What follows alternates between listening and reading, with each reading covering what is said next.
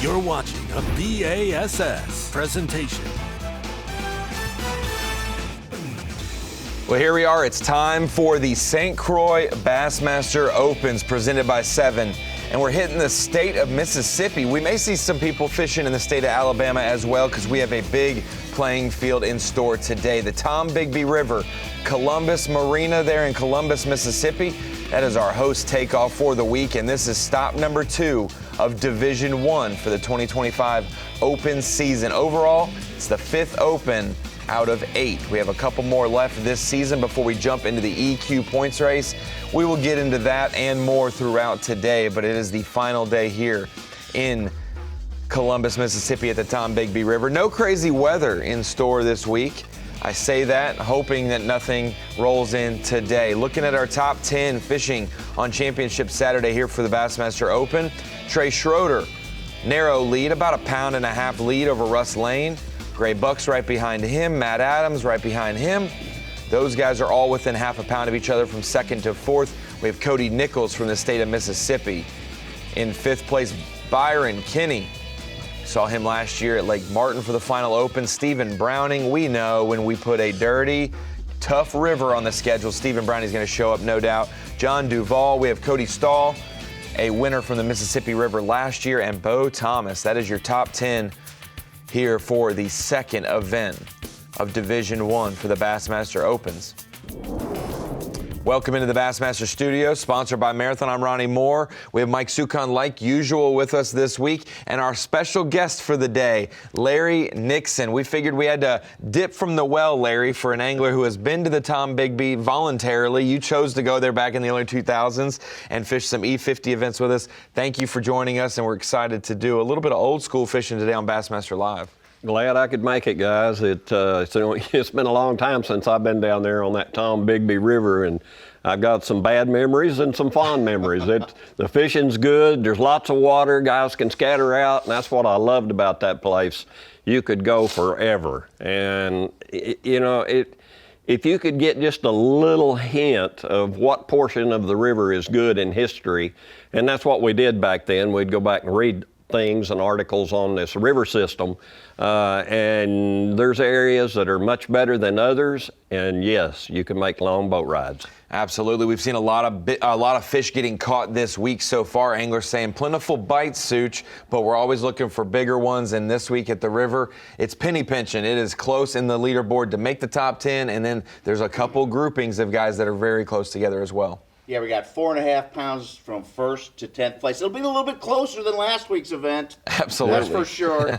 Guys are looking to have a good Friday on this Good Friday. Absolutely. Welcome in. Like we said, we're going to be strapped in for Bassmaster Live a little earlier. So if you are joining us, you are on your game today. Starting the day a little bit earlier than normal. Takeoffs are going to get underway in about 10 minutes there in Columbus, Mississippi. And then we will be live throughout the day. We'll have an hour break in the middle, and we will leave you right before they go in and check in for weigh-in for the final day, and we can check it out there. Division 1, we mentioned it. We are now halfway through the Division 1 schedule. Clarks Hill was our first stop of the season. Tombigbee River this week. We have the Upper Chesapeake and the St. Lawrence River back-to-back weeks in the month of July. So this division will be halfway over after today's competition. Chase Clark already punching his ticket to the Classic by winning at Clarks Hill, 47-7, and that was a 2-day wait with a snow and ice shortened event. That seems to be the name of the game. This is our 5th Bassmaster Open of the year, Such, but only our 2nd Open that is all 3 days of competition. So that is one big deal. Hooray for that. Yeah, absolutely. I said these guys are actually earning it this week. They've got 3 full days. Thinking about our top 10 in the points race as well, Chase Clark this was coming into this event. Chase Clark still our leader in the points race after a top 15 finish here this week. But looking at that 10, we've got some young anglers for sure that showed up at the first event. We're starting to see a little bit of a fluctuation, Such, where guys like Russ Lane having a great event this week have jumped into our top 10 after obviously 2 days of competition. Matt Adams climbing up with a great day too to get up to 2nd place in AOI right now. And several other anglers. Cody Stahl's jumped in there. Trey Schroeder's in our top 10. And Tyler Campbell Absolutely. And you only got to get to 50 right now. I was figuring out the points. You have to only average like a 70th place to be in that top 50 in each event. Right now, and it is different with two divisions, one of them being 250 boats, one of them being 150 boats. Your average will most likely be different. But Larry, to explain it, you were talking about the changes to the Open. So if you're joining us and you're not aware of some of the changes this year, in the past couple years, you had to fish all 9 Bassmaster Opens. We realized the stress that causes some people because of how much time you are committing to the Opens for the elusive 10 spots. So we have now gone back to the 2-division format, but it's a little different. You have to be in the top 50 in the points race in each division after 4 events. 4 events in each division. Top 50 in the points will advance, and we will basically have maybe like a Mega Bucks tournament, maybe like a E50, where it is the best of the best. Top 50 from this division, top 50 from the other division, and any Elite Series pro that wants to join it. So you could have 150 of the highly qualified anglers in those 3 EQ events at the end of the season for those 10 Bassmaster Elite Series We've been spots. saying it'd probably be the stoutest field we've ever had on this level. Absolutely. With the elite guys coming down and the best Opens anglers. Yeah, you will have to earn it, no doubt, to get there. You can stumble a little bit in these 4 events, but with the weather we've had, you don't have to be a bad fisherman to stumble. You could just have some bad circumstances happen, no doubt about it. Larry knows bad circumstance happened to him down here at Tombigbee years ago. Oh, yeah. Yeah, I was fishing way down the river, and we had a lock time, and I saw a barge go by with about an hour to go, and I thought, man, if that barge shuts that lock down, I ain't gonna make way in. So I fished about 15 more minutes and ran all the way back to the lock, past the barge, and another guy was sitting there, and he said, he won't let us in. And I said, what do you mean he won't let us in? He said, the barge driver says the door better be open when he gets here. Oh, no. So they wouldn't let us go through. And, you know, it took another 10, 15 minutes for the barge to get there, and they couldn't get us out in time to make way in, and had to throw our catch back. That is the risk you take when you lock this week, as we're looking at takeoff right here. About 8 minutes away from takeoff, Matt Adams pictured right there. You saw Trey Schroeder, boat number 1. He is our leader coming into the final day. Russ Lane right behind him. It looks like they're about to start the anthem and the prayer, the invocation before the final day starts. And Columbus Marina right there will be our takeoff in just a moment. We got about a half and half split, guys. We're going to have about 4 or 5 of our anglers at least fishing in the Columbus pool. Half of them headed down to the Aliceville or the Pickensville pool, however you refer to it. And the interesting thing, our playing field is massive this week. Hank Weldon has given them free reign to go wherever they choose. But Larry, like you said, you got to lock quite a bit if you're going to do it. And we have preferred lock times to go up to Aberdeen or to go down to Pickensville. Those are the 2 preferred lock times. If you decide to lock twice, it's all on your own for that second lock. It's up to that lock master, but we do have preferred lock times for the closest locks to the Columbus pool. And we had some anglers try it in practice. You could get all the way to Bay Springs. Practice their run. 6 or 7 locks away. Oh my goodness. And they said they tried it because Bay Springs is fishing so good right now, but it took about 4 hours and 15 minutes to do so. So you would, in theory, have no time to fish, but if this was a 250 boat open, you maybe would have an hour to fish if you were a last flight guy. So very interesting to see how the strategies you played this week, but we definitely had anglers going up some pools earlier this week. Some go down, and now we've seen a lot of them call that Columbus pool home because of the risk of locking on this championship Saturday. Well, Larry, did you have fish that day? Championship Friday. Yeah. And what happened? I had about 13 or 14 pounds and had to throw them all back. And Well, how much did it cost you? it cost me making the Classic that year. Oh, that's a big cost. That was a big cost, and I wasn't the only one. I can't remember who all was in that lock. That's been so long ago, but we were not happy. And, you know, lockmasters, or the lockmaster, he can't control the barge driver. Right. If that barge driver, he's the captain, and it's his say-so. Yeah. If he wants to go through, he's going through. If he's got a hot date or something that night, he's going to go through that lock. And if he's got a not so hot date, he's going to wait. Is that what you're saying? Yeah, if he's a good guy and he likes fishing, he'll say, "Oh, shoot, let them all go, and I'll get in right behind them." So if he doesn't like fishing, yeah, and one of you guys do something to him, you got to pay him off. Probably. Yeah. Well, we've tried that. Hang before. on, wait. We will talk about your Tombigbee and the Mist Classic experience a little bit more today for sure, especially when we see the lock process. But let's talk about something positive. We've got a Bassmaster Classic champion in the studio today, Larry Nixon, like we said. And back in the day, getting it done on the Ohio River, Larry Nixon in the 1980s. This was the heyday of Larry Nixon's time. Boy, the 80s treated you so well. 1983, this Ohio River. I wouldn't say it's the same as the Tombigbee, but boy, it's a tough fishing river as well, with a lot of decisions to be made. It's close, you know. River fishing was never one of my things growing up, and I had to kind of learn on the fly as I went. I learned a lot from George Cochran, and going to the Ohio River twice and actually winning both of them there at Cincinnati was pretty unique. August is a great month for me on river systems because soft plastics is what I like, and you know, you find an area that's got some wood, got some bait, and got fish, well, that was right down my alley. Classic champ and angler of the year as well, and we call you Mr. Megabucks, the General. I mean, when you've got 3 or 4 different nicknames, you've probably done some good things in the fishing industry, and so we're so pleased to have you in studio with us today.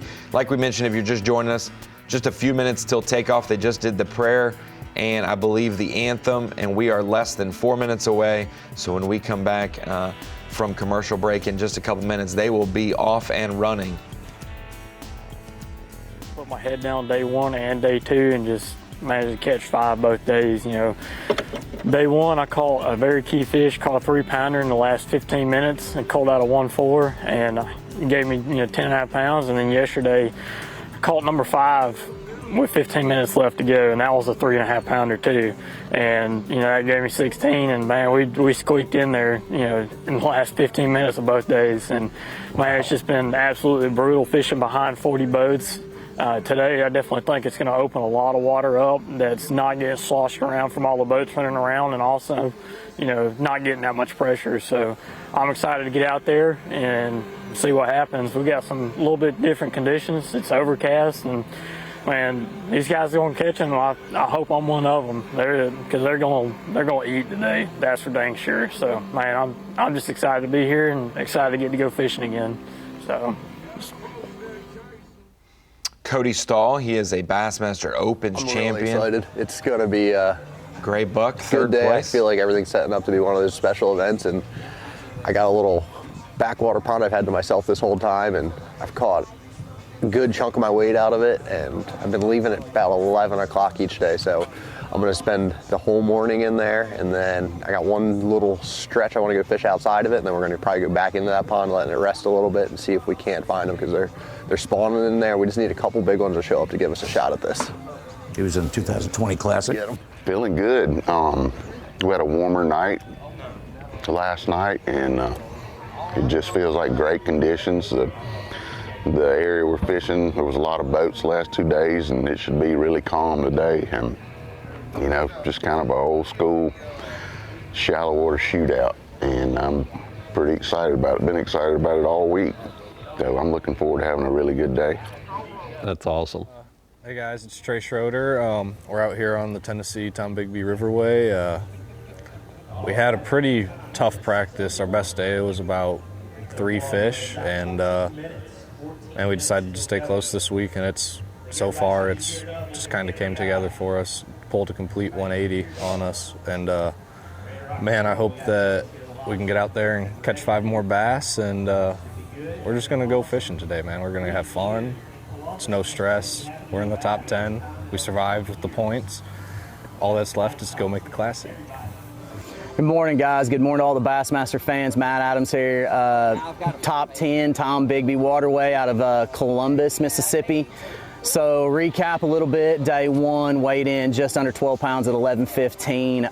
Run down 1 lock and jumped off 1 good one. We could have made the bag better, but I felt like the water falling really affected those fish. And so I decided on day 2 that I was going to run up the river Went through, I caught a couple before I got, a couple of small keepers right before the lock, got into the lock at Aberdeen. Once I got through the lock, found out that I could not lock at Amory to go up another pool until 8:45, 9 o'clock. So me and a couple other anglers kind of went in circles up there and somehow got lucky and caught a 3.5 pound spot.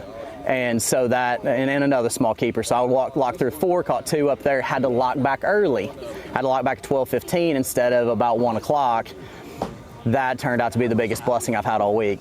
So I had not thrown a bait on Aberdeen all week long. I had spent all my time practicing at Amory or down at Pickinsville. And I picked a creek and went into it looking for shade lines and looking for non-windblown banks where I could throw a frog. Passed another angler coming out, went in behind, caught a 3 and a 5 to finish my day on Aberdeen, and made it back to the lock with about 2 minutes to spare after my motor went into guardian mode. So a little bit of a stressful moment there. But so anyway, really excited about today. We're going to run back up where those 2 fish were. We're going to keep a frog in our hand probably 95% of the time today, because I think if I get 5 bites and they get in the boat, I think I've got a real good chance of winning this event. It's the only big fish I've seen all week. Everything else has been in that 2.5 pound range. So we're going to lock a frog in. Hopefully we give you guys some blow ups and some entertaining footage.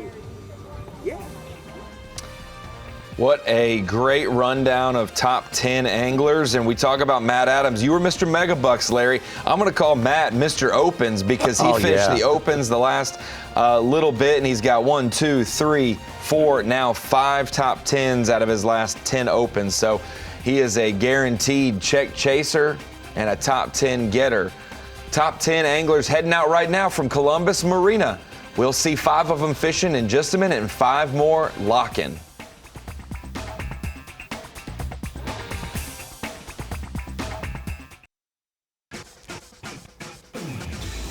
Welcome back to Bassmaster Live here at the St. Croix Bassmaster Open at the Tombigbee River, Columbus, Mississippi. Little visual there of Matt Adams making his morning run, and believe, like he said, he will be in the Aberdeen pool. Gray Buck, 3rd place, taking off as well.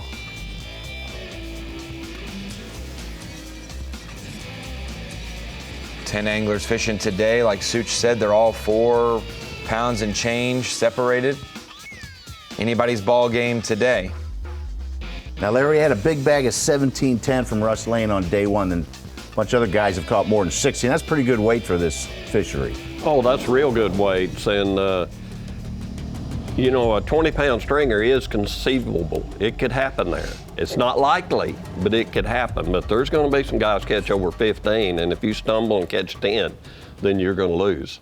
Darker conditions. They may want a little something a little brighter today, too. He didn't go far.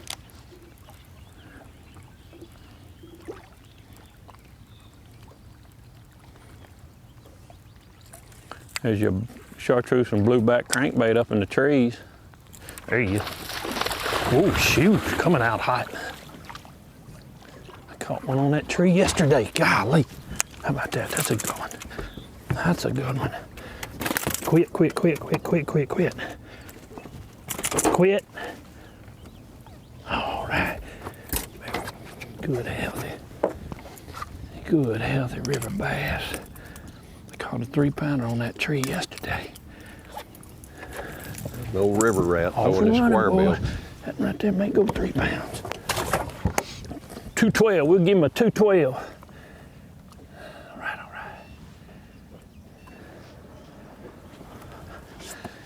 Here we go. All right. Come on, man, come on. Let's go. Probably should have weighed him. 212 will put him about a pound back from our leader right now, and the first fish on the board for one of our top 10 anglers today. So we head out to John Duvall, starting the final day in 8th place, about 3 pounds, 15 ounces back.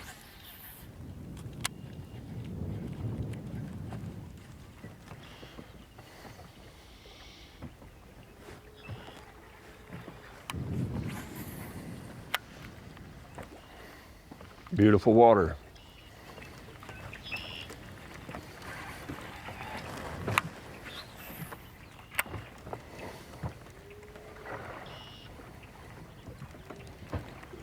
36-year-old from Madison, Georgia. It's his 6th BASS entry. He's 108th at Clarks Hill, Ronnie, but in the top 10 here, he's going to jump inside the top 50. Everything else, but there's been a random here and there on the flat stuff.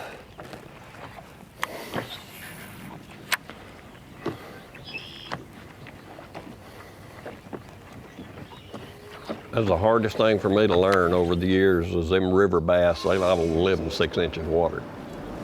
And you know, me being a clear water fisherman growing up in the Ozarks, it took me a while to figure that out.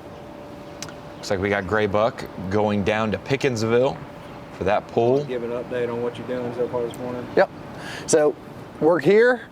We're in the lock to go down to the Aliceville pool. The last 2 days, there's been about 50 some boats in this lock. So it's today just us. Kind of have the whole pool pretty much to ourselves, I guess, unless there's some locals out there, which is good. I have a couple areas I plan on fishing that I haven't had any pressure anyway, so I don't know if it'll make a whole lot of a difference, but it does give me the option to run around a little bit if things aren't going how I want them to. So that's cool, and yeah, it's going to be a good day. That alarm means we're about to start dropping. It's a pretty cool locking system you have here. It's a little more sophisticated than some of the other ones I've been in before. The Monongahela River I did it, it's got about a 20-foot drop, similar to this one, but they would just open the gates and let water in and out, like it would pull you. So definitely a little different here, having to slide all the way down. Yeah, so something different. You don't get to do this everywhere you go. Gray buck, hey, that's a dangerous man right there, Larry Nixon. Yes, it is. The fact that not only is he a great angler, but the fact that he's been sharing. There's been about 50 to 60 anglers going down there every day, and he's going to be the only person, at least this morning lock time. That's a lot of fishable water for him to be so close to the top 10, or to the top spot. Met him at the 2020 Classic. He won at Oneida in 2019. He's a heck of a good fisherman, I know that. I've kept up with him for a long time, and yes, he's tough, and yeah, he's going to have that whole pool to himself today. So if there's a special area that's really been hot and been getting pressured, now he's going to have it. Cody Stahl knocking out the first keeper as well. Stephen Browning this morning. Cody Stahl just fished his first Bassmaster Classic a few weeks ago. Oh, cool, yeah. Oh, there it is. He's from Georgia too, Ryan. Stahl's 27. Our day 2 leader, Trey Schroeder, getting his day started. Well, we got out on our starting spot, and it's a lot windier here today, which doesn't always help. It's definitely got the shad pushed into this one. They were over there yesterday. But, I mean, we're gonna fish it for a little bit before we decide to make any audibles and abandon this stuff from the wind. We're gonna get behind this hard edge and get where it breaks it a little bit.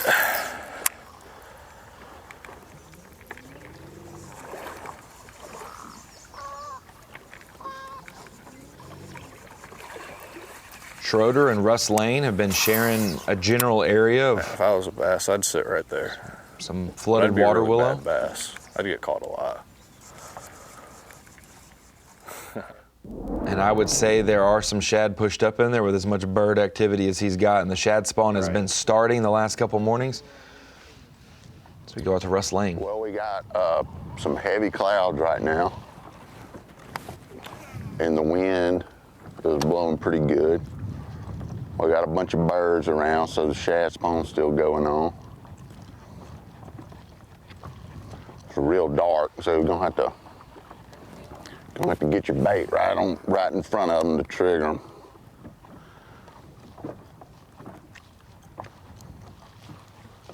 A lot of activity around them.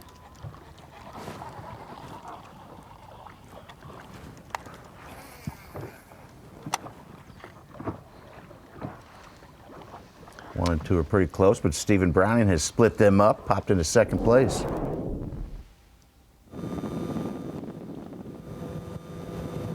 Matt Adams, like he said, his game plan to lock a little less today. Instead of doing 2 locks, he'll just do 1 lock up. Probably fish around the Aberdeen pool for most of the day and then lock back down. He's got a ways to go. Yes, to set the scene, normally it seems we are taking off in the middle of a pool. You know, we see guys like the La Crosse pool for the Mississippi River that we'll see later this year. We're kind of in La Crosse is in the middle.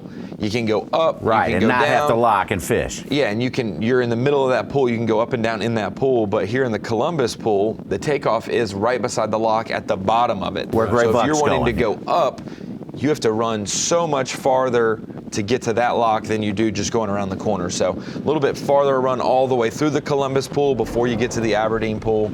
As you see the map, Matt Adams heading up there.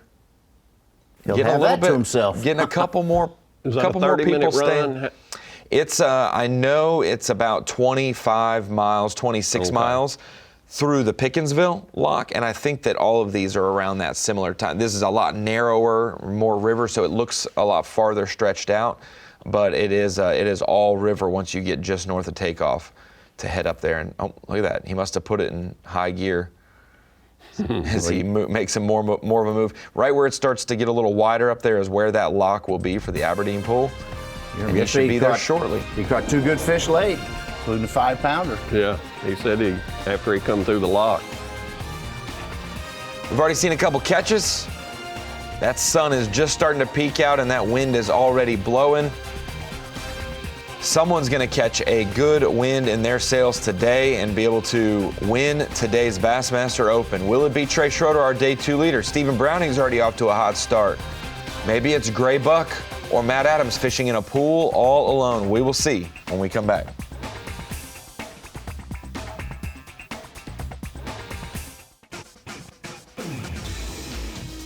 St. Croix Bassmaster Open here.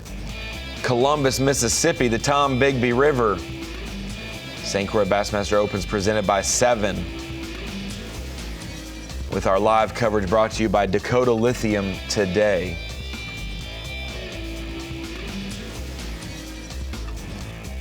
Top 10 here, fishing Championship Friday. A little bit of a Championship Friday edition for you. We'll have another one of those later this year, I believe, for the Upper Chesapeake Bay. Won't be live for that event, but that'll be back-to-back opens for these anglers late in the month of July. As Trey Schroeder, our day 2 leader, pulling up to one of his many grass beds on this flat. Swimming around. I think a lot of them are post-spawn now. I think that there was quite a few spawning, like during practice and maybe like days 1 and 2 of the tournament. But it seemed like yesterday, on day 1, I was catching them like where they would stage before they go spawn. And then on day 2, that bite completely died. And I don't know if they went to the bed. I haven't seen any on bed. So I don't know. We've been looking with perspective and with our eyes. I mean, if you all can see the water clarity, there ain't much we can see with our eyes, but we've been looking and we haven't really seen any, so I'm kind of figuring a majority of them are post-spawn. Some are spawning still. But yesterday morning, the shad started spawning in here, and when it was real calm, like, I think this wind makes it harder for them to find the swim jig, and they don't get in the grass as well because they don't like it all rubbing up on them.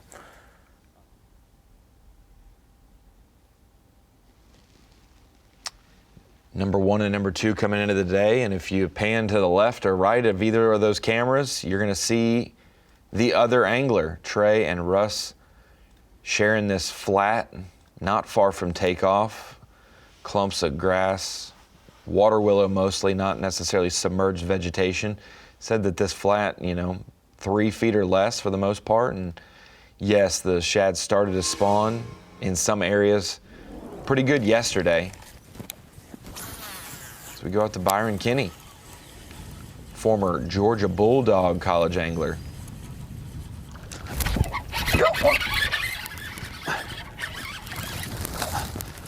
The big one. I might keep though. Praise the Lord, hey. Had 3 bites already this morning. One was a good one, she missed it, and another one was bigger than this one. She missed it, but hey, we got to keep her. Hey, it's the first earliest fish I've caught so far. So blessed. Just blessed to be out here fishing, period. Got my buddy Dan, the cameraman, with me. My coal markers keep breaking. Earliest keeper of the week. Praise God. Oh, sorry.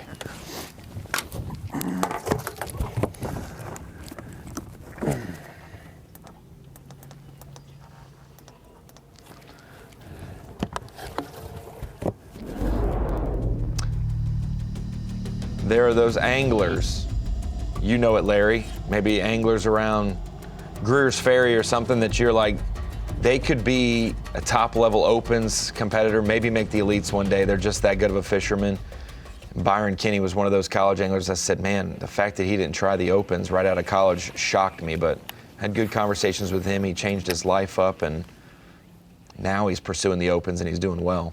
Out to Cody Nichols from Mississippi. Yeah, he fished college about a decade ago, Ronnie, didn't he? Well, easy now. He fished with me. Don't be aging me now, Sue. A decade ago, wasn't it? I fished with Byron. Come on now. 2013 and 14? So many good young fishermen out there right now. It's unreal, and they learned quick.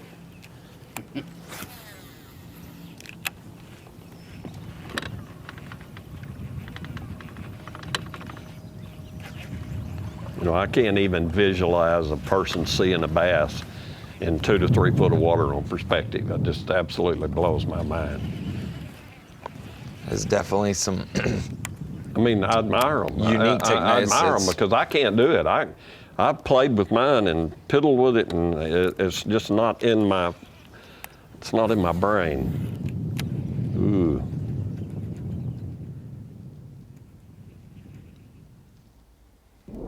It is very interesting to see fish swimming in real time, interacting with your boat and your baits and things like that you didn't know. So we got to Stephen Browning in some. They got him high-speed fishing right now.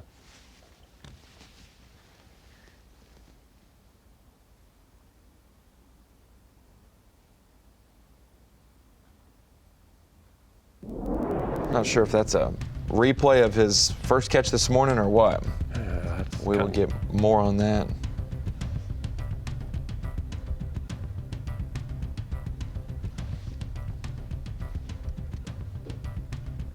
We'll get more clarification if that was number 2 from Stephen Browning or if that was just a replay, but we will. Either way, it's a good start for his morning. As we head out to John Duvall.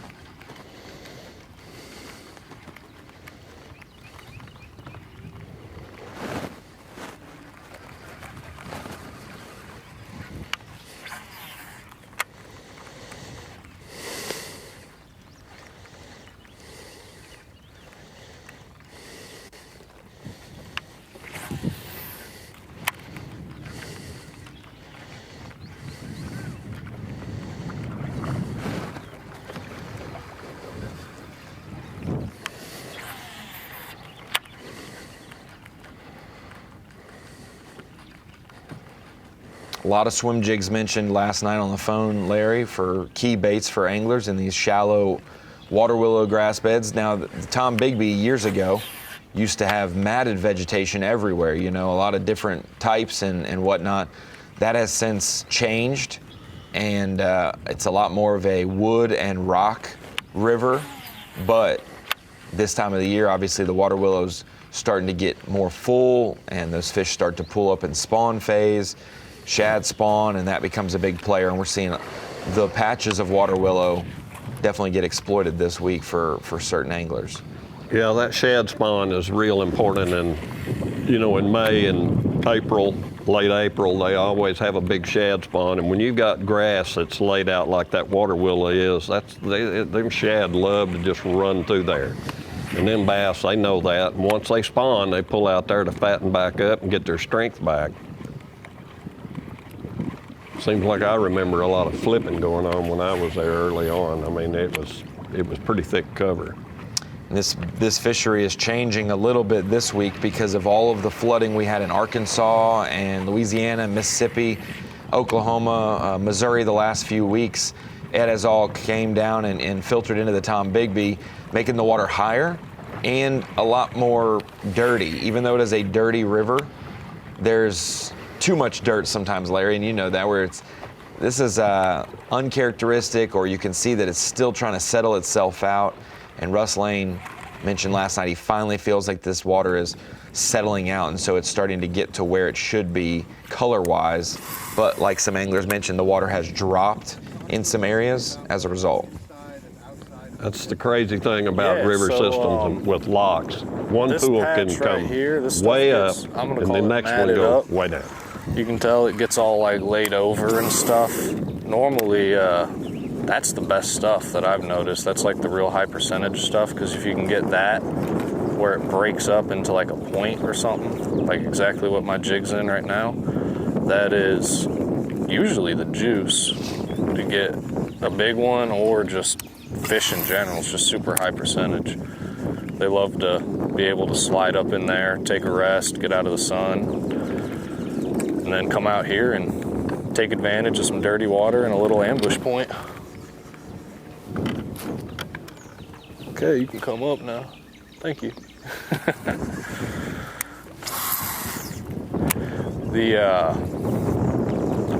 I think we're gonna move here in just a minute. This wind seems to be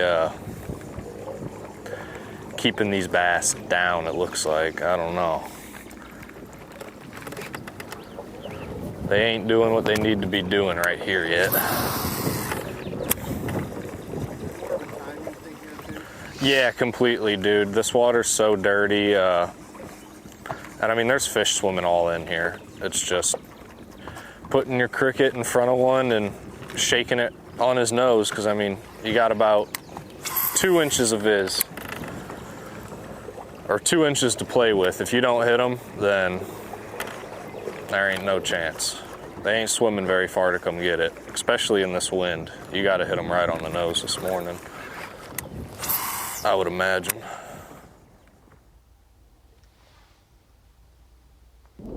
He hit a 6.4 on day one. That's our big fish, Larry. Said he's caught 9 of his 10 on a swim jig, but yesterday had a culvert pumping some clear water in. Was able to skip a Senko up by a laydown and saw one that was maybe starting to bed, Larry, in that region because of the clear water. You could see him actually doing it. Most everywhere else you can't tell. That's a good one. Got another Oh, stay on me. Please, Lord. Wow. Praise God. Praise the Lord. Hey, that's more like the kind we need, baby. Friends and family, I love y'all. God is good. We got the first one we can keep for the day. Oh, yes. Came off in the boat, son. Did you see that? I mean, let's go. Love swimming a jig, baby. Love it. Let's go, son. Let's go. He's fired up, ain't he? We need. Been there and did that. No morning bites for him all week, but on Championship Friday, Byron Kinney is showing up this morning trying to make a run at a Bassmaster Opens victory, starting the final day in 6th place, about 3.5 pounds back from the lead. And with a couple keepers in the boat, he is fired up today. He said a couple more and we will be thinking about maybe a trophy, who knows? As those start to update, we'll get those popped in. Stephen Browning, that was his second keeper. He's got the lead now over Trey Schroeder. Russ Lane, those two still haven't caught one. Gray Buck, he's still running probably, so is Matt Adams. But Byron Kinney, Cody Stahl, they're on the board and trying to make a run from the bottom of our top 10. See some more when we come back.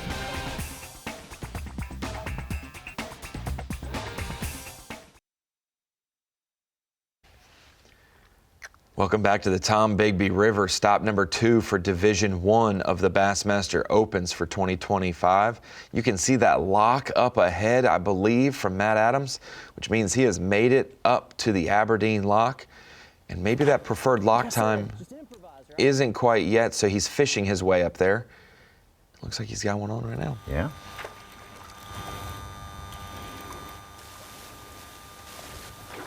There's number one.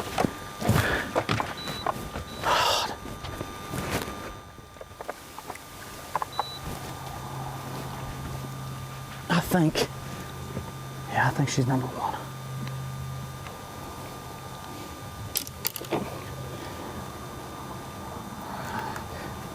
Looks like a spot.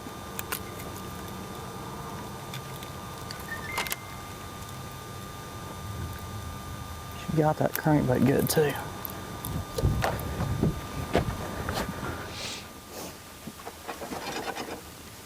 Fat. Spots are heavy. Oh yeah, she's 16 inches. Like I said, just improvise, right? Just improvise.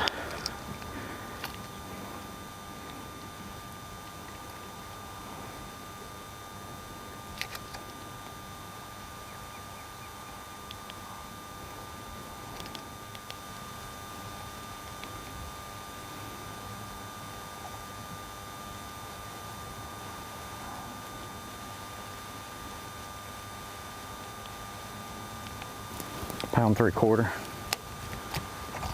It's probably a little better, but I'm gonna go under.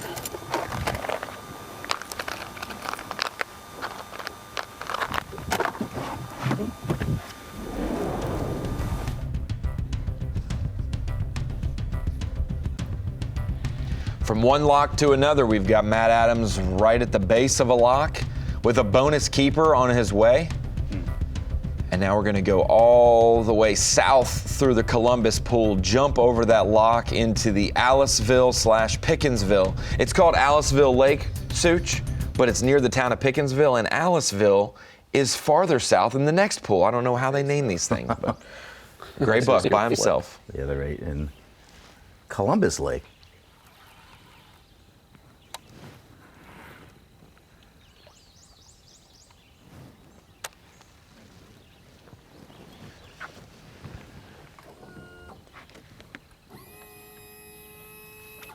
Current is coming in here. It's pushing us.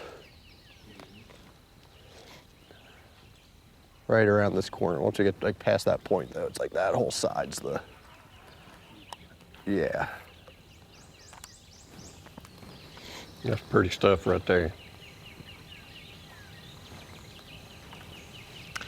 Giving him a little bit of a hard edge compared to the flats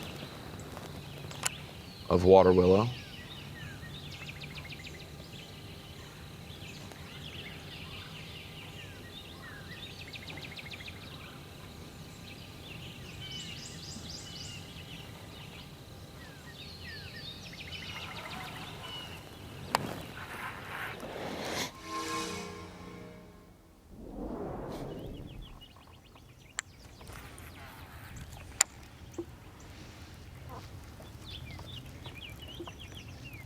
Come on, 4-pounder.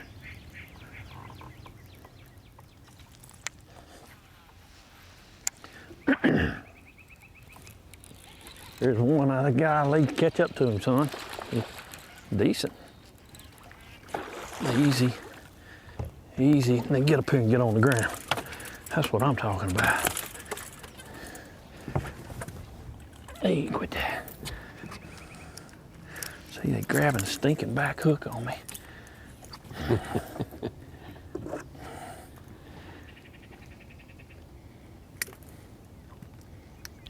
Stephen Browning mentioned earlier that on the phone this week, been using multiple crankbait colors, and yesterday finally got on a crankbait color they were eating, but now, Larry Nixon, just a day later, they go from getting the crankbait good to now back hook, and that might be a case by case, but he may be in for another color change today.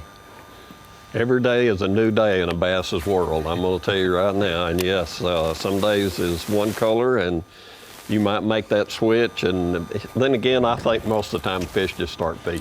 That's a good one, I think. Nah, I don't think it's good, but it might keep. I don't know if it'll keep or not. I figured they'd be on this side. I don't see your fork. Don't do that. They're eating that dang crankbait, though.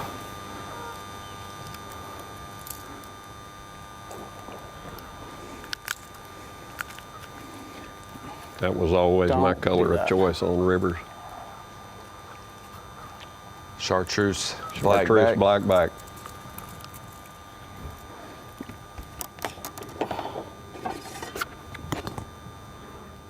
Chill out. We've seen red and chartreuse, a little bit of Should orange go. with Steve, Not by Stephen much, but should Browning. go. Chartreuse blackback with Matt Adams so far as well.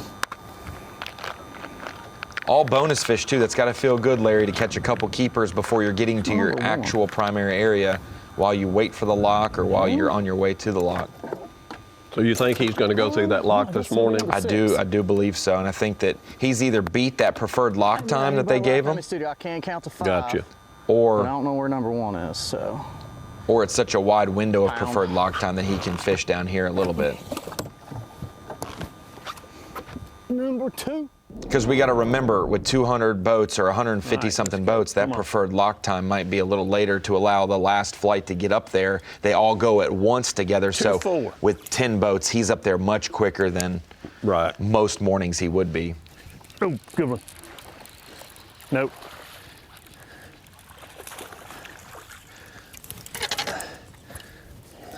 Hey, quit that. I'd say at this point in the day, Larry, I'm not worried about how they're eating it. They're eating it more than anything else anybody's catching them on, no doubt. He's doing good. He just needs that old big one. That pooping crawfish.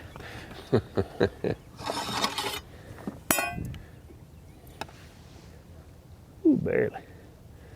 Barely. I'm not even gonna weigh that one. I'm just gonna put her on this yellow. Yeah, you're going to call that one, Steve.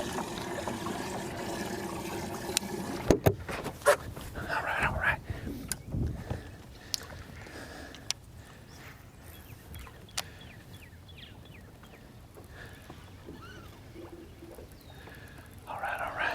I don't even know what to give that one. Pounder and a quarter probably. Need to get rid of that one. Fact. Oh, come on, big. Mixed in big wood log off the up there. bank, coming up his next 50 yards or so. Ought to be a giant on it.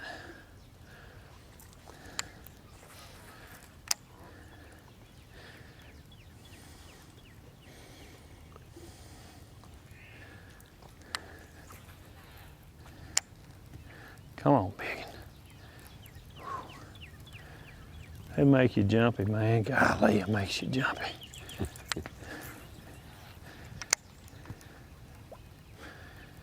Come on, big.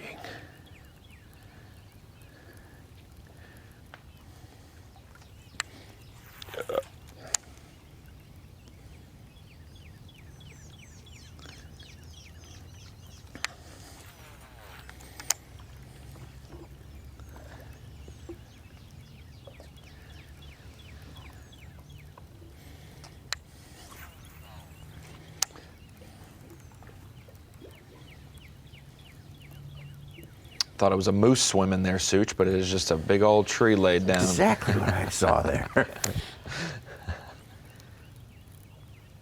Got a peculiar situation here today. First and second sharing the same spot. Good one, Look at Steven's hooked No, up stay again. on, stay on, stay on, stay on, sure. Stay on. I knew it, man, I could just tell it. That gummit.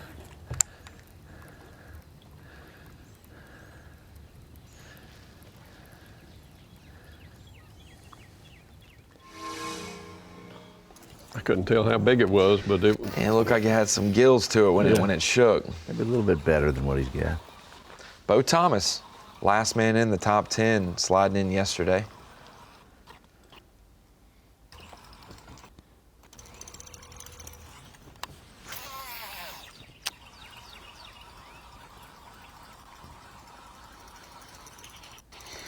Seeing big one. buzz bait in his hand.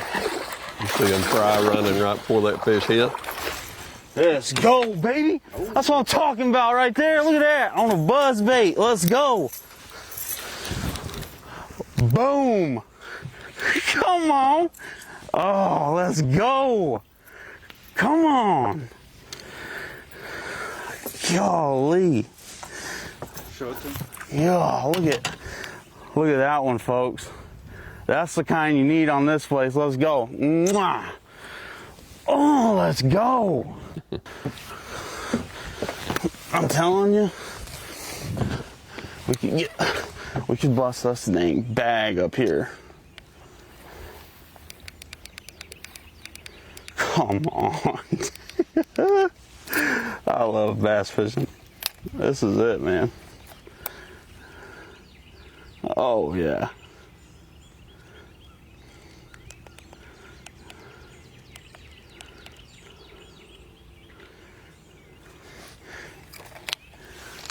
You know it ain't a bad day when you're starting out with a 40-ounce, boys. Let's go. Put a tag on her. Well, that 4-pound deficit that Bo Thomas had coming into the day, Larry Nixon, that is absolved, and it was because of a buzzbait bass. Not too shabby at all. Yeah, he started 10th, Looks 4 like 8 back. Another keeper as well. He caught a 4-4 yesterday morning around 8 a.m. and then a second one at 9 yesterday. Two nice 4-pounders. Looks like he is in that Columbus pool, but a little oxbow, little pond off of it. Michigan man up in the dirt way back off the river. As we head back down to Gray Buck. We've already seen a buzzbait, a couple crankbait catches, some swim jig action, and flipping from Gray Buck. We'll see if he's still flipping. Looks like he is still flipping down in the Aliceville or the Pickinsville pool, whichever you refer to it as.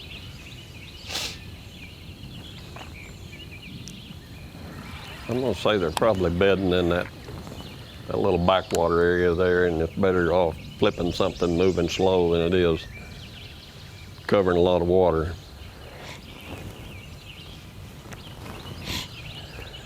It's funny how they bed on rivers that, you know, because you have so much fluctuation in rivers. You may have a good spawn in April or you may have a good spawn in May. You really can't tell when it's going to happen. Seems like Arkansas. Yeah. We used to go to Neely Henry, and the big spawn was always in May, and you think Alabama, they always spawned out in May. But they didn't spawn until they brought that thing up to summer pool. What is it? April showers bring May flowers? Well, for bass fishing world, April showers delay the spawn, no doubt about it. Yes, it will. Gray Buck, first keeper in the boat for him, flipping. Bo Thomas, like we said, from 10th to 4th with one swing of the bat. Got some guys like Stephen Browning ringing it up quick, and a couple bass in the boat already. We'll be back. More from the Tombigbee River.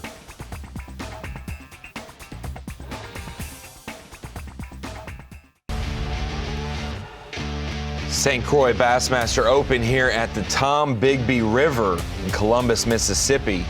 It's brought to you by Ranger Boats, Rapala, and by Yamaha. 155 anglers through the first 2 days of competition. It's weird saying that, Such, the first 2 days of competition. Half of our opens this year haven't made it to 2 days of competition. We're so glad that that has been a thing this week, though we have been plagued with crazy weather throughout the country, but for tournament fishing, no doubt. Ooh. Trey Schroeder, our day two leader. Go. First one in the boat, almost out of the boat. Why? That's number one. Look at that. He's got the retread hole in him. Boat ramp's right there. Just making his home over here in this grass. That right there's the Vandy special. That's for you, Coach, Trim, all the McKendree boys back at the qualifiers.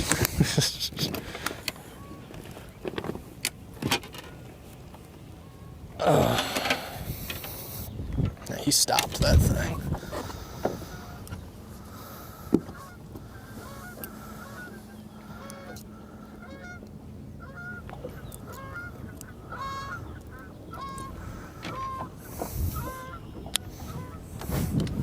Retie his swim jig there. Number one in the boat for number one coming into the final day, Trey Schroeder. So we go out to John Duval. Looks like Trey Schroeder there. That's how close Duval is fishing in general with Schroeder, it looks like. Yes, sir. I'm checking, but I'm 100% positive he's 14. Almost 15. Thank you, Lord. Keeper number 1 for John Duval.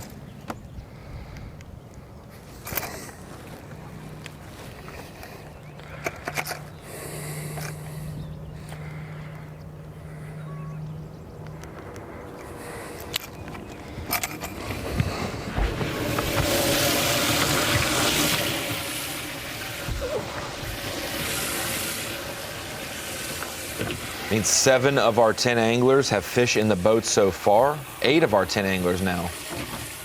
With Trey Schroeder and John Duval putting the keepers in the boat. Fishing now.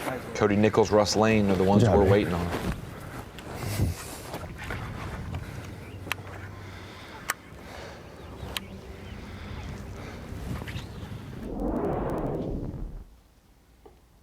It's been one of the funnest weeks I've ever had bass fishing. Like both days of tournament, I've caught a bunch of numbers.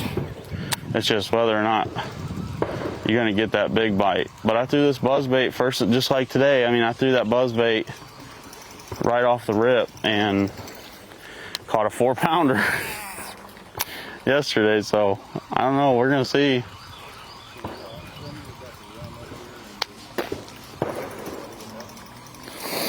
Yeah, so I ran up here every day running up here. I've been absolutely nervous. Like, it's dropping every day. The gravel bars are constantly moving around.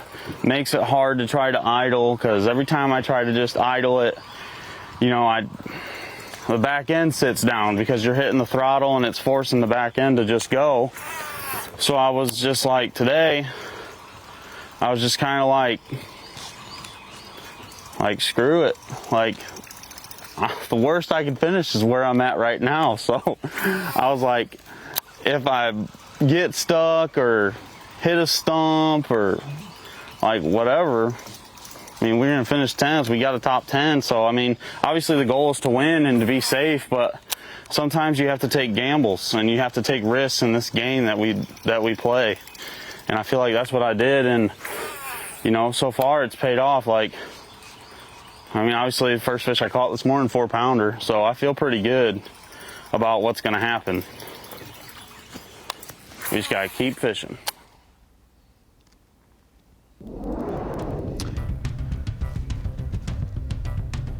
I don't know if that's scientific or not, Larry Nixon, but at a certain point, just screw it is the best way to get into a backwater area, I guess, you know?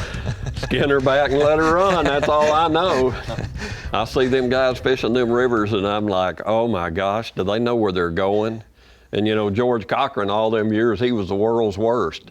If he thought you couldn't get there, he was gonna get there.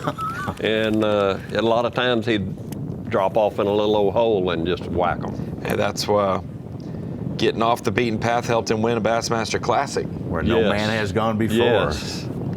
I heard there were bees and wood, quicksand, something, you know, there's all kinds of stuff out there. Nobody would have ever dreamed that Classic could have got one in that little hole over there at, where was that? That was at... Was that Logan Martin? Lay Lake, maybe? Well, yeah. That was Lay Lake.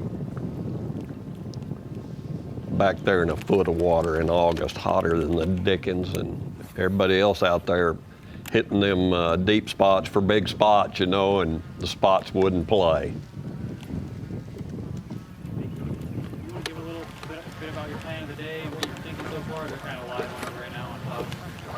Well, I started out here on the same lake that we put in on, and because the shad spawn's starting to start on this lake pretty good, but it's like perfect conditions. You want the same spots as you did yesterday? Or? No, I've not fished this in practice. I haven't fished this in 5 years. Wow. So like, this is what you do this time of year on this lake. but the conditions are like perfect, but they're slow this morning for some reason. Like they're starting to eat shad, they're just now starting to like blow up. And there's one like right here on the corner, like that's done blew up like 5 times. I can't get her to eat my bait though. And she's a good one.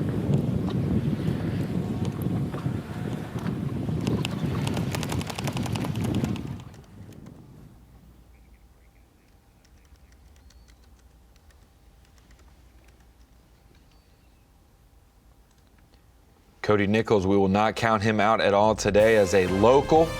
Hadn't fished this spot in 5 years. Well, Larry Nixon, we hadn't had a bass tournament here in 21 years, so that tells me Cody Nichols is a local, knows quite a bit about this fishery, and we'll see what tricks he has up his sleeve today to try to close the gap on everyone else that's ahead of him right now. Stephen Browning, couple quick fish, and he is in the early lead on day 3 here. Trey Schroeder just got his day started. Matt Adams waiting for the lock. We'll get into that more when we get back.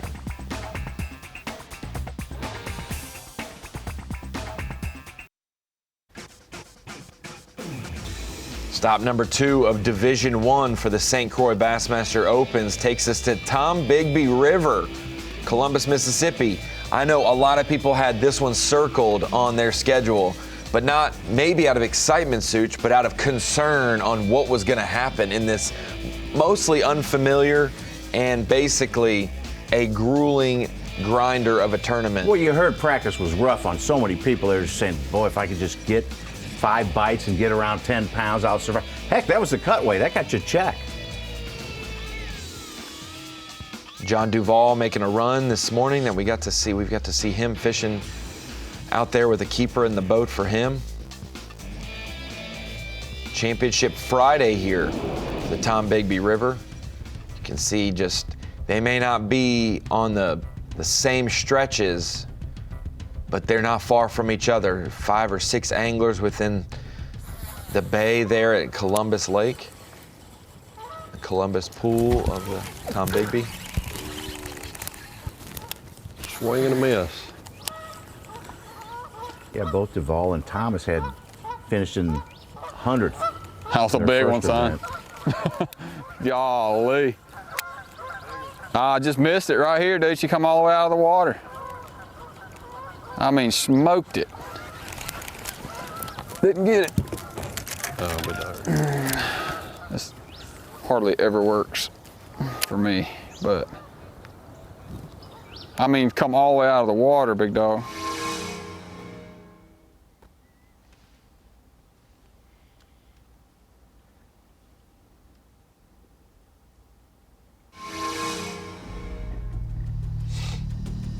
Two Georgia boys head-to-head right there, John Duvall and Byron Kinney. As we go all the way up the Columbus pool to Matt Adams, and the story that we were told is that the lock was having issues, so he was fishing while he waited, and he's making his way up there, but they are scrambling to get it done. Maybe they'll toot the horn, Larry, when they let them know they got it fixed. They're going to do something. That's a big one if it's a bass. If it's a bass, I ain't real sure I can go through that lock. It's a good one. It's not a big one. Keep. Yeah. Felt like a big one. The way it bit, spots are mean as crap. Don't jump. Maybe. Gotta love saying it's a big one by the way it bit, and it's fit in the sandwich bag. Oh yeah.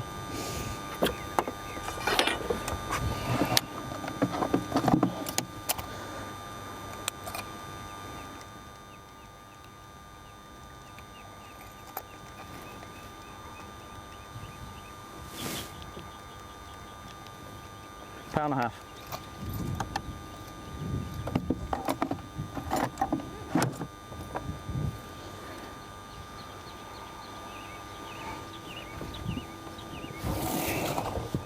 Come on back here, I'm gonna get underneath your feet real quick because I got faith they're gonna get that lock fixed. And when they do, I'm gonna throw that when we get on the other side because I think they'll eat it today. If that sun's gonna stay out, I think they'll eat it. Makes sense, those birds were up here. There's gotta be some bait here they're feeding on. That one absolutely crushed that crankbait. Let's go ahead and make the best of them, catch 5 before we go in there.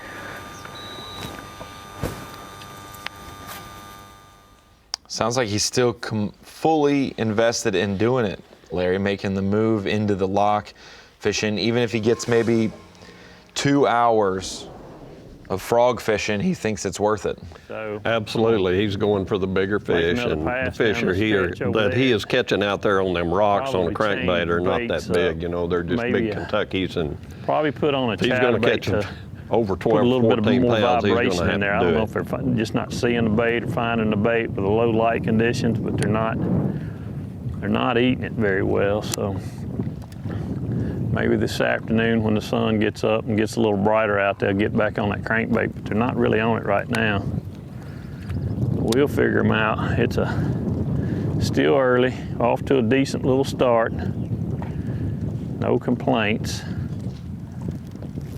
I really felt like we should have caught one right there. What I need to do, I know this sounds weird, but I need to get hung up on that limb right there to get it out of there.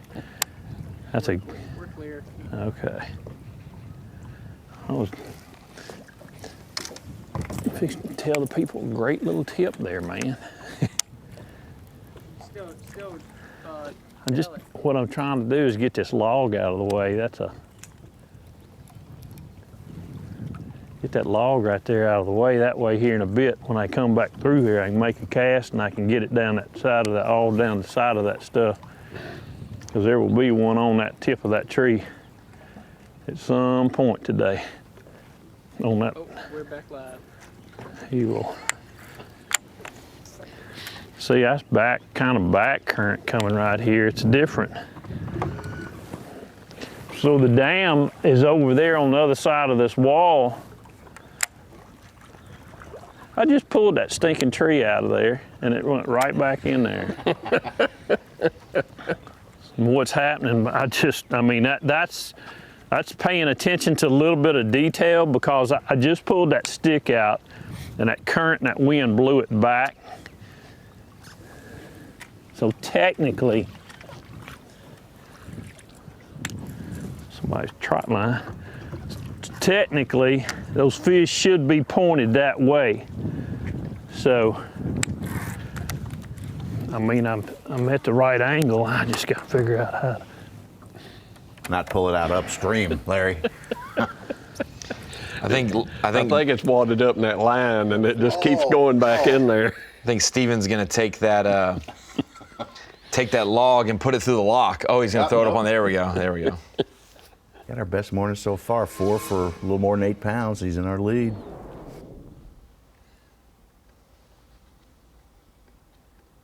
Pound and a halfer, so I'll take it. I've been catching my first day of my first one come at like 10:30. Yesterday I had my first one about 8:30, so today we were well ahead of schedule. So I like it. So we just fishing around, see if we can get bit. So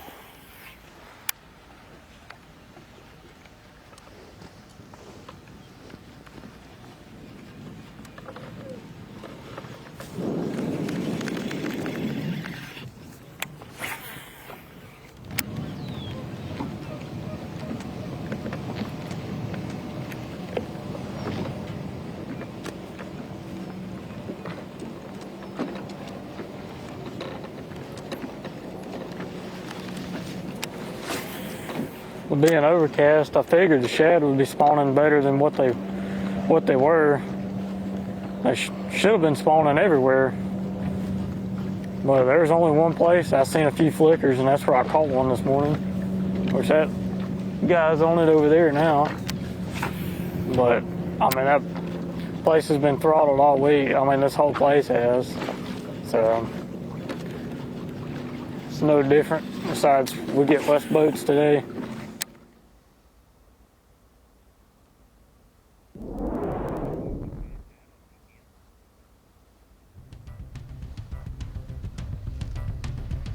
Cody Stahl to Matt Adams.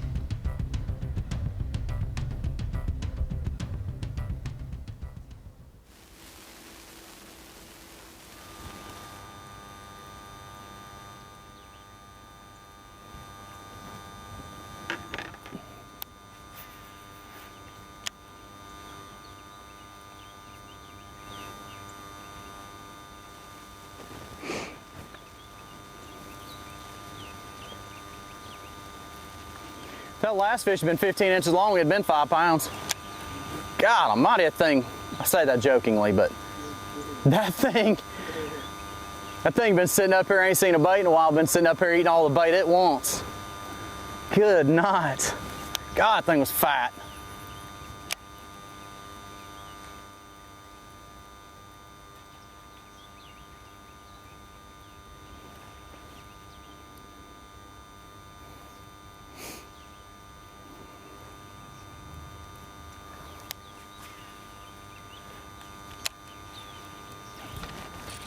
That's a good one, I think. That's a good one. That's a good one. I think. God, that's a better fish. Stay on there, baby. Stay on there.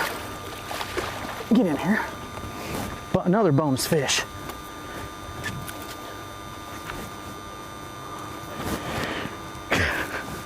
Yo, I don't even know what to say. It's been this way for 3 days. Just trying to get through the locks. Good Lord, he was not coming off. Just trying to get through the locks and can't get through the lock. And then end up catching fish. You know, you'd think you'd learn just fish the stuff away from the lock. But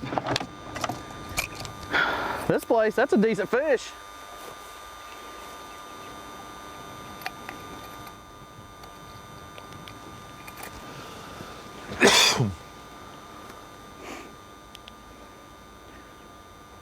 Two and a quarter.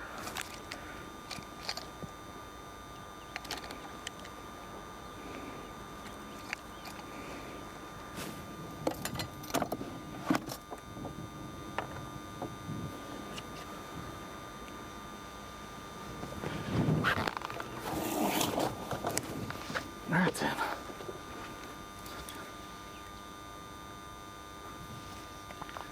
All right then. I don't know.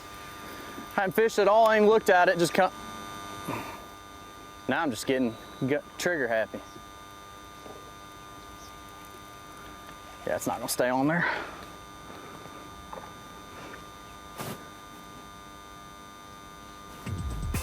The 19th at Clarks Hill and a top 10 here. He's pretty set in points to be top 50 to get to the EQ3 events. He's going for the win, Ronnie. He wants to go up in that Aberdeen area and catch a couple 5-pounders and take this one away.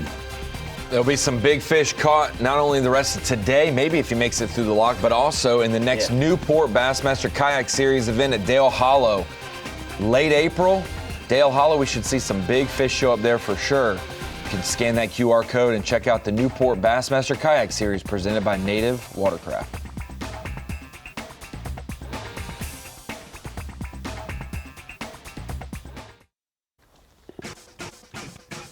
Championship Friday here for the St. Croix Bassmaster Opens at the Tombigbee River, Columbus, Mississippi. Live coverage today is brought to you by Dakota Lithium. 21 years since we were last here at Such. 2004, we had an E50 event won by Mark Davis in May. Then we had an Open won by Paul Elias in October here the same year.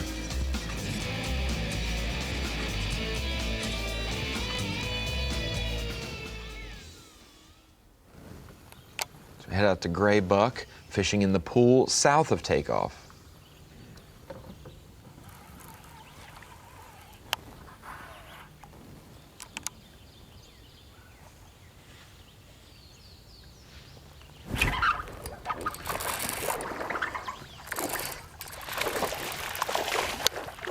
There we go. Number 2. A little better. Couldn't believe I wasn't getting bit in that whole stretch right there. I could have set the world on fire with that one, but it's another fish. It's a plus. I was afraid I caught them all for a second there, so that stretch right there has been very good to me. I'll be curious to see how many more have pulled in or are pulling in or not, but it's just kind of flipping these edges where the grass comes in and out, and they're just spawning right on those little pockets there. And It's been that stretch, I catch them on that stretch there, then I catch a couple off that ramp. But slow goes, but this is probably the earliest I've been down here with the lock. Having to wait for all the other boats when we were here before, so it's only 7:30. Got plenty of time. We got 2 keepers already. We just gotta find a couple good bites now.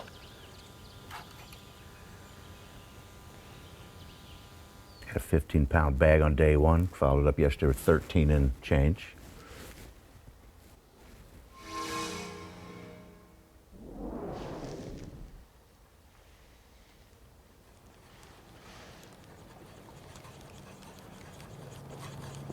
He led after day 1 with 17 pounds, 10 ounces. Didn't see him on Bass Track yesterday, but came in with a little more than 11.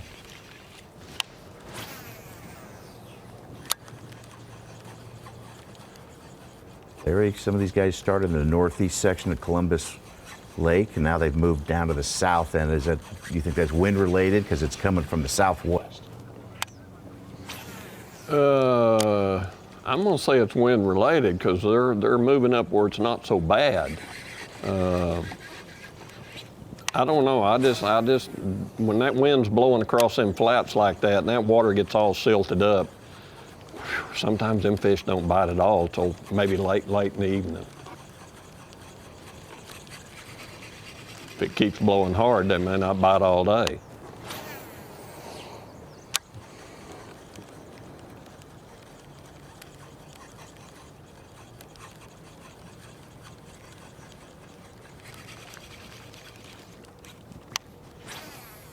Talked about it, first and second Russ Lane pictured there from the camera of Trey Schroeder. Now we're in Russ Lane's boat.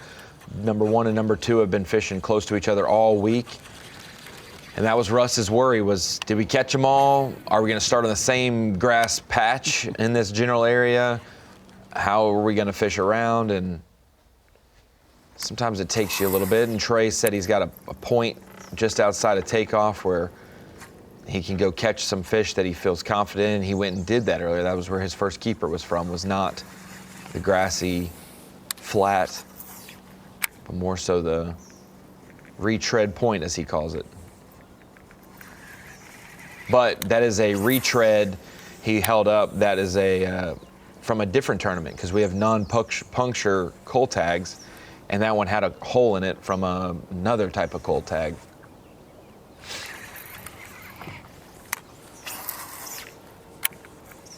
Is that Russ right out there by him? Yes, that's Russ straight ahead.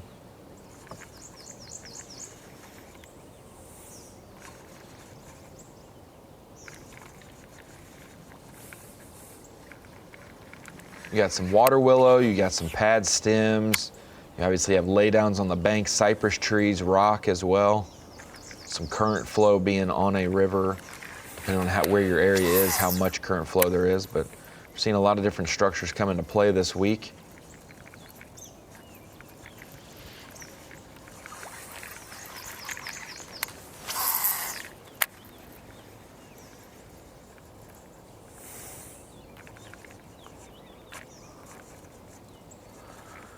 There's probably a lot of them fish on that river system. They spawn right there in that water willow.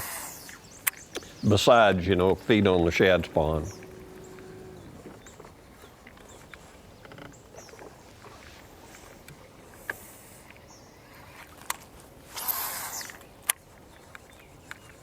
Now we're talking about real shallow water.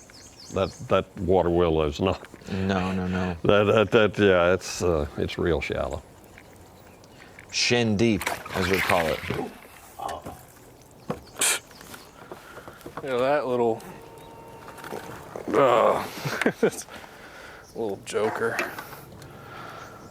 Oh, stop peeing on me, bud. Not into that. Heard what he said already. A little male bass. I knew you were short, but I had to check you. Thanks. Keeper's set to be 14 inches this week. 14. Man, I feel like it's normally 12 on all the rivers, but I mean, to be honest, if we want to shot at this thing, we need fish over 14 inches anyway. So we don't want to have to measure them. I'll take what we can get though. I'm not afraid to put some 14 inchers in that box right now. I don't know how they shake that rod so much. The Alabama shake. Looks like somebody out there scoping, you know, with a minnow. Mine's so wore out, they won't do that no more. Getting as much action as you can in the bait without moving it that far, whether it's a swim jig and water willow or it's a minnow dancing in place. That's exactly right.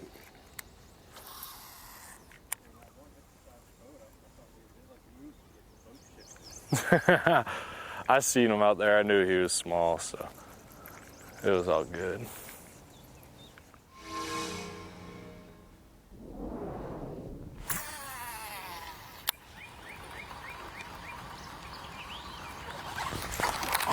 They're just barely getting it, man.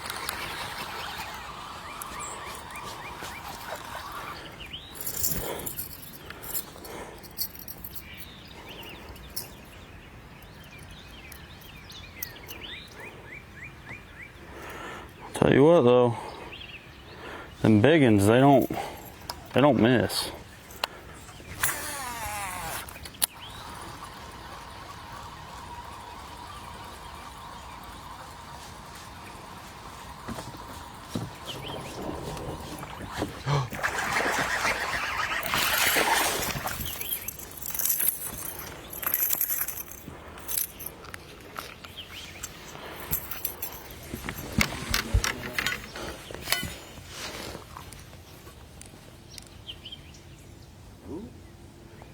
Yeah, he's 14. Larry, I was hoping that was a big one because he just said big ones don't miss it. And, This morning, just first thing I got here, and yesterday even I noticed that there was bait, a bunch of bait flickering on the bank. You know, I mean, the water temp's been right for shad spawn all week and for spawn, but just today and yesterday I just started throwing a buzz bait and getting bit randomly. Just a 1 pounder, ain't that big.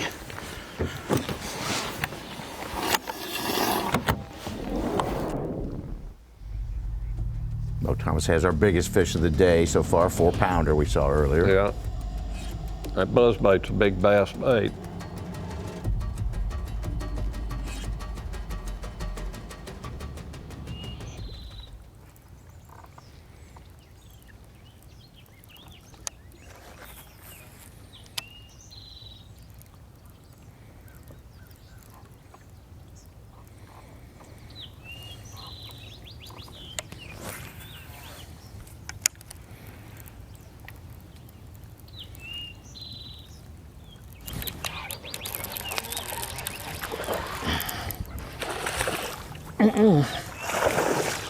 You get up here and get in the boat.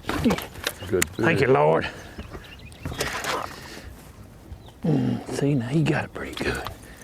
Yeah, he got it down there and then between his eyeballs. All right, let's see, where are we? Where are we? We're right here.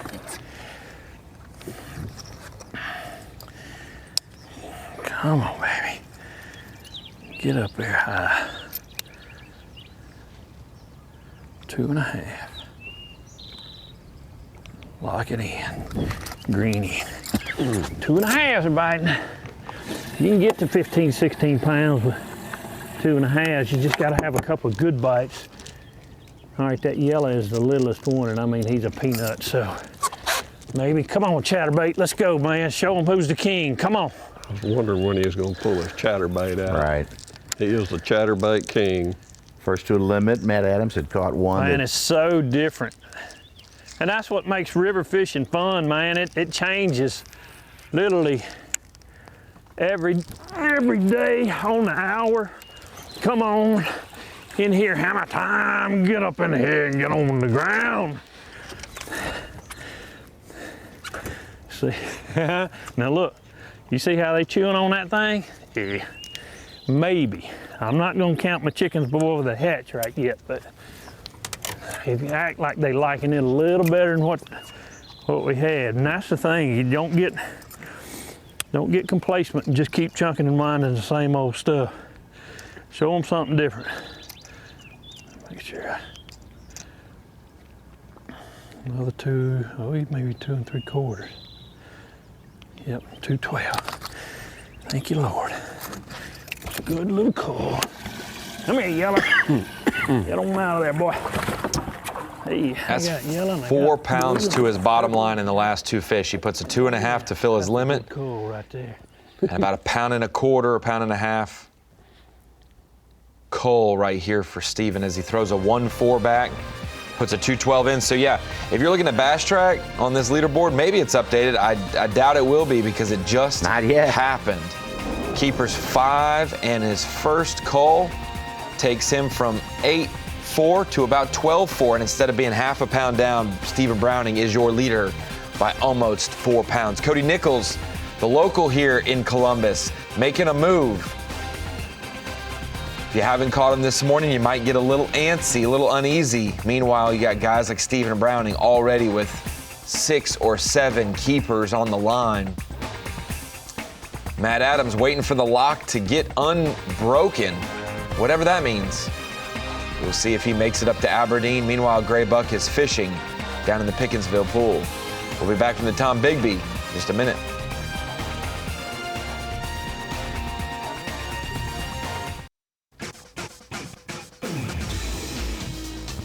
Welcome back to the state of Mississippi and a little bit of Alabama. You can go as far south as Demopolis, Alabama if you want this week, which is where we are on the map right there.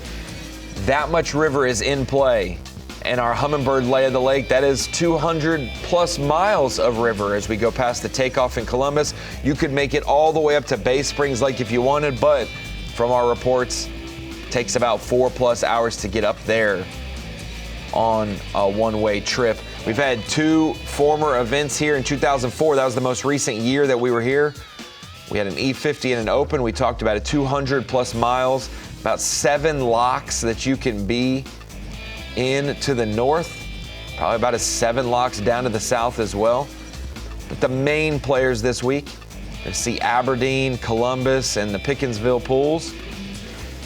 Such, I was looking it up, and Tombigbee comes from a Choctaw term meaning box maker or coffin maker. I don't know if that's a good sign or a bad sign, but I don't want to be on the other end. I'd rather be making the coffins, Larry, than being in the coffin. That's absolutely right. And these top 10 anglers, maybe they made the coffin this week and the other 140 had to deal with getting beat up by the Tombigbee, but these 10 have succeeded and are making it work. And Stephen Browning, I have to say, everyone's got their skill set. We'll see some anglers next week at Lake Hartwell that are great blueback herring fishermen. One of the, if not the best river fisherman and opens competitor I've ever seen. Around in the Stephen river. Browning. Oh, man. Dang, boys, y'all need to come live more often. I don't know if that one's gonna help though.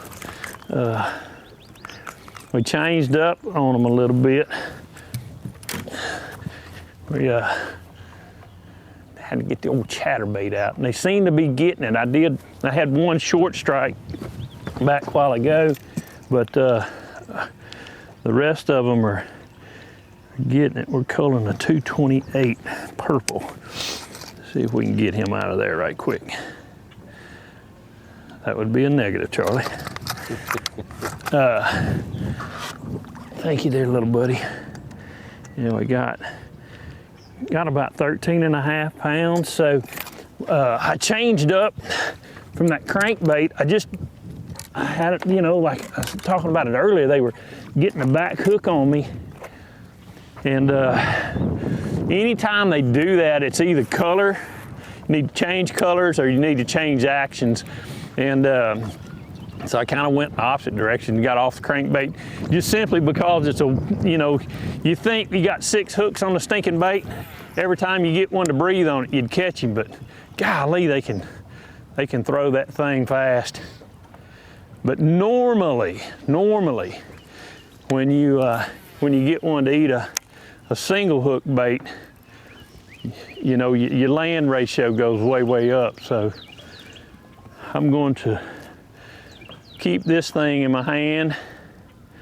We've had 4 bites on it in a pretty short period of time, so, and I can put it in places where I can't put that crankbait. So maybe if we get lucky, we can get us no big one to get up there and lick on that thing one time and put him in the box.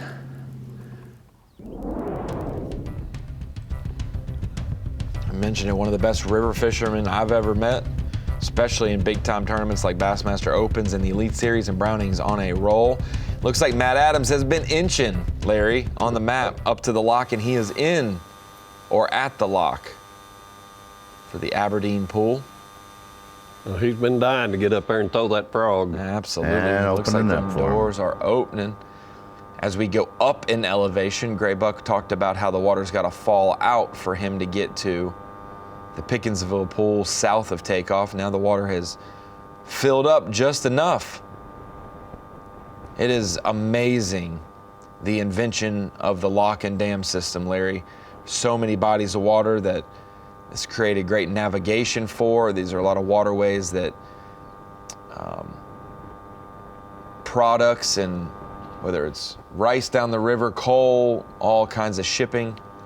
And now it's made navigation for fishing tournaments a little bit easier than it would have been probably. Sometimes a little make bit the harder. field, the playing field a little bit smaller, Ronnie, without them.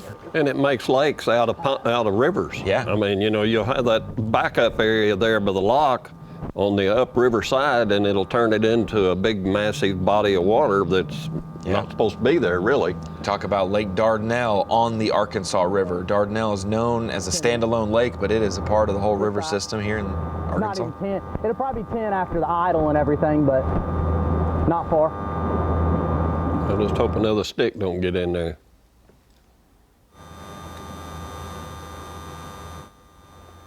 Yeah, I don't know how they fix a lock when it has an issue, if it's a screwdriver or power drill, Larry, but sometimes they need a diver.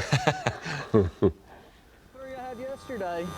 I think they've got grapples that they throw out there and pull stuff up with. Oh yeah, when something gets hung in there, it's got to come out. Few and far between. It's been about 8 years ago I caught one. It wasn't here, it was up a pool.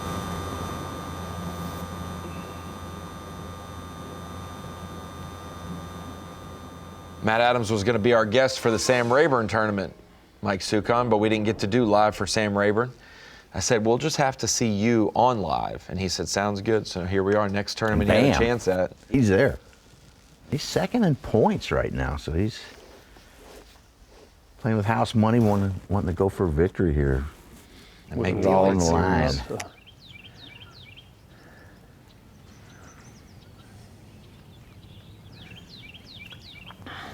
Looks like the water's a little Still higher don't feel like there I'm or something. truly dialed in.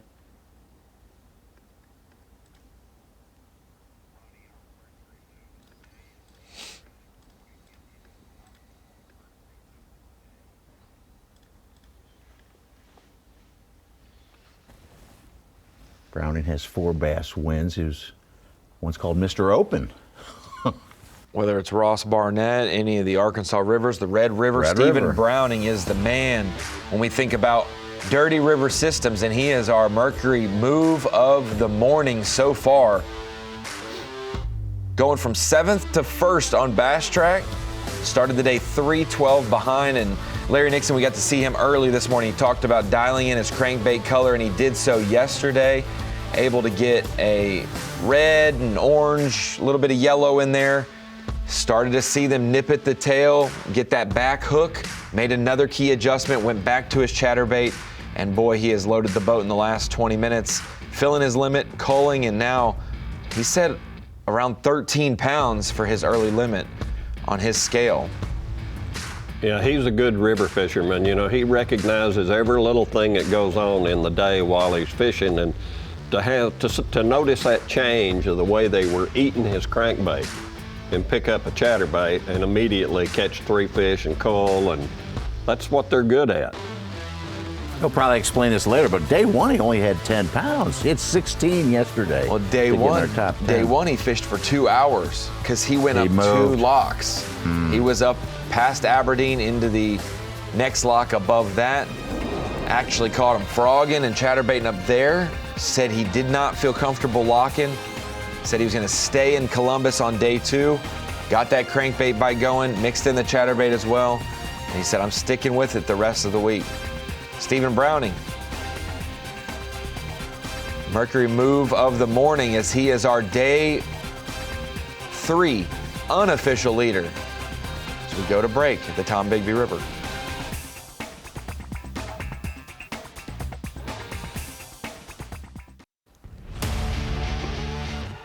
St. Croix Bassmaster Open here at the Tombigbee River is presented by Minn Kota, Bass Pro Shops,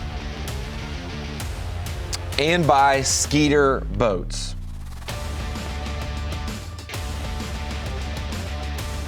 Final day here at what's been a very, very fun Tombigbee River this morning. Started before the fish woke up, Such. We were here.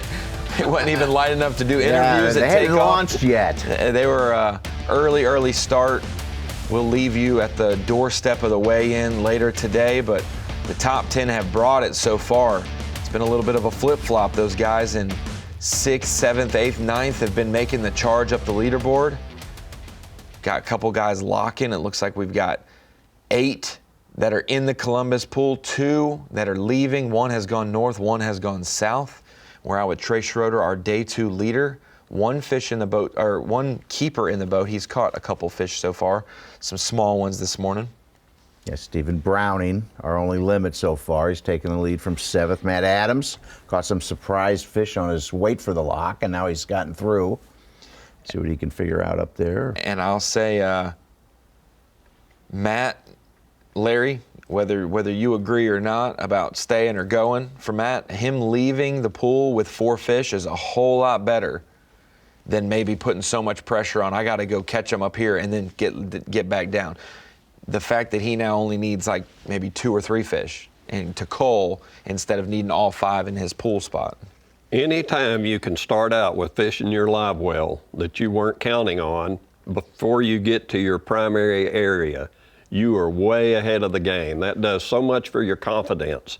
And you know, he's going up there where he's got some confidence in that frog. He's had some big bites. And let me tell you something, he catches him a couple big ones now, things can happen. We'll see that leaderboard change when it happens. And Trey Schroeder's trying to stay in the boat to make it happen today. Adams started about 2 pounds ahead of Browning. Is that right? Yeah, in the standings.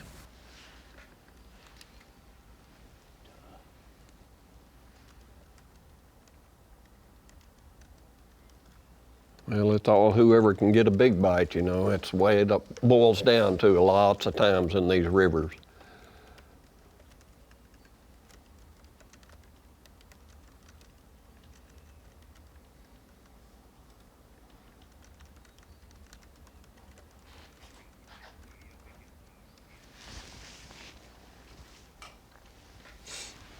So we watch Trey Schroeder, our day 2 leader, fishing on this final day. It has not gone the way him and Russ Lane. To think that 2 guys have caught 58 pounds off of a small general area, that at some point we might see it slow down, and it has so far this morning. We will wait for the adjustments. Welcome into the Bassmaster Studio, sponsored by Marathon. Ronnie Moore here with Mike Sukon and the legend, the general, Mr. Megabucks, classic champion AOY, Larry Nixon, joining us in studio for the Tombigbee River final day here. 21 years since we were last here with the Bassmasters, back when it was the E50s, and we had an open in the fall.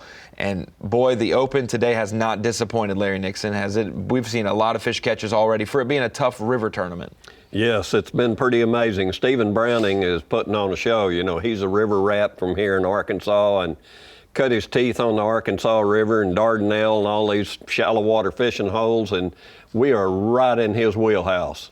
Absolutely. He'll be a dangerous one. Another dangerous one, we talked about him earlier, Such. Somebody doing very well in the Bassmaster Opens in 2025, Mr. Tyler Campbell, and he's joining us today for the Yamaha on the Line. Tyler, you're actually no days off, man. You get a top 25, top 30 in the Open, and you're already back home fishing in a tournament on a Friday. Appreciate you joining us. And, man, the Opens are going well for you. Top 10 in both divisions so far halfway through the year. Man, it's been a good year. I have no complaints. Hoping to keep the momentum rolling.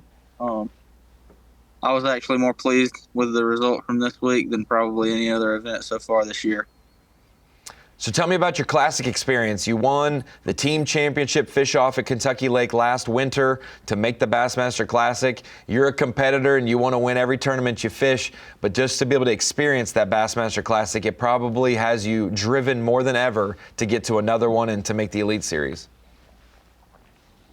Absolutely. I mean, the goal this year, obviously, first and foremost, is to make those EQs and hopefully squeeze into that elite field cut at the end of the year. But yeah, definitely gonna want to get in that classic again. The jitters kind of got me a little bit this year, but man, it was an unreal experience. Red Roberts is a really cool lake. Fort Worth, Texas is amazing. Awesome venue for the classic.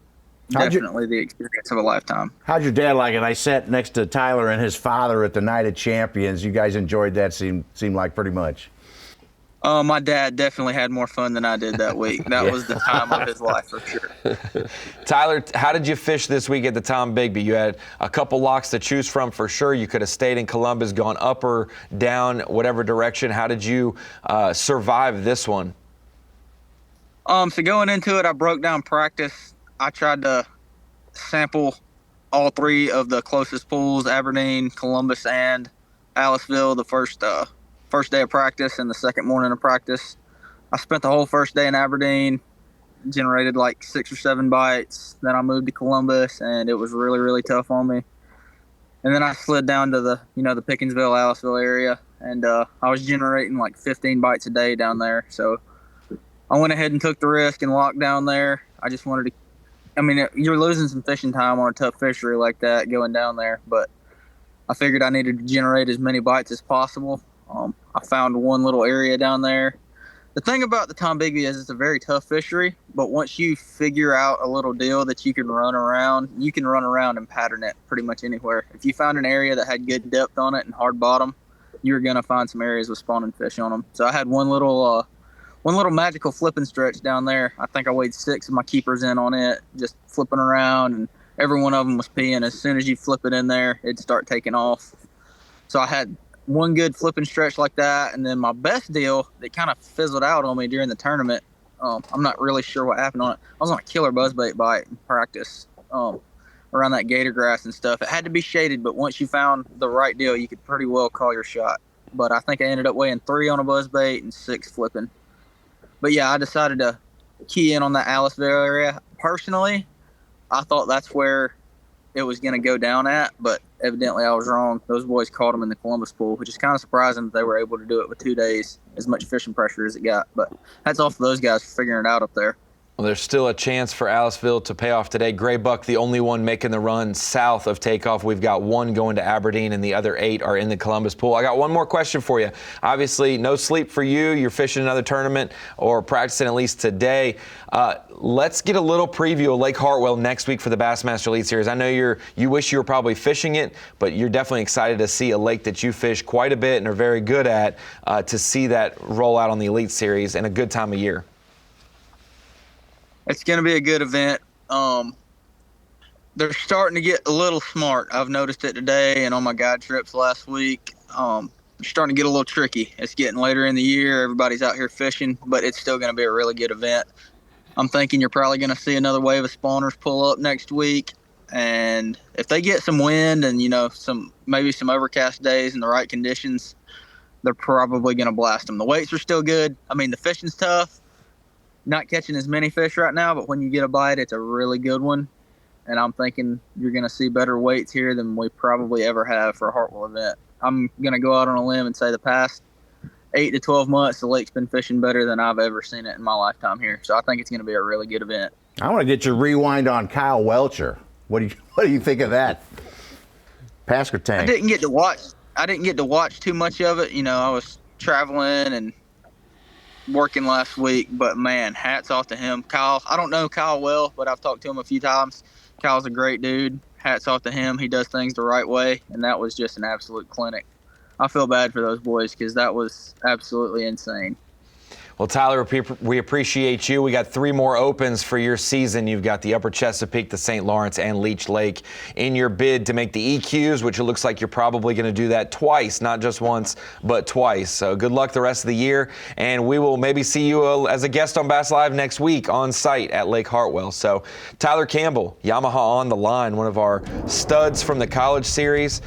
I think he had a runner-up finish twice in the College National Championship. One of the budding young stars that we will see quite a bit. And the one thing, Larry, if you're not familiar with Tyler Campbell, guys like him, we're seeing a lot of young anglers not just fish the College Series, but they're also jumping out fishing opens. They're fishing the team and the nation. Any tournament they can get into, these guys are fishing and trying it. And so they're giving themselves a lot of shots on goal. Let me tell you something. If you don't stay on the water and fish every single chance you can get, you're not ever going to make it in pro fishing. You got to eat, sleep, drink bass fishing. And that's basically the same thing with any sport. You know, all your great football players, they never quit. Bo Thomas, our Michigan angler in the top 10 today with another good one on a buzzbait. Like NASCAR. We're going in circles, baby. Just gotta keep going round and round and round and round.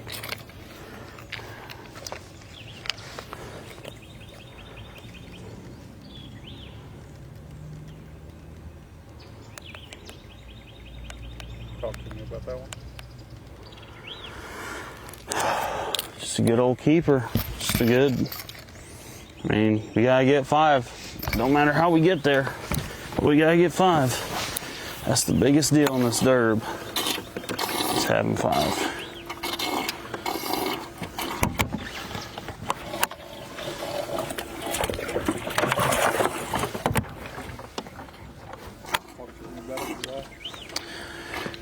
Yeah, it was just, you know, I just gotta keep coming back through these areas and just keep going in circles like a NASCAR. And you know, I think these fish by the day, I mean, by the hour, by the minute, are just pulling up and feeding. Like, I think there's new fish all the time. So as long as I just keep going, keep throwing this buzzbait. If it stays cloudy, I mean, I'm liable to keep throwing this thing all day.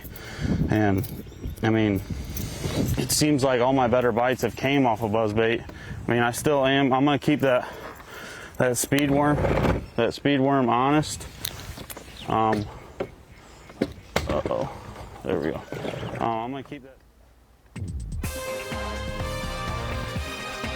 I think you said you're going to keep that speed worm honest. So that was another deal that he's mixed in with the buzzbait. The buzzbait has dominated for Bo Thomas today. He's trying to make a 10th to first comeback. He's got a couple right ones in hopes of doing so. We'll be back at the Tombigbee River.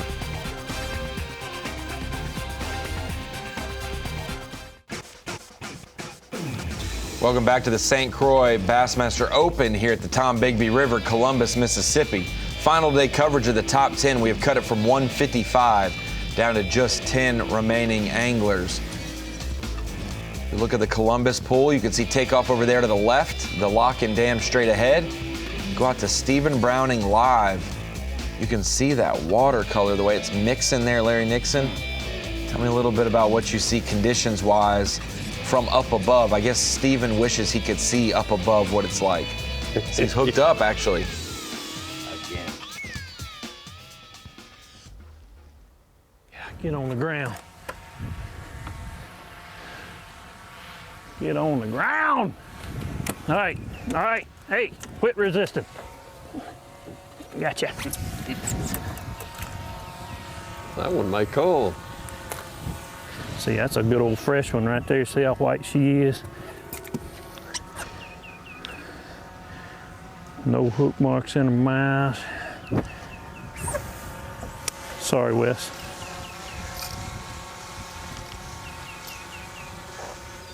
Yeah, man. 212.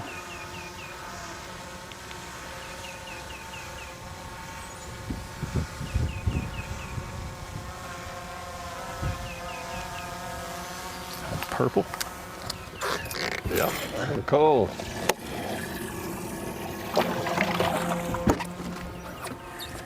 Easy. Yeah. All right.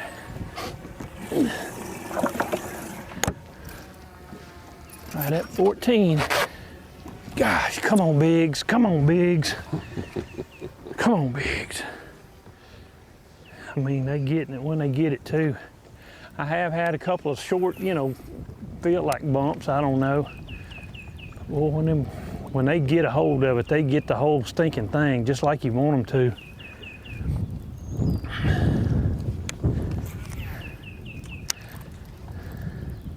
You know, from that drone look there, it showed that watercolor out here in the channel was pretty and clear, but up against that bank, it's got that old color that Steven likes. I mean, he don't want it clear. Yeah. It's not muddy, but yet it's not clear. Matt Adams has made it to what he calls the promised land this week.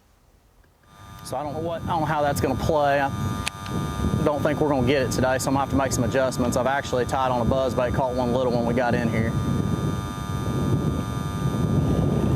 So, but I know we're in an area that has big ones. I caught 2 big ones quick yesterday, right before I had to go to the lock, and I didn't spend no time in here. So we're gonna spend, we got 4. We need a couple of big ones to have a chance today, so we're gonna spend a lot of time because this place here just doesn't have a lot of great big fish. And so when you get in an area that shows you it's got a population of good ones, you better spend a lot of time in it.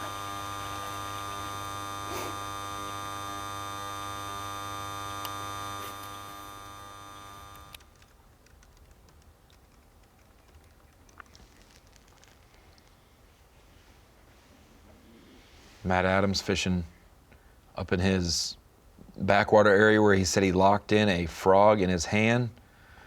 A little bit later than he expected to probably be up there, but still 2 hours after takeoff to be able to be up in his main area.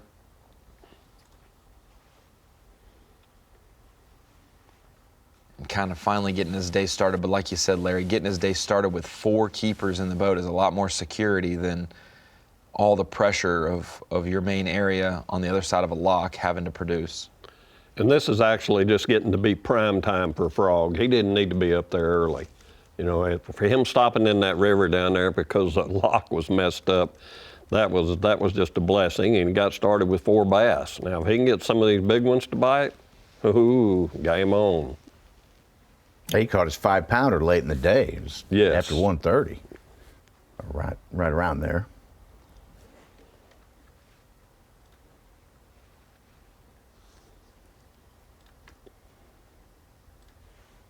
I just seen a weed go by the side of the boat there. I mean, that water where he's trolling is super shallow. But that's the Mississippi River for you. Yeah, the grass right there beside him. And him being a Coosa River guy, absolutely is used to fishing shallow grass beds on Neely and Logan and Lay. Yes, sir. Out to Trey Schroeder, our day 2 leader. Well, we have one bean as of now, and we're still swimming this jig around. It seems like it's been a little tougher today. Like they haven't seen as many fish. The wind was kind of messing with the shad spawn back in our primary area. So we slid over here to where there wasn't any wind. We picked us up one. We've had a couple of bites. Missed a couple of opportunities, but they all looked really, really small. So, I mean, like non-keeper small. So, we're gonna keep plugging, swimming this cricket around in the grass and see if we can't run her by old Gina Bean. We're gonna need her today. She'll make an appearance.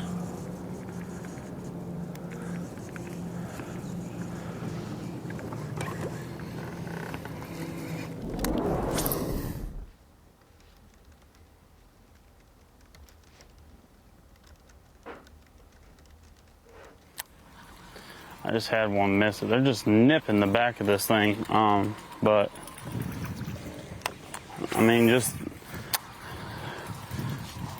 moving around, throwing a buzz bait. Something I never do. I don't know. It's been fun. Funny thing about this buzzbait, Trey Schroeder gave me the buzzbait back when we fished Logan Martin and stuff, and I usually have. I mean, I'm just never the kind to just throw a buzzbait. That's just not my deal. I don't hardly ever do it, but I can tell you after this week, I've became a believer in the buzzbait. But no, it's been fun. Just gotta keep moving, keep going in circles, and eventually we're gonna find our tail and we're gonna catch some.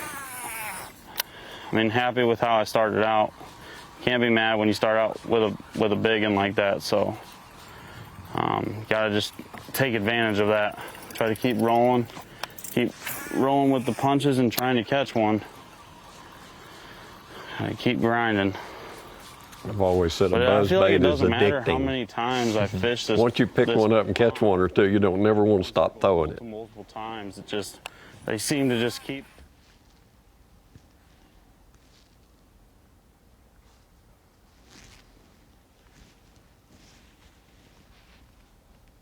Bo Thomas, Trey Schroeder, both now incorporating the buzzbait. Bo, the Michigander, said thanks to Trey, the Missouri angler, for giving him a buzzbait, and now it's coming into play for him. Just seems like it's so much harder lately to make a topwater bite last for a tournament-winning pattern. There's so many other ways to catch fish with the forward technology as well. It's hard to have idle dead time with no catches because someone's catching them somewhere. And so you really have to be on them with the topwater to make it work. But this week at the Tombigbee, a little bit old school type of fishery, which means we're seeing a lot of different baits come into play. Everyone's going to have a lull in action at some point, and a lot of quality will be the key compared to quantity. And everything on a river system is based on daily conditions. That's what I like about it. It changes daily. And one day they'll bite that swim jig, the next day you may have to flip. You know, you get a cloudy day, calm like that, and your buzzbait will be good for a big fish or two. There's just so many different lures that are really, really good. And you just figure it out each day. Within hour to hour even, right? Oh yes, hour. Yeah, it can change. But basically, there's 4 or 5 different lures that covers every situation. It's just that you got to be prepared for them. Trey Schroeder's making a little bit of a move.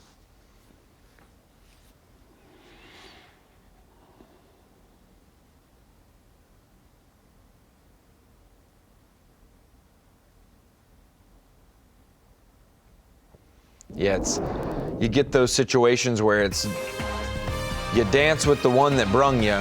So Bo Thomas is doing circles in the area that's paid off for him, but at a certain point today, he may need to make a new fresh water adjustment. I've milked this for 32.2.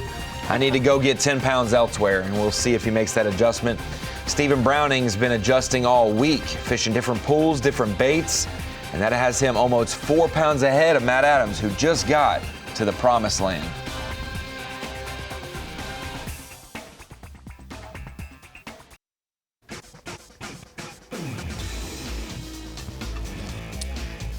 Give me more of that, Larry Nixon. Wow. Getting some frog action now as Matt Adams has made it to the Aberdeen pool where he is going to make his home for the next few hours. Get rid of will go a long way because we put it's in there as a pound.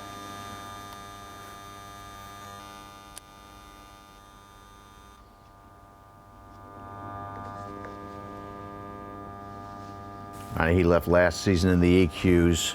Our first man out, a little disappointed. He came back swinging this year. I would say Matt Adams was super defeated and bummed and frustrated. On record, the most times I was Big one, and it'd be like 2.5 or 3 pounds. I gotta stop that. That looked good. I don't know if I'm trying to will it into fruition or what I'm doing, but that one, I actually thought that one was a good one.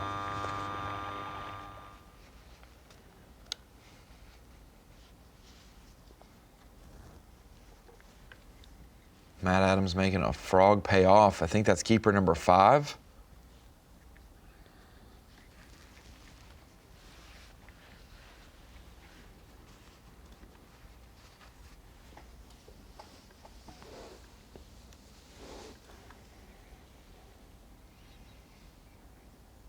You can hear a little bit of reverb in his audio there, so we're just going to watch him as he puts it on the scale. I think that's keeper number 5 for him. Yeah, he caught 5 on the river, or 4. That's 5. Get him close, over 9 pounds. A little closer to Stephen Browning, who he started the day 2 pounds ahead of.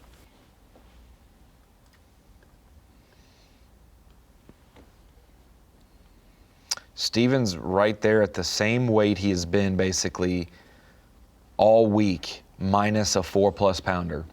So he says when you keep hearing Stephen say, "Come on, big fish, come on, big fish," he's not talking about a 6-7 pounder. If he catches a 4 pounder today, he'll be right at that 14+ pound range that he wants to be at as we look at this beautiful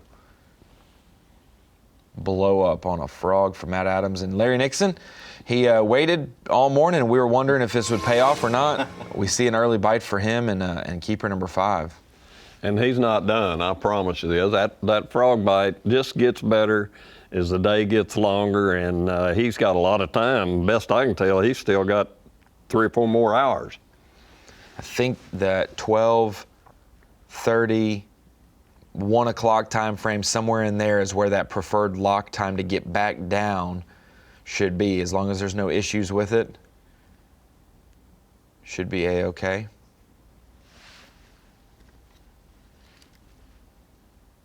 He's in an area he really likes right now. He's evidently been bit there before, or, I mean, that's, yeah, he got a lot of water to skip that frog in.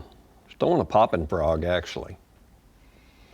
Yeah, it seems like it's scarce enough. There's some places where it's obviously matted up and tighter right up on the bank, but the grass is scarce enough that popping frog still works well. And you got some smaller dollar pads in some regions in the pools up here. And this was kind of what Stephen Browning was dialed in on for day 1 of this tournament before having to make that adjustment. I guess that making that mature call, Larry. The immature call would say, hey, I want to just stay with my frog, and if the lock locks me out, oh well. But Stephen has been trying to make the calculated, correct decisions, and so forfeiting his frog bite for a little bit of crankbait and chatterbait down lake, downriver. And Matt Adams saying, I'm swinging for the win. If I can get 2 or 3 of the right bites in my pool, I'm A-okay. So we head down 2 pools from where Matt Adams is, south to Gray Buck. Like he's got his spinning rod out now. Sure. Maybe throwing a so wacky far, we got 2 keepers. They're both 14 and 15 inches, nothing real big. The main area that I've been fishing back in this little backwater is sort of played out, it seems like. I've caught a bunch of shorts still. I probably have 6 or 7 of those as well. They're just doesn't seem like there's a bigger fish pulling back in. I was hoping that would keep spawning. So I'm gonna make a decision here. I got some water I haven't really, I haven't checked yet since practice. I got 2 or 3 spots. So I'm gonna go run that probably next. I got one more area that I've caught them the last 2 days that's besides here. Day 1, I caught my big fish there. It was like a 3.5 pounder. And then yesterday I caught a 2.5 that cold out for me once. And I caught a couple other keepers in there. Not giant ones, but fish. So we're gonna go hit all that stuff and just gotta keep an open mind at this point, because it didn't go down where I was hoping it was gonna go down. So can't do anything about that other than keep looking ahead, and I just don't feel like I have a shot at winning in here. So that's the main reason I want to leave and keep searching. So that's the update for this morning. Hopefully I have something better to report a little later.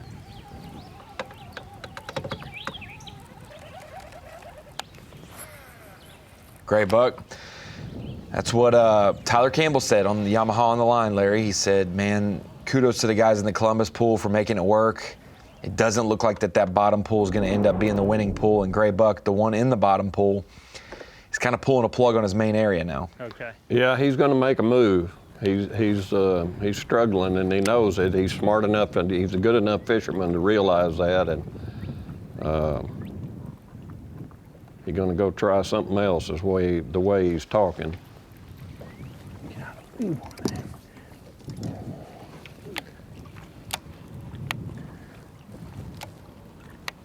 think I've seen that in the picture before. That's where that limb was hung up, isn't it? Yes. He started to flip it now.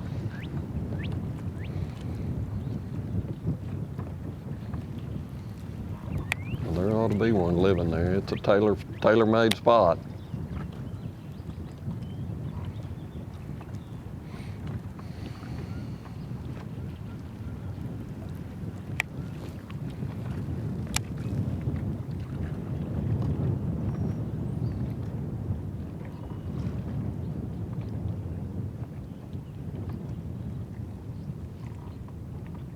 Really difficult on a river system like that to be able to catch them out of one area for 3 days. It's very difficult. You really need to move around and hit some new stuff, new targets. You notice the guys out on that main channel out there in the Columbus pool, they're kind of struggling a little bit today. That place may have been beat up after 2 days of 50 boats out there.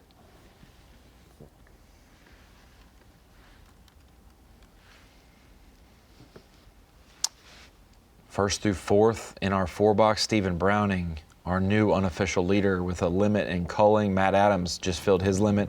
Trey Schroeder, our day 2 leader, and Bo Thomas from 10th to 4th, basically on the back of one 4-pound buzzbait bite, but he's added a few other fish as well. Yeah, there's a lot of room for the guys to move up. You know, if the fish will just turn on, start biting, they can make a move.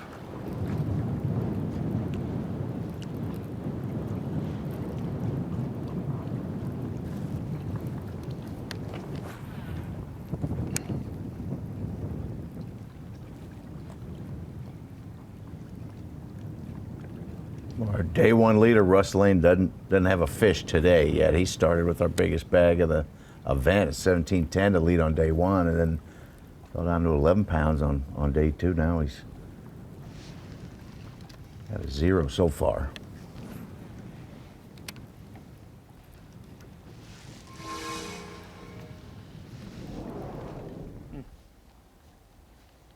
Start, nothing too crazy, but hadn't really caught any fish real early anyways, which is surprising this time of year, but got one, maybe 2 3/4, and one just keeper. But having a lot of fun. It's a lot cloudier than I expected. I'm not real sure what that might be doing to it, but having a lot of fun.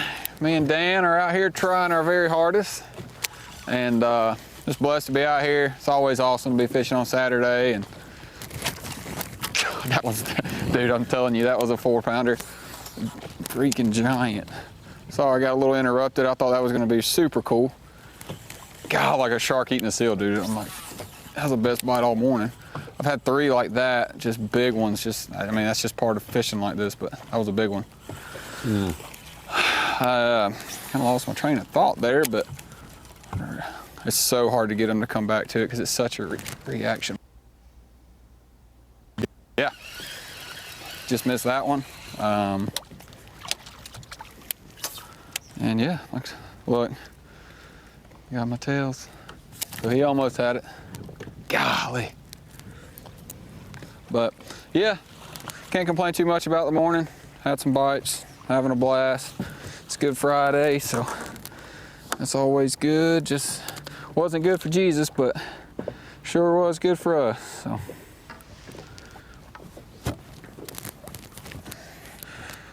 Not playing. We still alive? Oh. Yeah, still. Byron Kinney, seeing the goodness of it all Happy Good Friday to you as well. Next week, we're going to be live today as well, for a week from today. Lake Hartwell, Anderson, South Carolina, stop number 4 of the Bassmaster Elite Series. Boy, we could see some spawn in action, some herring spawn, see some dock fishing, spotted bass and largemouth all in play at Lake Hartwell. We'll see you next week as well. Oh, yeah. It ain't over till it's over. Welcome back to the St. Croix Bassmaster Opens here at the Tombigbee River, Columbus, Mississippi. The Opens brought to you by 7, and our live coverage today brought to you by Dakota Lithium. What a fun day it has been here, the Tombigbee River. The fishing might not be exponentially great size-wise, but we're getting a lot of bites. These anglers have a tight leaderboard to deal with so far. Stephen Browning coming from about 6th place into the top spot. Matt Adams right behind him as well. And our leaders, a little bit of a slow start to their day, but they're getting situated here at the Tombigbee. Wanted to bring it into the Bassmaster Studios real quick. Tombigbee River, Bassmaster Elites, but we got to keep an eye on the next events coming up for our college season and something brand new for this year. We've had the high school All-American in the past. We obviously have the college series. We crown a champion. We have the bracket, and the winner goes to the Bassmaster Classic. But this year, partnering with Hook, we are doing the Bassmaster College All-American, where we get to select the best of the best. We've all had our opinions of who are those best college anglers. We get to see them jump in the Opens and make the Elite Series, make the Classic, things like that. But kind of looking at our watch list before they officially make the All-American list, a couple anglers that we mentioned before, whether they fish individually or with a team, some guys to keep an eye out on that might be on that All-American list. Guys like Anderson Jones from Lander University, Dylan and Carter Nutt from North Alabama, and Nick Dumpke from Montevallo. All of these anglers have so many good resume building events on their schedule. From Lander, Anderson Jones, he just won the College Classic Championship fish-off at the Bassmaster Classic. They were at Eagle Mountain. He had 35.5 pounds solo fishing, able to win that. Dylan and Carter Nutt from North Alabama, some of the best anglers on Pickwick that you could ask for. I believe Dylan just won the Bass Nation Regional at Pickwick Lake and did so in dominant fashion. And then Nick Dumpke, we know him, partners with Easton Fothergill, probably the worst person to be a partner with because Easton has stolen all the glory, but Nick right there with him, one of the best high school anglers back in the day, going to Montevallo and has made a great team with Easton, and he just had a great championship finish solo by himself. And so thinking about that College All-American deal presented by Hook, absolutely fantastic to shed light on some anglers really putting in a lot of work, time on the water. And we know a guy, Tyler Campbell, we just talked to, who would be on that list if he was still in college. Dadgummit. There's a 3-pounder, at least. Mm. What the heck is going on my reel? Oh my goodness. That hurts.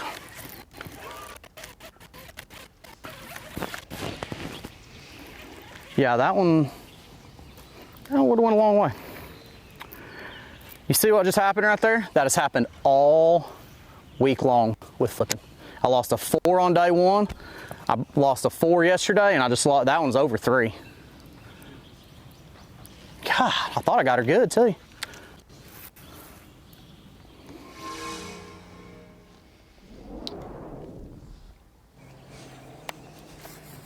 Right. I've been writing it for a while. Larry would probably agree. These guys, high school and college kids, are going through the tournament right now process and learning and coming up tournament ready. It's amazing they can learn that fast, but they've got all the tools, you know, that we didn't have when we were kids. They got the videos and they got all the bass fishing shows on TV, and shoot, when they go to the 10th grade, they're ready. You know, they're ready to go to college. They're all ready to compete. I've got a nephew that's just really, really good. He's just now fixing to go to college. A few more bites by now, but I mean, I've had a decent number of bites this morning already. It's just got to keep grinding, keep fishing, and I mean, eventually, the more times I keep going around it, I mean, the better my odds are of catching another one on this buzzbait. I just think if I lock it in my hand, I mean, I'm liable to get a big bite. I just gotta keep going. I mean, we already got one big one. We only need 4 more. Shouldn't be. You wouldn't think it would be that hard, but this place, I'm telling you, it's been rough on all of us. It's been absolute grind this week. But good news is everyone has to fish the same place, so just gotta keep fishing.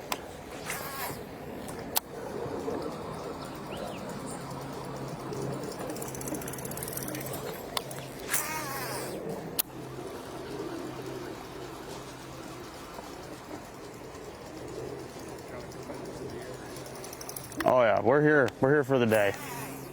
100%. We ain't leaving. I mean, there's bigs in here. I mean, I don't know where that 5-pounder is I caught in practice, but I could sure use her right now.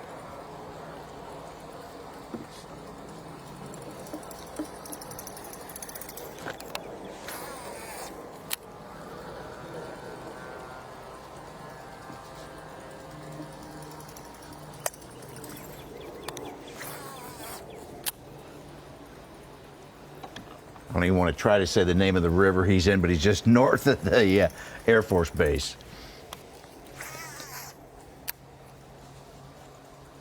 He went down below, huh? Didn't he lock down? No, he's up. So he's halfway. This guy's up? He is halfway up the Columbus Pool, in a little oxbow off to the east. So he didn't go through a lock. No. He just had a longer idle zone, but like today, he just let it skin back and go. Yeah. That wind. Yeah, you're getting got this water out here on these little shallow spots, pretty dirtied up. I noticed it once we got on the backside of some of this stuff where the water cleaned up a little bit. We got a couple of bites a while ago, so. A little trash line there. Mm-hmm. We're, Makes it hard to fish. I don't know. We're off to a good start this morning. I know that, and it's just a matter of can we finish up strong, you know? I mean, we still got a lot of fishing time ahead of us, and I feel good, man. That's going. Couldn't script it any better. The only thing better would be a big old 5-pounder show up right quick for you guys, so that would be awesome. Just have an opportunity at one big bite today, because I've got some, they're all just solid, just good solid river fish. So hopefully that big bite will come. Bite window, we were just talking about a bite window. I think, you know, in that middle part of the day, you've got a full moon that's gone, it's set. That moon set probably is either sitting now or gonna set here in a little bit. So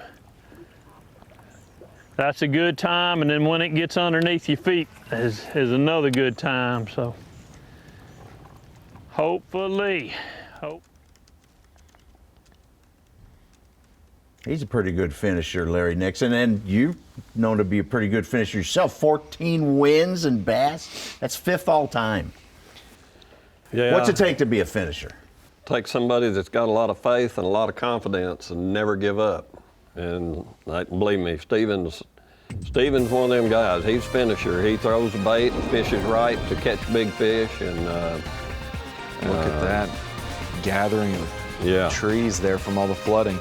And Larry, it takes being a good angler of having a good fishing spot. Having a good fishing spot helps be a closer on the final day. Stephen Browning's found him a good stretch of the river that he's got no pressure on other than himself.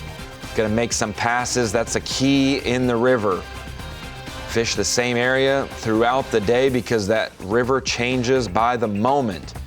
Bo Thomas gonna fish around his area as well. So much more action coming up on Bassmaster Live. Been with you for 3 hours this morning. We're gonna take an hour break and we will be back for 3 more hours of fishing.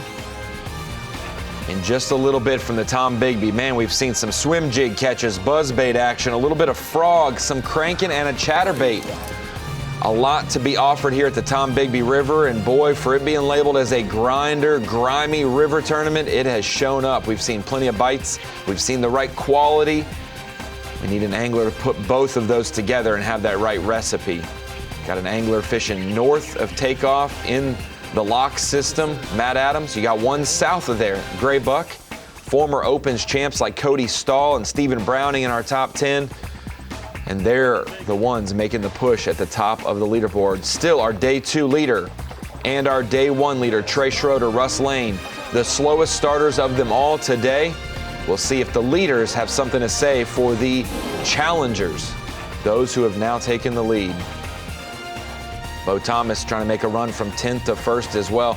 Tennessee Tombigbee Waterway, the Tombigbee River. It has been a great morning with you. You can see us at 11 a.m. Eastern Time here on Bassmaster.com and the Roku Sports Network. We'll see you in just a few minutes.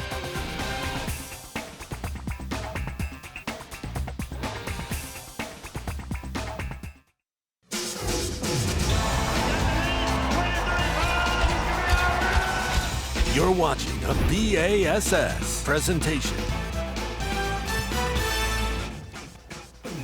Welcome back to Bassmaster Live here at the Tombigbee River, the St. Croix Bassmaster Open, stop number 2 for Division 1 out of Columbus, Mississippi. Live brought to you today by Dakota Lithium. We're excited to be on the Tombigbee River here, a place we haven't been in 21 years. And wouldn't you know it, a dirty, grimy river. And we got Stephen Browning, the river expert, on top. Matt Adams, the Coosa River guy, in second. Our day 2 leader, Trey Schroeder, holding down 3rd. We got a Michigan angler, Bo Thomas, in 4th. A Northeast angler in Gray Buck, who actually locked down one pool towards the Aliceville and Pickinsville area. Browning started 7th. He's got 12.5 pounds today, our best limit. Matt Adams is right behind him with about 9 pounds and change in 2nd place. Looks like Gray Buck is still locked down, and Cody Nichols has joined Gray Buck south of the Columbus pool as we go out to our unofficial leader right now, Stephen Browning, with a limit and a lead.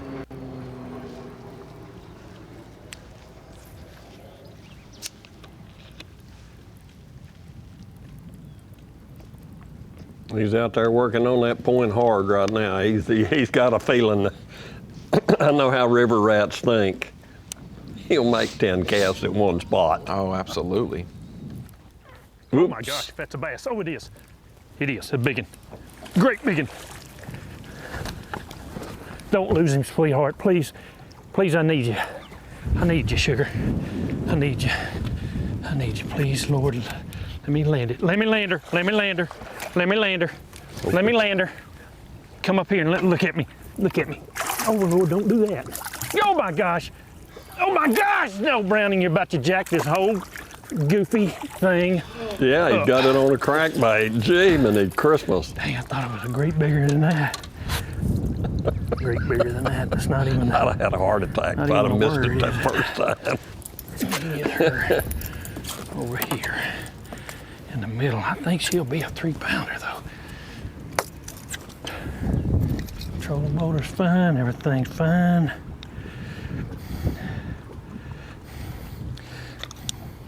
Cool hand loop. What you looking at? Hit 3. God, you gotta be kidding me.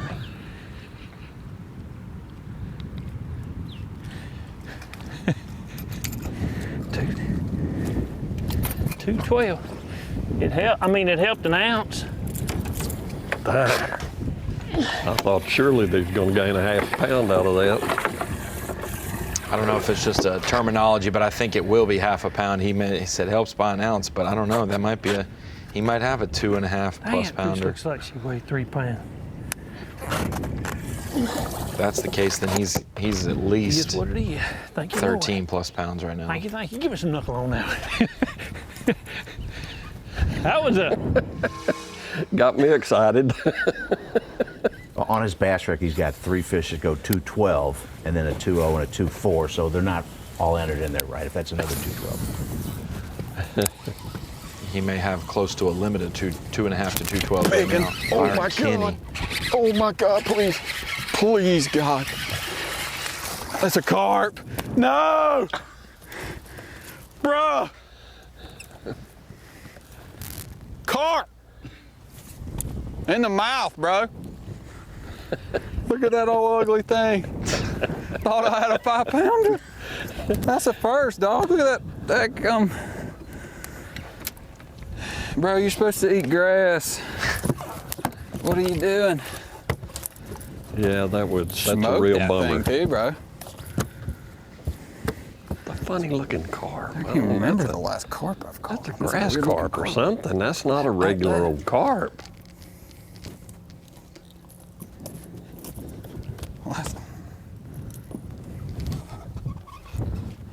Let's go. Dang, boy. Where's the buffalo? Get you going for sure. Son, I thought I had a giant. It didn't look like the traditional carp. Like no. a 6-pounder. Oh, that'd have fired me up, I promise you. Thing looked bassy in the water too, you know.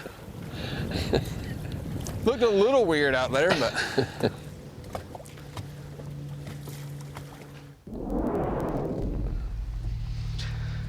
Man, our heart.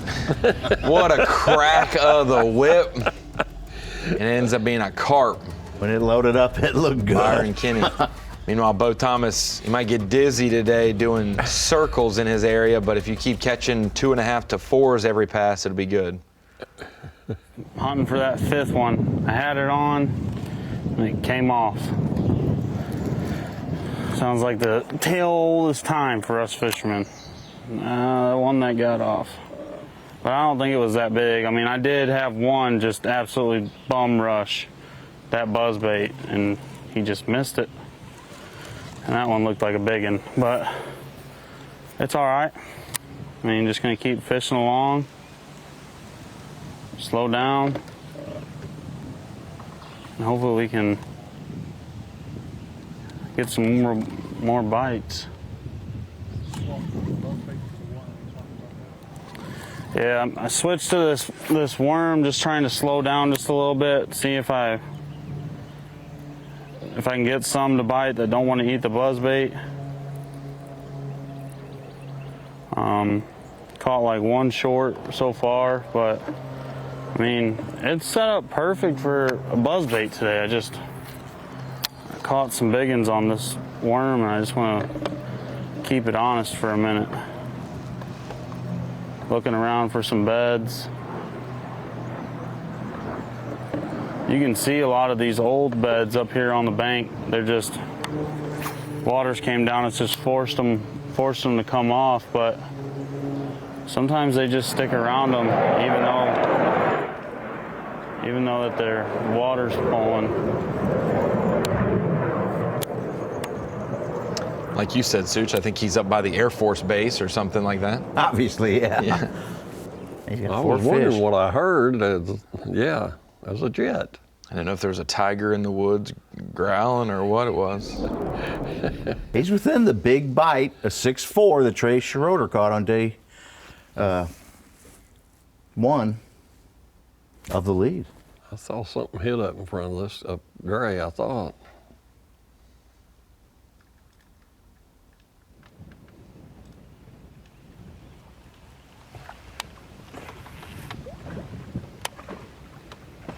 That waterfalling sure has hurt them, I think. They keep talking about it and they keep mentioning it. Of course, I haven't seen it before this. So. We are stuck on 4 fish right now. I've had a couple opportunities after we made that move out of my little pond. In here, I had, I think, 3 come off. They were all probably right at that 2-pound mark. One might have been 2.5. It was a solid one. That one I had hooked, and he kind of started to run and out towards the middle, and I thought I was going to go around the trolling motor. He got kind of hung up in there a little bit, but we're going to work this stretch down here. I had quite a few bites in here yesterday, so I'm going to try to see if we can't at least fill a limit out here, get number 5 in the boat. I'd like to get rid of 1 or 2 of them while we're here, and then we're going to kind of just start over. There's a couple things I want to check down this pool that I haven't been to since practice, so I'd like to go see if it's got some potential to it at all. And we need to do something different if we're going to give ourselves a chance at coming back here, because right now we do not have the fish to win. We are not on that pace right now, but there's some quality right in this area, so I just want to make sure I pick this apart real clean and thoroughly before I bail and just start fishing completely new and open. I just saw one blow up right in here. He was chasing something. That one definitely looked like a bass. Let's see if we can get lucky and pick that one off.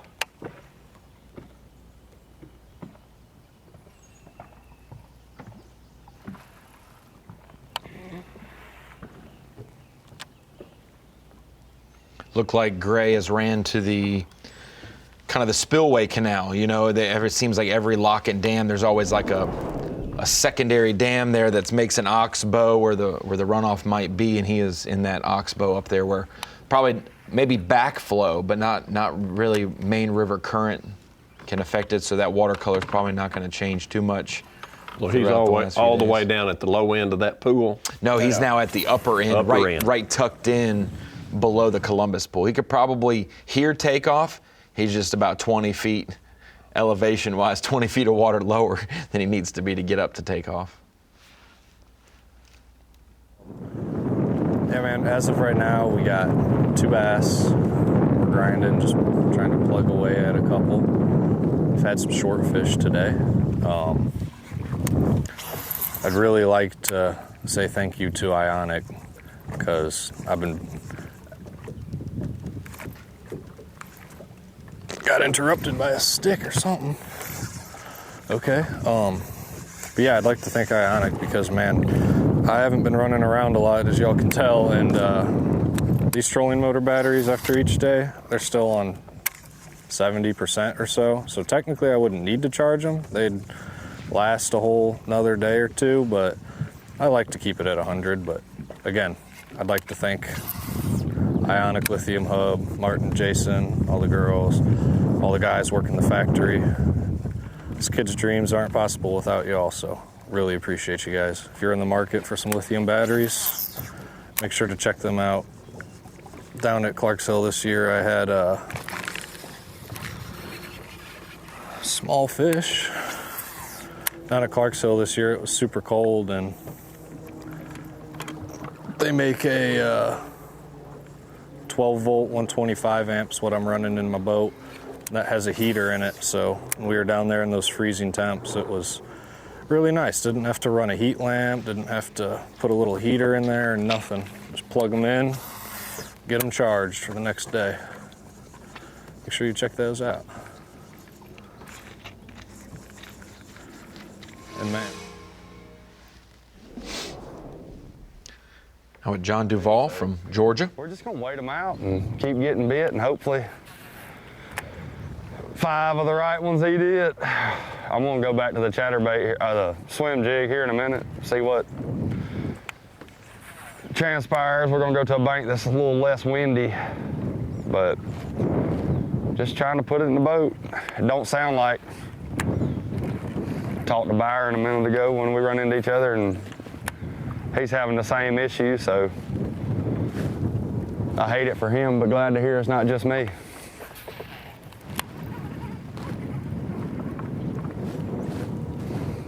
But thankful to be here.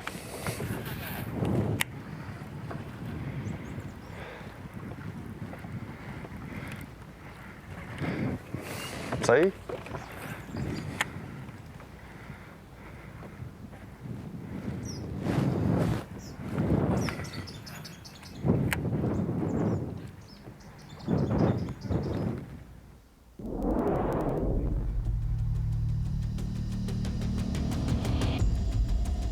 Got to be in the top 10 to have a chance to win, Larry Nixon. That's exactly right. Come on, Russ. Darn. I got a pull from one of the older guys. And that's what's crazy is slowest, most discouraging start for him probably this week, and you're still less than 10 pounds from the lead. Like, it's still 5 bites away, Larry, and you don't need to catch him until weigh-in. You know, like, you'd love to catch him early, but last 5 casts of the day, he still has done enough good work that he's right there. One at a time, if he can just figure them out and the fish start biting. Says he's 10 pounds, 3 ounces back of Stephen Browning right now with no fish.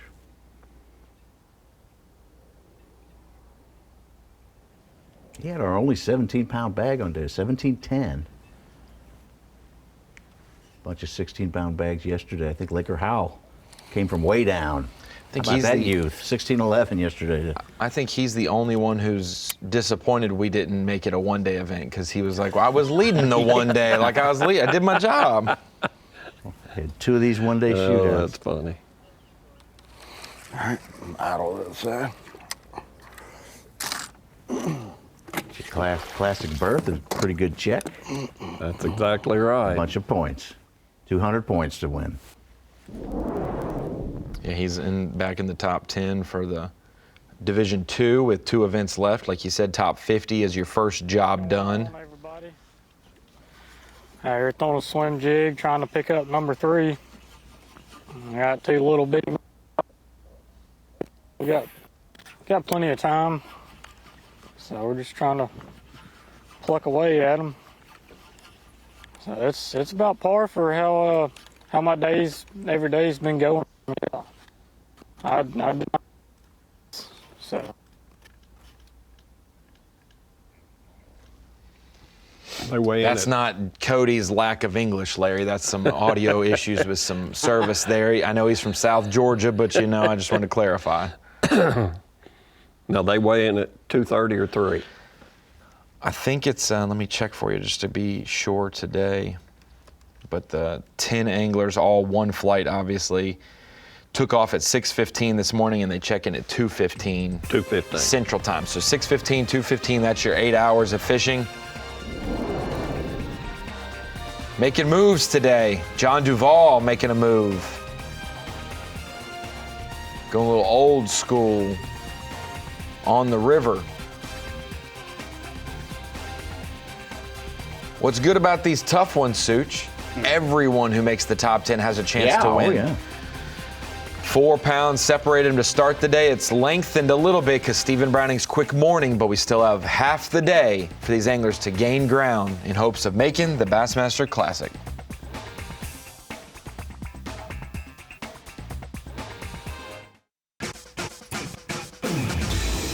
Welcome back to Bassmaster Live here at the St. Croix Bassmaster Open on the Tombigbee River, Columbus, Mississippi. That's our host this week. Columbus Marina has been the location for takeoffs and weigh-ins, and boy, it's going to be a fun weigh-in this afternoon, especially if our day 1 and 2 leaders start to rise up the leaderboard. That leaderboard is going to get tighter and tighter. You got some good old river rats in the top 10 today, especially this man right here, Stephen Browning. Boy, if he mixes in a trash mat punching by Larry Nixon, that's the trifecta. I think he's done everything now this week. Right. He's done it all. That's one thing about a good river rat. There's nothing they're afraid of. And like I told you earlier, you're going to have 5 or 6 rods ready. And he had him one with a 1 ounce sinker or 1 1/4 ounce, whatever it is, just in case he run into that mat. He didn't get bit in it yet, but let me tell you something. When you get bit under a mat like that, it could be a real bass. Well, and I think that he just swung and missed. I think it pulled his pinchers off right there when he was walking back to, yeah. I missed that. And so, yeah, he's checked the boxes this week, Larry. He's locked up a different pool. He's got 4 or 5 different baits to contribute to his limit. And the last one is pick up something you haven't caught one on all week and catch one. That's the trifecta for the river, it seems. He got that other pool out of his system quick, that first day. Yeah. And he said, well, if it ain't no better than this, I'm going to just hang around here and have more fishing time, and that's what a good river rat does.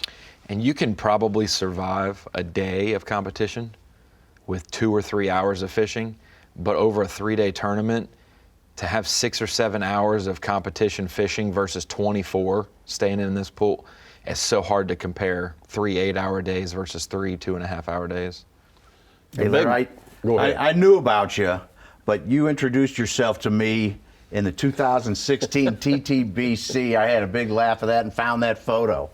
Just the other day, thinking when you were coming here, I was trying to center up the moon and the dock and the boats, and bang, here comes Larry Nixon, the general, getting right in my camera view. I enjoyed that. I seen that camera pop out. I said, well, I'll make him smile this morning. You did. I went on to have 2 classics at Ray Roberts. How about that Eastern Fothergill, Larry? Yeah. What a run. That was pretty amazing what he did down there. I'm going to tell you what, I was totally impressed with the boy. That's, nobody else figured it out. And I'm going to tell you what, there was a whole lot of people there had that from forward-facing sonar, and they never figured it out. But when you can see one pick itself up off the bottom and then sit back down, and you know that that was a bass. Now that's knowing your stuff. I'm amazed you got the all-time record. Yeah. Even from Rick Klun's 75 pound and 84. Yeah, buddy. 7 fish. I didn't realize he broke the all-time weight record. Yeah, with that last 8-pounder that he caught to fill his limit. Went from 69, or went from 67 and change to 75, 76. 15, yeah. 75, 15, I believe. Boy, he catches big fish late in tournaments. We caught that 8-12 at Eufaula last year on Bass Live for the Open when he won. Leachy had a big one late, too. I believe it was late.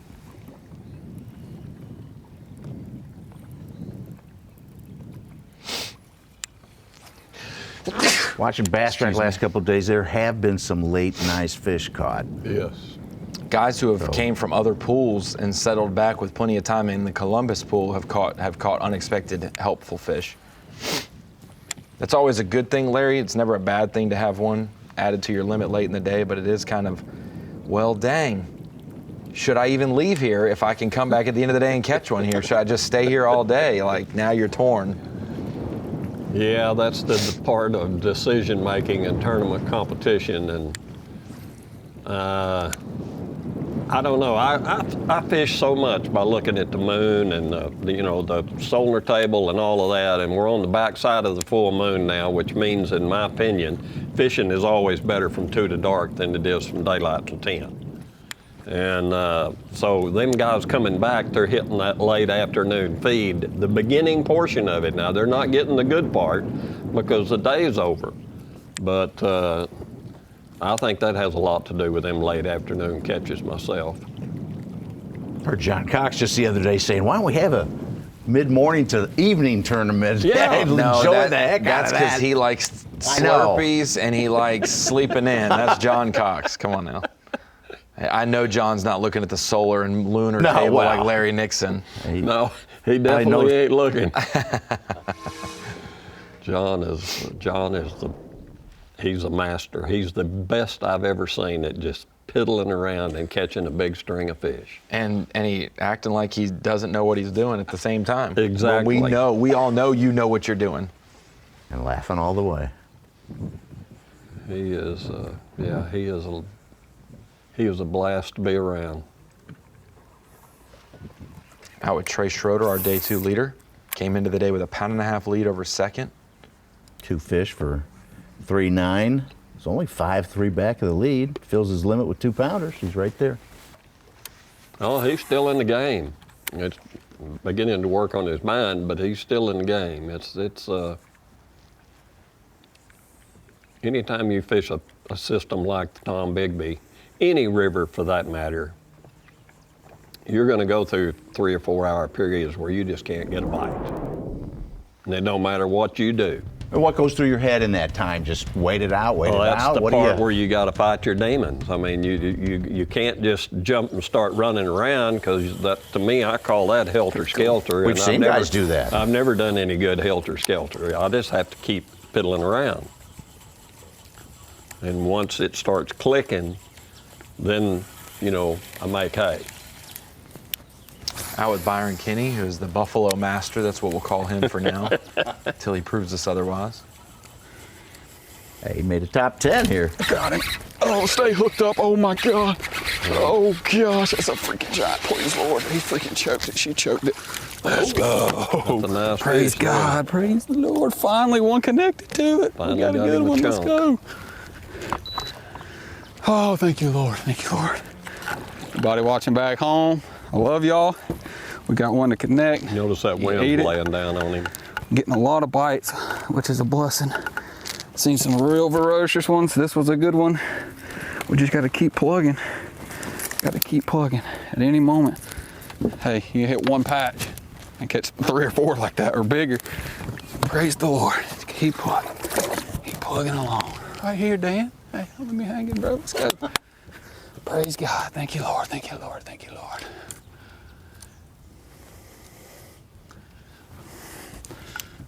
Yeah, I appreciate them early morning swims with you, dog. I don't think I could have pulled the fish out of the grass if it wasn't for them workouts, bro.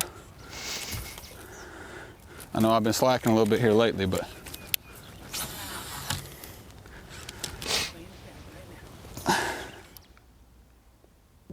Settle down there.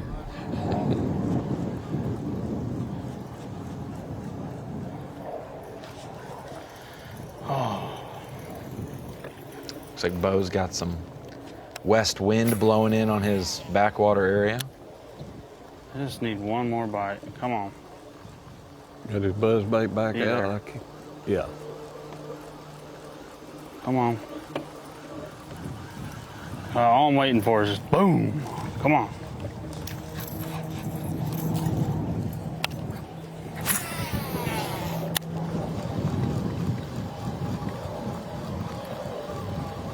Boom. Come on. Dang it.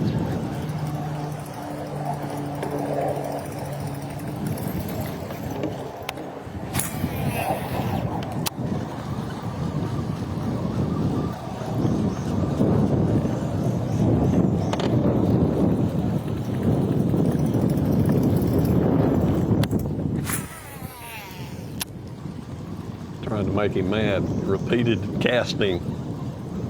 He knows one lives there.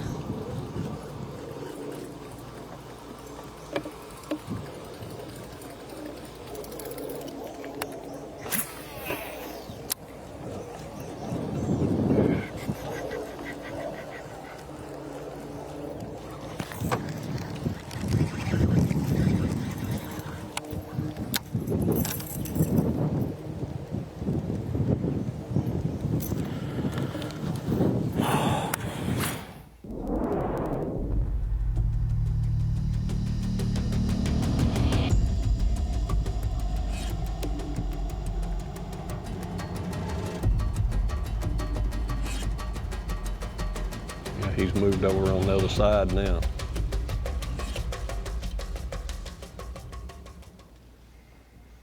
Stephen Browning trying to connect with another Opens victory and another.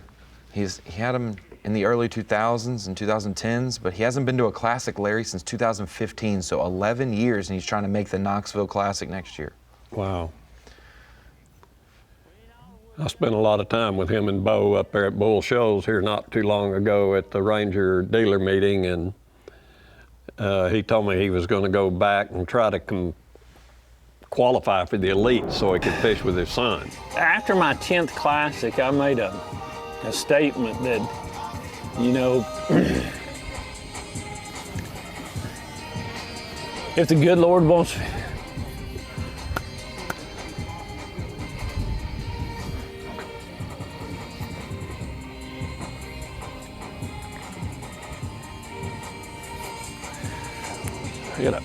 if the good Lord wants me back in the Classic, He'll find the right time.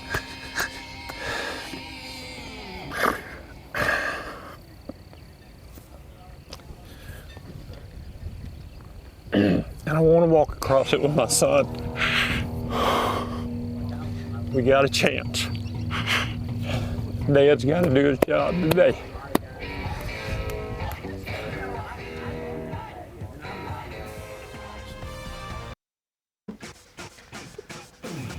St. Croix Bassmaster Opens. Stop number 2 of Division 1 here at the Tombigbee River is brought to you by Mercury,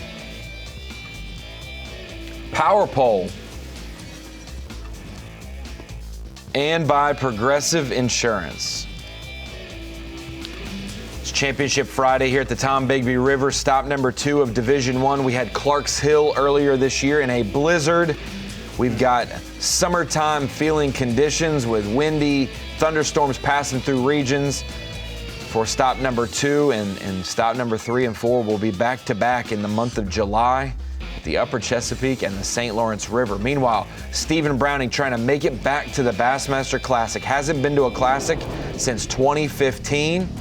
But now that he's got a youngin', he's got one of those rascals, Larry, that was hanging around the weigh-in watching his dad go to work.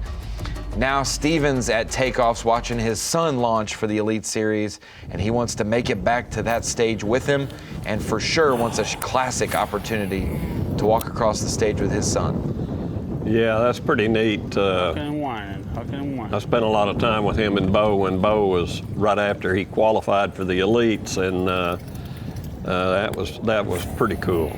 I mean, and I knew then that Stephen was wanting to come back and fish the Elites so he could be with Bo, and yeah, it's come on here, boy. Oh my! I got cut in on. Speaking of another Bo. Oh my God. Oh, he's like the short string, damn. Give me that big mouth. Let's go, baby. Wow. Come on.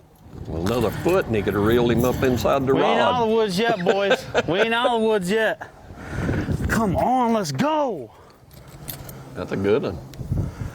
He needed another one like that. His first 4-pounder made up the deficit from 10th to 1st, but now this one will get him with a shot. That's number 5. Oh, man. I think I just hit clear like 400 times on the scale. Oh, come on. Tell me what you want. That's what I like to see. That's another 4-pounder. Another 4-pounder, baby. Come on, 3 more. Let's go. Going on the big side. Give me some. Let's go. Come on. I bet you that's that big one that missed it earlier.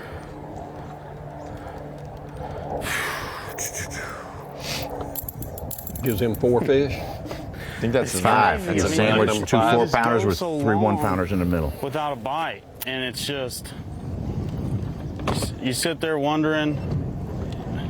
Well, right now I'm wondering if my trolling motor's broke, but I sit there and I'm wondering, like, am I doing the right things? Am I making the right decisions? And that tells me I am. I just need to keep throwing it. Just got to keep going.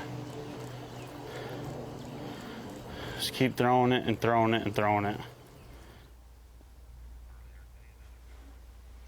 Bo Thomas has been utilizing a buzz bait today. We've seen 5 or 6 different lures for our top 10, really put fish in the boat. And this morning he started off strong, about 4 pounds and change behind the leaders. Oh, biggin'. He was the one who came into the day 10th. Nowhere to go but up. Let's go, baby. That's what I'm talking about right there. Look at that, on a buzz bait. Let's go.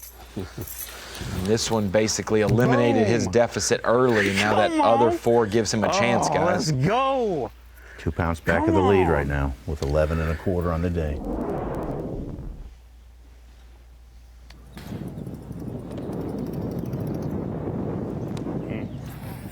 Got us a race. Yeah, got a horse race to go in here. When's the last time we've seen a tournament get one on a buzzbait? I can't even remember one being won on a buzzbait, other than many years ago. It always seems like the buzzbait's a great river bait. And 1 or 2 fish. Yeah. To be able to go catch a final day limit on it, or I got to ask Bo, you know, maybe we'll get a count. How many keepers have you caught over the first 2 days on a buzzbait and weighed in? That'll be the telltale sign of if this has been a switch up or if it's been a whole game plan. Well, we are about as far back as you can go. Got 5 for around 10 pounds. Lost one about 3 earlier. it's a little bit more difficult bite for me because of the fact that the sun just now starting to poke out a little bit, has not been out at all. These fish were setting up on shade lines real good yesterday at the end of the day, and I don't have a lot of the shade lines yet, but it's not bad. I mean, we've been getting bit, didn't execute real good on one flipping fish. So I don't feel like we're out of it by any means, just gotta keep going and keep frogging my hand most of the time because that's what my big bites have been coming on, and see if we can't find a big one somewhere. You can go a long time without a bite on this place, and then all of a sudden it's like you get them in a flurry.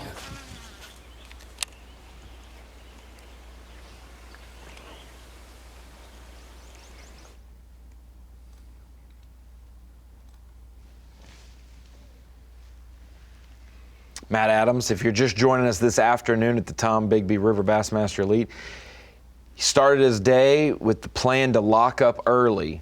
Some lock issues meant 2 hours into the day he finally got to his spot, but before he did get to his area in Aberdeen, he was able to catch 4 fish in the river waiting bonus for fish, the right? lock. Those are basically bonus fish, and we saw him quickly get into the Aberdeen portion and land a frog fish for number 5 for him, and that had us thinking, uh-oh, now he's caught his limit early, and now he can cull 2 or 3 fish, and he'll be in a good spot. And so there ought to be some fish still spawning back here. So this is a pond all the way in the back of this creek that I caught the 2 big ones in, and had some good bites earlier. It's just an old pond.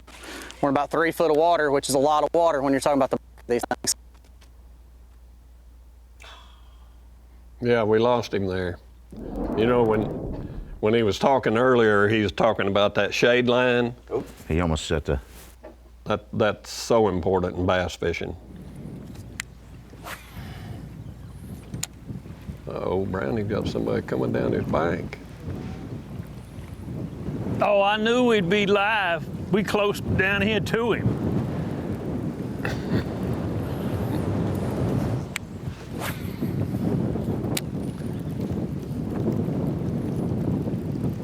He a bigger man than I am, so I ain't gonna get real bad mad at him, you know? Must be Russ Lane coming at him. Yeah, I was wondering.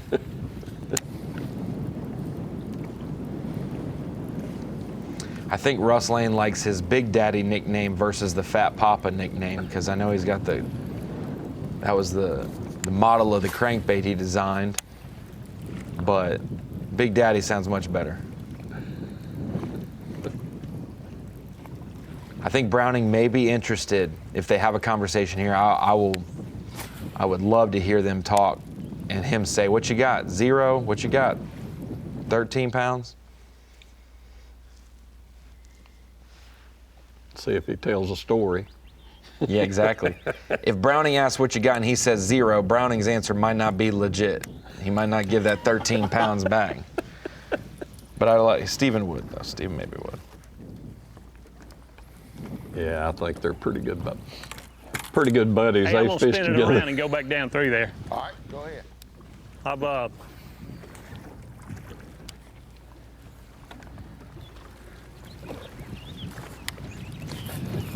Russ may not want to know. They not biting in the backwater? Huh?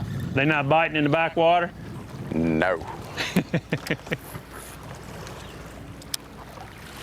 That wind has smoked it. Yeah, I figured it'd hurt some folks.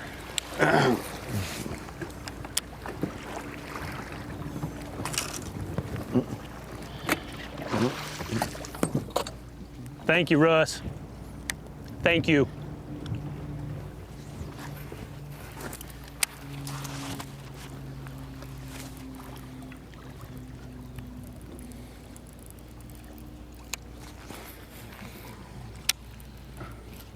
Kind of a unique conversation there because Browning's the main river guy.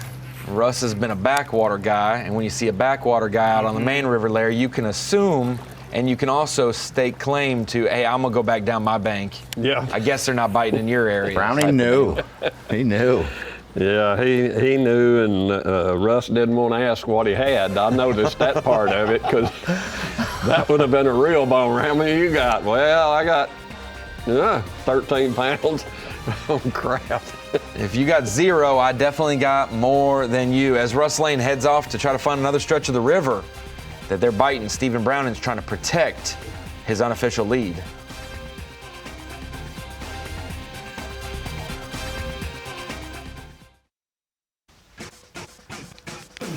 Welcome back to Bassmaster Live here at the St. Croix Bassmaster Open, the final day, Championship Friday of what has been a very compelling tournament. Our live brought to you today by Dakota Lithium. Excited to bring you some views from a somewhat new tournament venue. We haven't been there in 21 years. There's your leaderboard as it stands right now. We just got to see Stephen Browning talk to Russ Lane. Russ Lane started the day in 2nd, Browning in 6th. Russ Lane still on 0 today. Him and Cody Nichols, the only anglers to not log a fish on Bass Track so far. And yet Russ Lane is still within 10 pounds or so of being able to jump into that lead if he was to get his day going. So that's what's good about rivers like this, Larry. We talk about it. You're never out of it. If you make that final day, you're still in it, whether it's the last hour or the first hour to catch your limit. Yes, and when you've got a live well that is completely empty, if you get 5 bites, it comes up fast. Yeah, it's really important. It ain't over till it's over, that's for sure. Well, Browning made pretty quick work of his stretch and caught fish rather quickly. He's probably got a little current running up and down that bank. I don't know exactly what it's got, but I know one thing it does have, and that's hard cover. And anytime you got dirty water in a river system, hard cover is better than grass cover because grass cover can get blowed out so easy.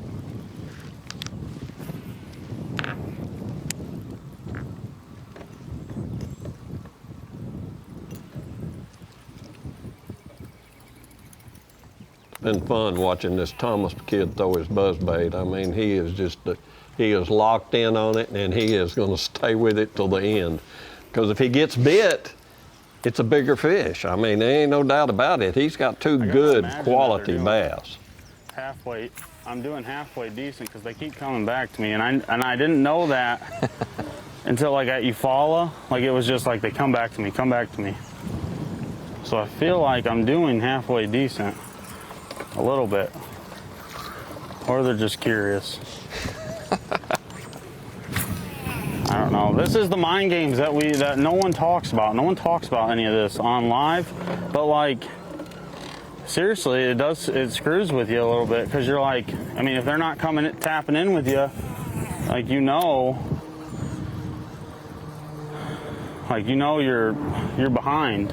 And like here, it's not as frequent as it was at Eufaula, but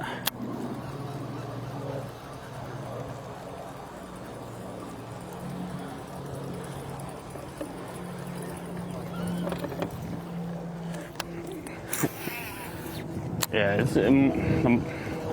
I'm telling you, y'all are giving me mind games snapping back to me on live. Because I'm telling you, this is something that like none of us ever talk about, but like when they come back to me and like as of like right now, I mean, it makes you feel like you're doing good, like you're doing something right. Like, so every time, if you don't like, if they're not coming to you, then it makes you feel like, well, I'm definitely behind the ball. But I hope, I mean, I won't lie, I hope they stay on me the whole time, I'll be honest with you. I love it. Got them little demons talking to him. I love fishing on Bassmaster, I can tell you that. I wouldn't want to do anything else. And I got great sponsors that will help me do it for a long time. Rec Pro, DNR Sports Center, Bolt, Shimano, Gates, I mean, all the guys. I mean, everyone has just been phenomenal. These Miller Tech batteries have held up great all week. I haven't had an issue. All my Garmin's have been absolutely phenomenal. My trolling motor's been great. can't say nothing more, and especially like my family. I mean, without that support, it's just, I would tell you, it would be very, very hard to be able to do this full time. So.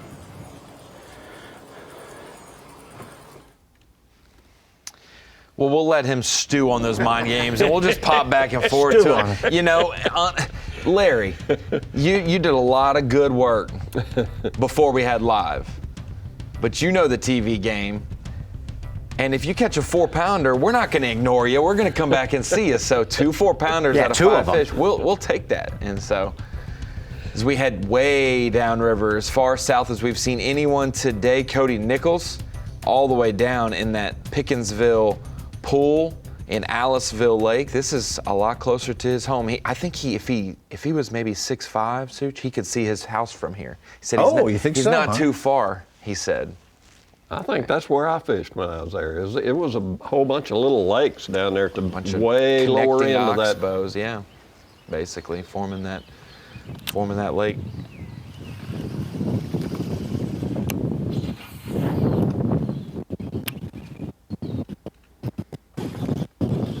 I mean, his hometown's maybe 60 miles from Columbus. I was looking where... Well, Theo Vaughn's unsure, if you've seen the clip online, how far a human can actually see distance-wise. So maybe you could see 60 miles, 60 feet, something. Looking where Bo Thomas was from, Michigan. He's on the state line near South Bend. Not that far from Kalamazoo.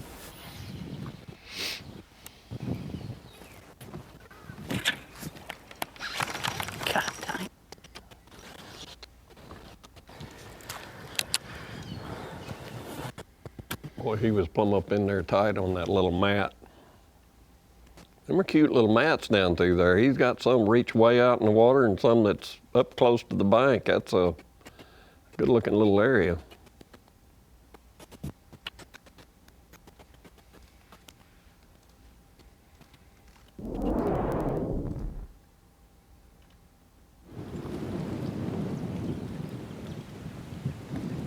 That old wind's really kicking up, too. It absolutely is. But like you said, that hard bank, that hard cover, rip-rap, a little bit of wood, for browning is a whole lot better situation than an open water flat with some short grass, you know, getting blown through.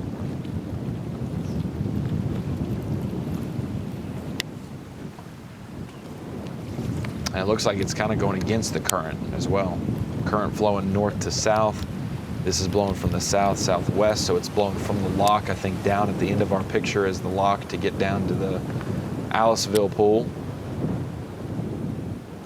Larry Nixon, you might enjoy this. Last year, Bo Browning was going through our EQ system to qualify for the elites, which he did, and his father couldn't give him any information about the lakes they were fishing, but he said, son, just make sure you get your points.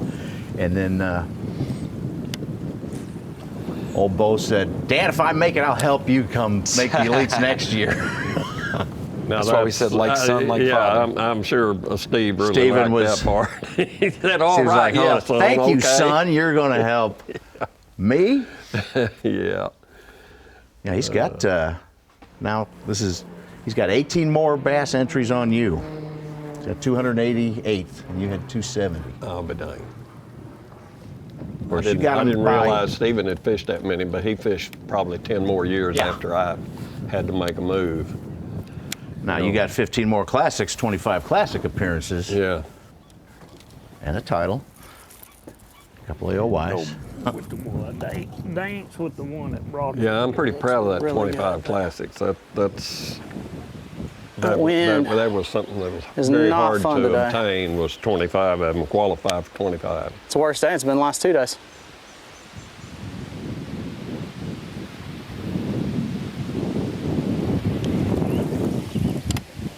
Watch this. I've seen more anglers on live the last few years put a rod down, pick it up, first cast with the new rod, catch one.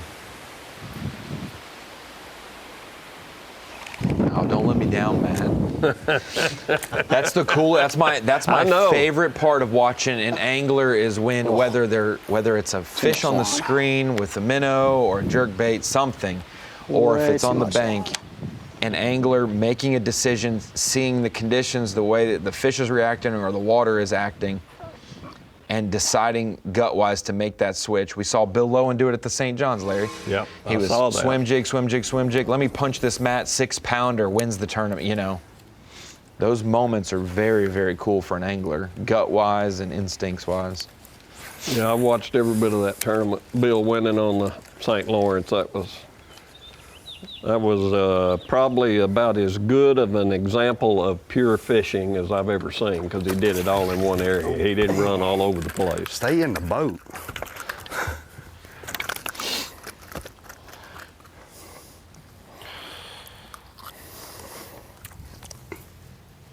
Yeah.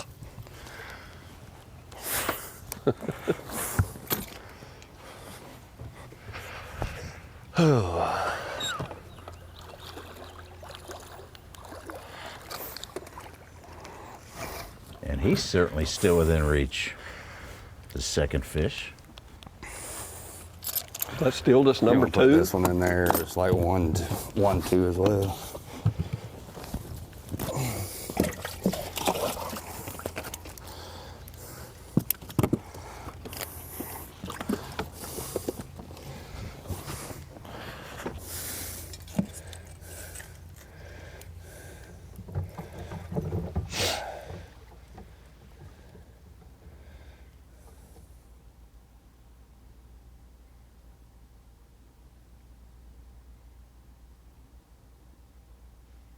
Can't trust river fish like that, Larry, and leave that live well open. You know, river fish are ready to escape at any moment.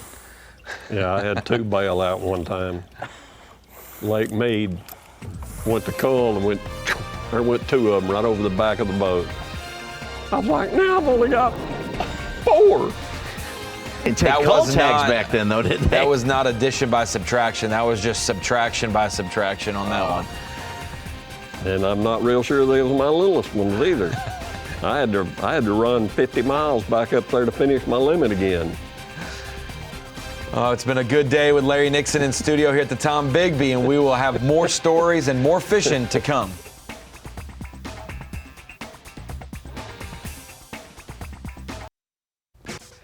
Welcome into the Bassmaster Studios here in the Bass Pro Shops bait and tackle section. This is a top tackle, and Larry Nixon, we have seen a variety of baits getting used on Bass Live today. We've seen a buzz bait, a bladed jig, we've seen crank baits, swim jigs as well. We've seen a frog catch, and now flipping is coming into play for some of these anglers.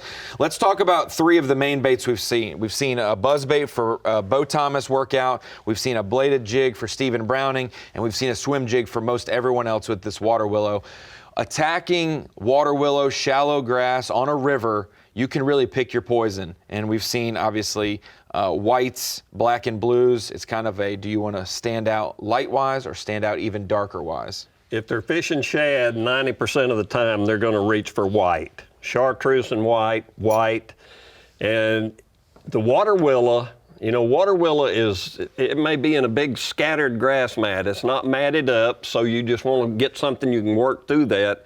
And that's where that swim jig comes into play, and it's such a good bait. When you get to hardcover, that's when the old chatterbait comes in. And, you know, Stephen Browning's cranking hardcover. What I call hardcover is either wood or rock. And you don't have to worry about that water willow blowing around, and you can work it with a different bait.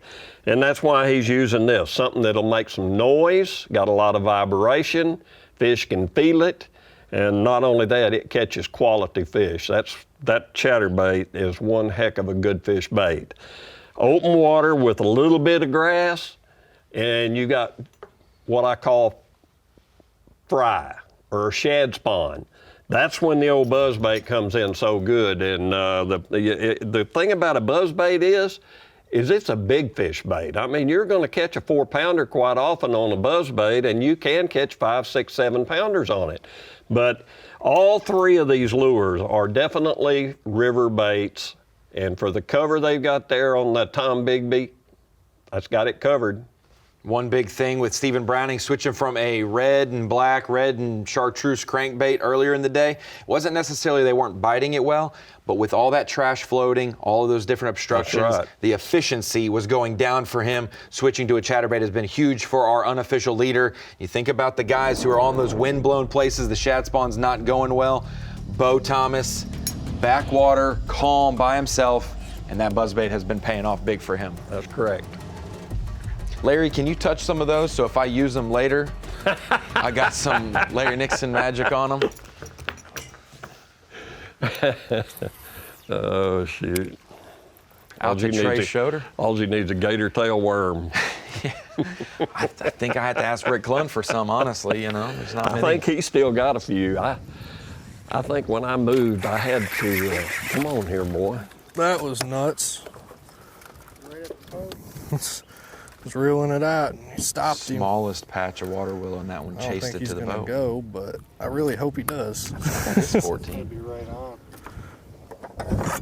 He might. If he does, he's gonna be like 14 on the dot. That's the thing that I can't. Look at that. We got 15, brother. Yeah. Bigger than he thought. And keeper number 3. 3. He's in 6th place, 5-3 back of the lead. That cuts it. Our top 6 are within 5 pounds. Look at that, boiled it right when he was about to bring it out of that water willow. Got a feeling a lot of them fish are moving to that outer edge if that water's falling. Yeah, and I feel like this morning, not to hindsight them, but like I didn't see any of those guys in the wind-blown water willow pick up a chatterbait. They were all still trying to make that swim jig work. And if those fish don't want to be tight to that grass with the silt blowing in there, like covering the outside edges a little bit more efficiently, those types of things, I was interested to see how they attacked it this morning.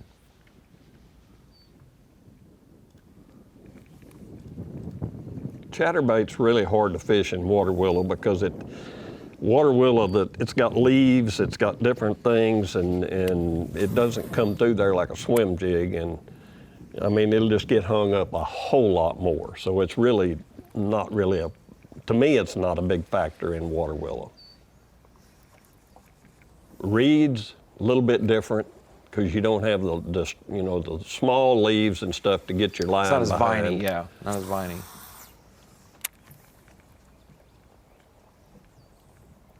Yeah, he's still throwing a swim jig. I think we're seeing Bo Thomas's area with there's some pad stems. You know, it's more of the stick ups like you're talking about.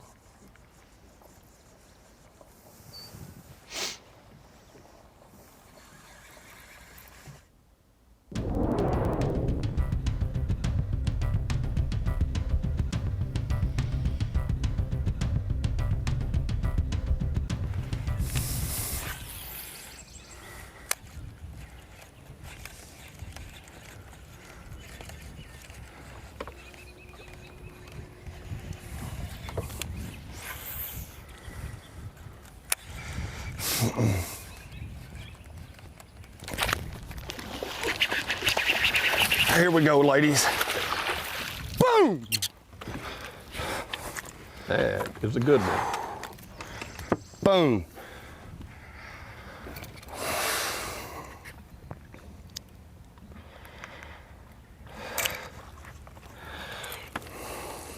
Might be another 4-pounder. 3.5 anyway.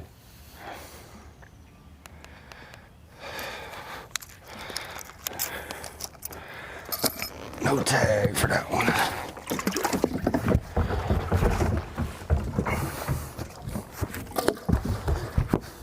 Nice work.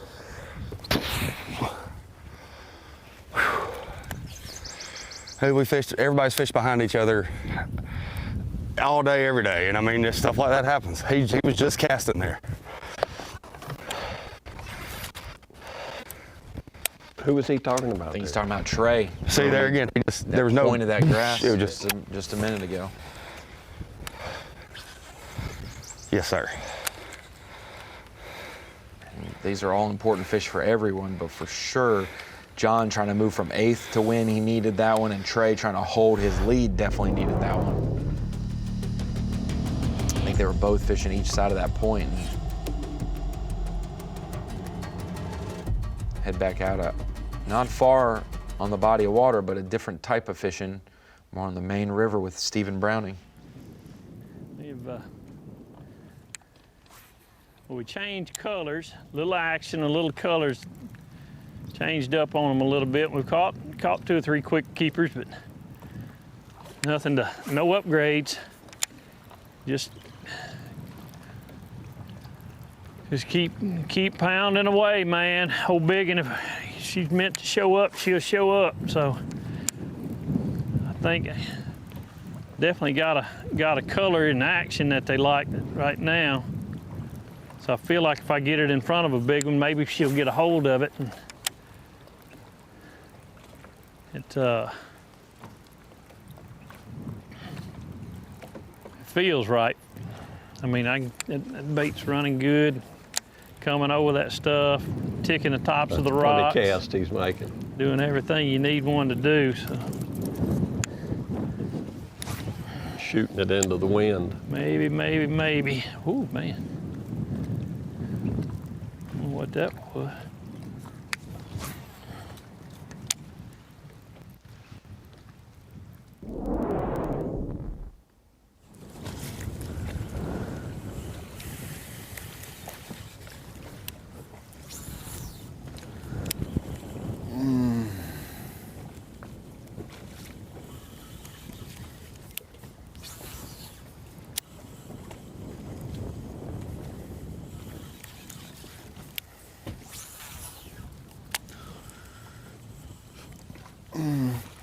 Got it. Oh gosh, it's a big one too. Please stay hooked up. Please. Let's freaking go, baby. It ain't a giant, Here but comes it's a that daggone afternoon good one. bite. Praise God. Praise the Lord. Let's go, baby. Yes, sir. Bass fish with Just a keep 3.5. plugging along. Black and Just blue keep swim swimming. jig. Just keep swimming. Ah, that wind is getting after it. Got my Garmin plate up here with my chicken fillet. Thanks to my wife for getting me some Chick-fil-A. Really hitting the spot. All right, need 2 big ones. Have a Byron Kinney, the old Georgia Bulldog, college champion back in the day. His teammate Will Treadwell. Now giving it a shot about a decade later in the Opens. He made the top 10 at Lake Martin last fall. Top 10 today. That close to a 3-pounder or over, do you think, that last fish? I think it was just under, probably a 213, 212. Something. It looked like a Stephen Browning special. Yeah, Brownie's got 3 or 4 of those 212s. Byron Kinney's gonna make a move, maybe find some calmer conditions around the corner. But every couple of minutes, Byron keeps us entertained. We'll see more of that when we come back.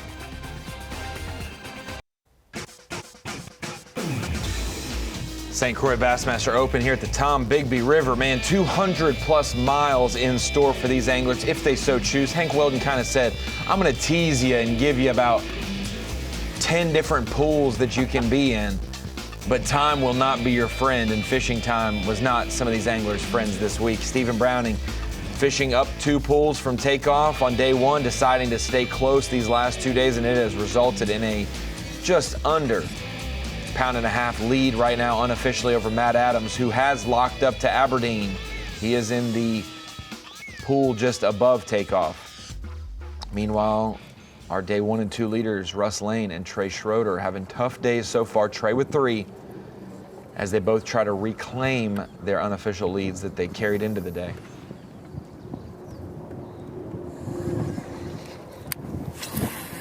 Boy, this kid here has got nerves of steel. I'm gonna tell you what, for him to just stay with it cast after cast after cast and not switch baits.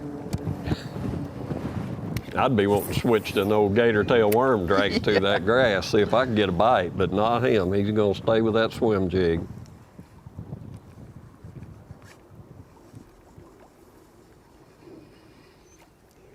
And it is the most efficient lure to get through that stuff.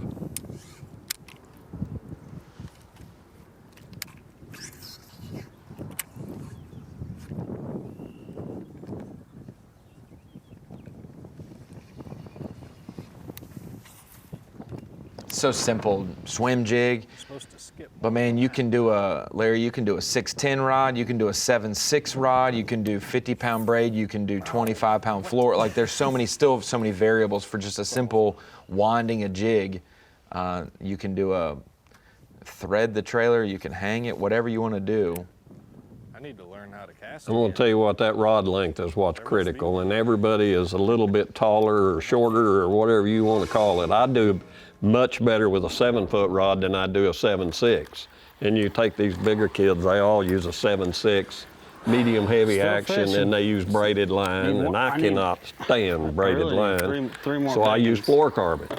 But And you know, it's changed just up a whatever little you bit. fish The sun's best coming out, with. so I'm gonna throw something that gets a little deeper. We're in that If darker I water throw a where they're frog, sitting. naturally I'm going to throw braid, Throwing a but spinnerbait.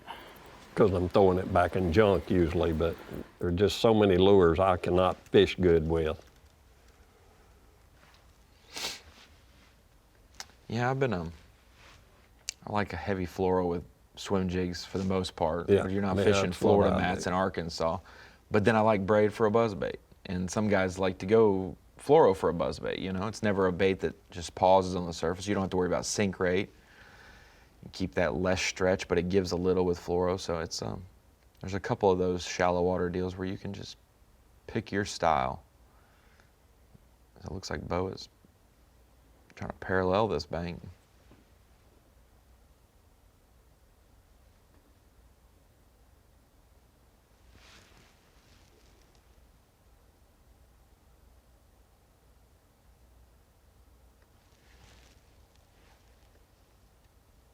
Better keep an eye on Byron. He was right there with Stephen Browning at 26.10 and 26.11. And Byron's had a slow go of it, but the last couple fish have given him, he's got 4 for almost 11 pounds now.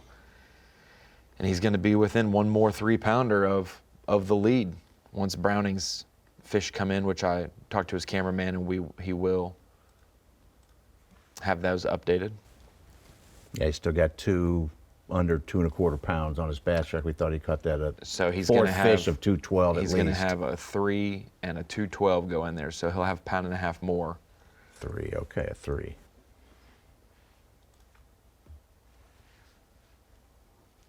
He's staying with that buzzbait.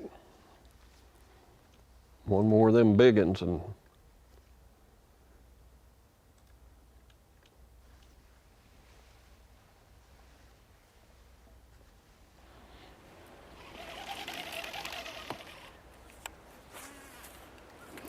He ain't up there. Throughout the day, I've caught some of the same fish twice, it seems like, because some of them have just been setting up right in the same deal. But you never know. But as soon as this sun tucks behind this, I'll probably pick up the buzzbait again. Honestly. Sometimes you just gotta talk yourself into and out of stuff. I mean, every time I put it down, pick it back up, I get a bite. So we're just trying to manifest it right now. We're just trying to mess with him, Larry, by going to him live, and he's... You're live. You're live. Oh, I'm still doing good, I guess. Trust your instincts, though, Larry. Did you always do that? Did you have rough patches where you didn't? No, we always had rough patches where we didn't trust nothing. I thought I remembered a lot of stumps in place in that river, but that's the first I've seen.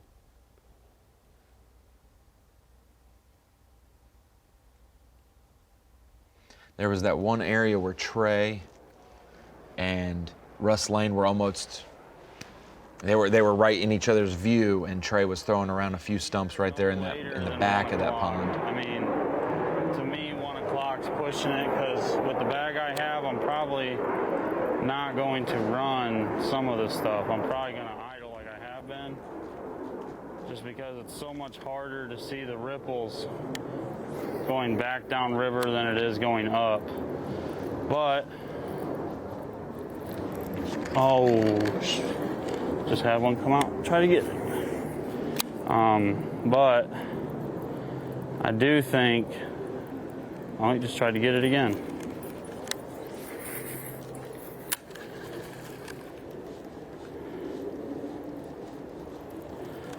I do think that it's way easier going back down. Like as far as how my nerves are, I mean, this morning, I ain't gonna lie to y'all, I was pretty puckered. I was tight-cheeked, as they would say, coming up here. I mean, I ran, honestly, other than one stretch, I ran the whole entire thing. I just pedaled to the floor and never looked back.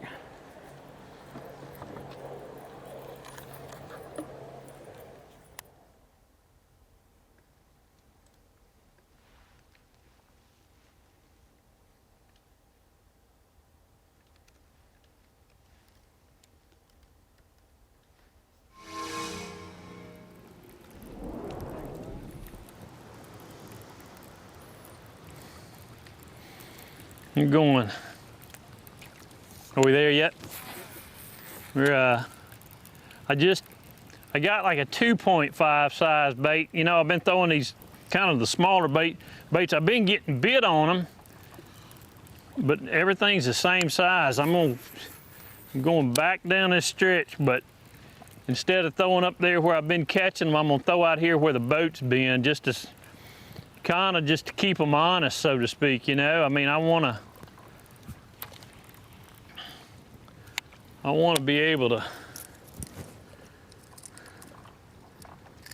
make sure I cover all of it instead of just up there shallow. So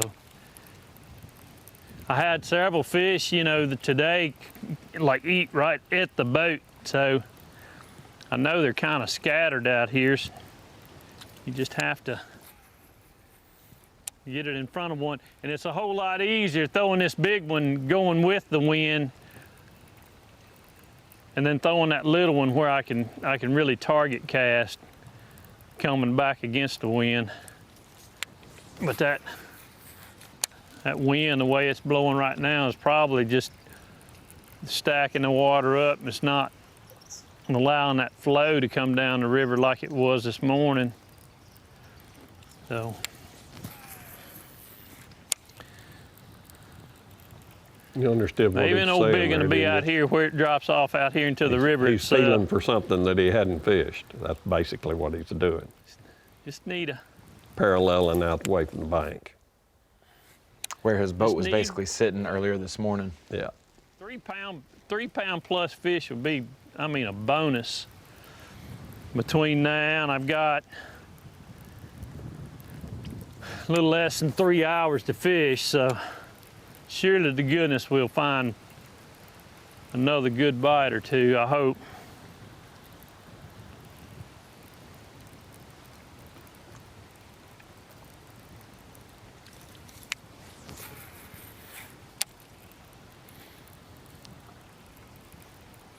Thing about it, when I pan around out here with my live scope, you can see like little high spots and logs and whatnot, so I know there's some stuff out here that'll hold a fish.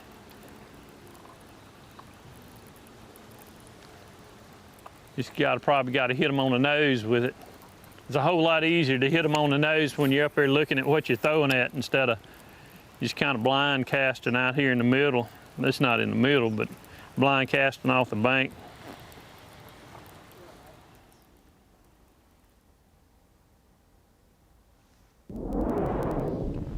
I know he and his wife Tammy sweated Bo's results last year. I wonder how much Bo is sweating his dad's results. Yeah, I bet he is. I texted him. Such, the investigative journalist in me, I texted Bo earlier and said, "You watching today?" And he said, "I got no fingernails left." So I'm assuming that was a yes, sir, I'm watching. But the kid's answer. He's playing guitar. Golf. I like that.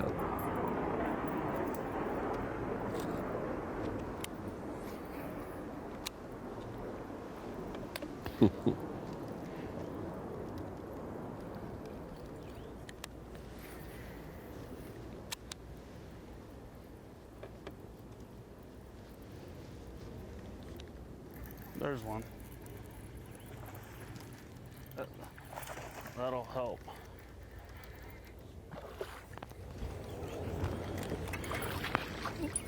Yep. I'm having so much fun up here, dude. Unbelievable.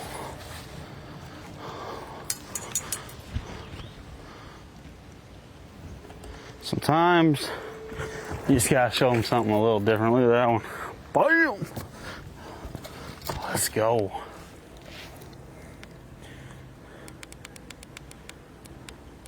Are we still live, guys? Are you guys still pestering me? Is that what he's wanting? Pounder out of there. Yes, Bo, we're still watching you catch him. You're gonna call a 1 pounder. You're gonna make a little bit of a move up. Still need to get rid of that other 1 pounder. Yeah.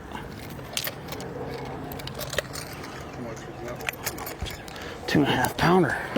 2.5. Pound and a half upgrade.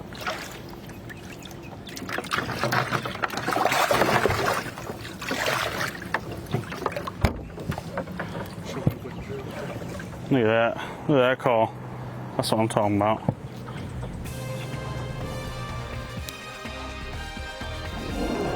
Big time players make big time plays, and Bo Thomas with a buzz bait today is making a big time play. I was wrong earlier, guys. I was in Elite Series mode. We haven't had an Elite Series 1 on a buzz bait in a long time.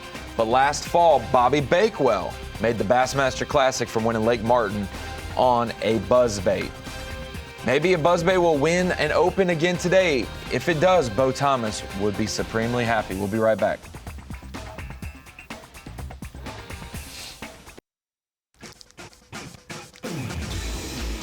Tombigbee River, Columbus, Mississippi. That's where it's all going down today. And we've got 5th and 6th making a move to the top today. Stephen Browning, he's been in the lead for most of the morning, and Byron Kinney, he's been catching all kinds of species and missing some fish. Larry Nixon, but these last 2 catches for Byron Kinney have him right there near the top. We went to break and he had 4. I believe he has now filled his limit possibly and is in 2nd place. It's now become a race between the likes of Browning, Kinney, and Bo Thomas. Matt Adams still lingering there, but has not made an upgrade in quite a while. Trey Schroeder still needs 2 to a limit. And that's your top 5 right now. A couple guys, we've got 6th, 5th, 10th. That is where these anglers started the day that are at the top of our leaderboard. If that doesn't scream tight weight river fishing, What's up, I don't know what everybody? does. We You're going to boil down to whoever can catch a big one Wind's gotten up pretty in strong. these last 2 Just caught my hours. 5th fish. There's a very good chance I One end up more throwing 4 it back. pounder. It was hooked tight. pretty bad. That's the only thing about checking it every river few tournaments seconds. that I know of. Trooper, he's doing pretty good, but good chance I throw him back. It was like a 14 incher. So, you know, we need we can get 2 more big bites. You know, maybe have a good bag, but we fishing hard. We got to get out of this wind a little bit. Make us a little run. They're always close. That 4 pounder you're saying, Larry, yeah, those just that's what Stephen Browning's been praying for. He's got a bunch of really solid fish, but just catching that one above. I think he knows. I think he's got a pretty good beat on what he exactly needs. Well, Kenny started 6th, 3:11 back, and Browning was announced back of him in 7th. Sorry, and 6th and leading 7th, now. Yeah. Bo Thomas up from 10th. In the mix. This is a boy that went way up. Some fish that were still back Yes. there, just coming off, and just seemed really dead. Seemed like the farther I went back in there, the worse it got. So we come back out, and I like the feel of this and look of this a lot better. Still just kind of looking. We need a big one in a bad way. A 4 pounder would really, really go a long way today.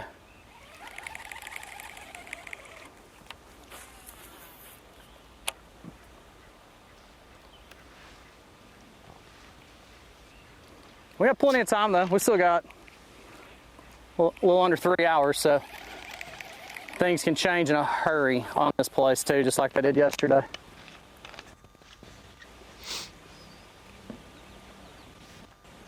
Two of the best bags today are kind of opposite formed. Stephen Browning, all solid fish. Bo Thomas, 2 4s and a bunch of small ones. Shallow right there. Bo needs one or two just okay fish to get to that same mark that Steven's at. Yeah, we saw him catch that 2.5, get rid of one of his 1 pounders. We still got 2 just under 1.25 pounds. They could have a really big bag.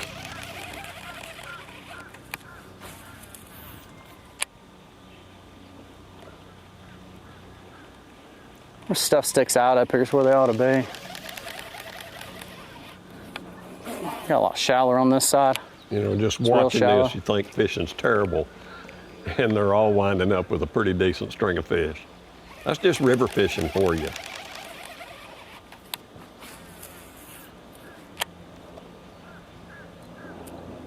I think we started with 155 boats. Day one we had 53 limits. Yesterday we had 60 limits. The average fish is about 2.25 pounds.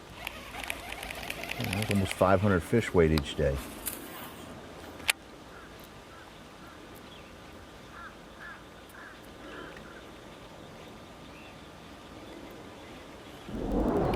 And first to 155th is less than Kyle Welcher's margin of victory in the Elite Series. Add them all together. Well, we can't even, that's apples and oranges. This is the steroid era versus the non-steroid era when you've got Stephen Browning's 3-day total is barely eclipsed his biggest bag at the Pasca Tank. So let's keep it in perspective here. Just because they say river at the end doesn't mean they're equal.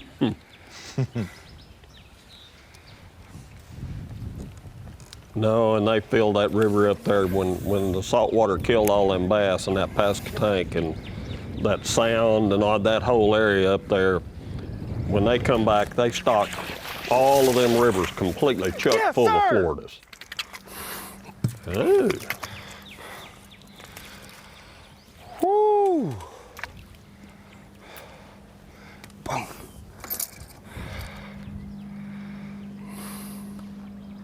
Dude, come out there and got it like a rocket. Duval's gonna have a big bag, a good bag at least.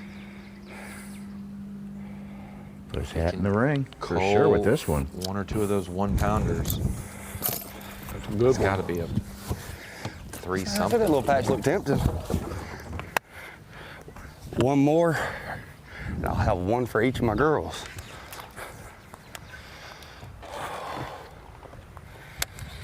Got a 14-ouncer in his. Might need to fish some more of this. What it shows me also, Larry, is that it was a slow morning for him. But you go at around 10:45 to 11, he catches 2 keepers to go number 2 and number 3. And then now, over the last 30 minutes, he's caught his 2 biggest fish of the day.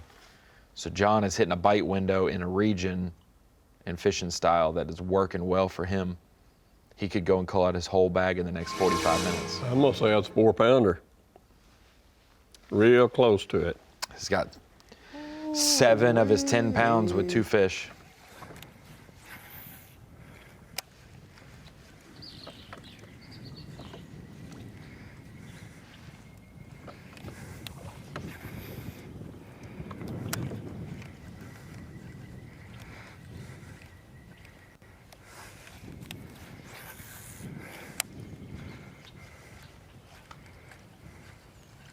Dude, if I can get that sub-pounder out of there with another one like that, we'll be cooking.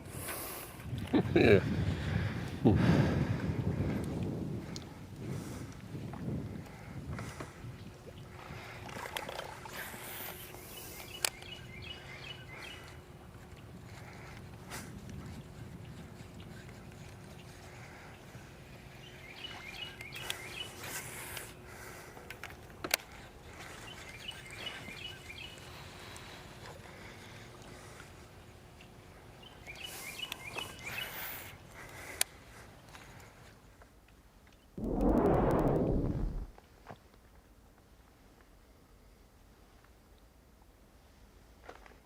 Still sitting on 2. Need to make something happen. I mean, we still got plenty of time left. So, I mean, all it takes is, you know, you pop 2 within 30 minutes and all of a sudden you got 4 and then 15 minutes left to go again and catch number 5. So that's what we're going to try and do. And hopefully they all, the last 3 are 5-pounders because that's what I'm going to need to actually have a chance. So, about to take off here in some skinny water and try and go to my saving grace hole a little early, and I know there's some more fish in there, so see what happens.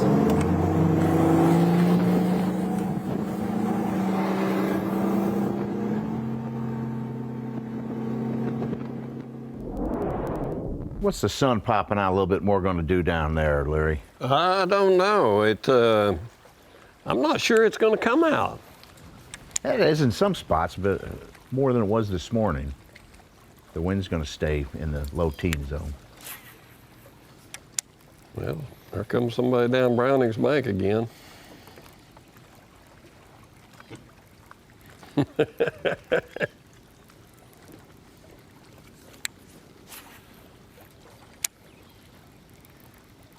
There's those moose antlers. Yep.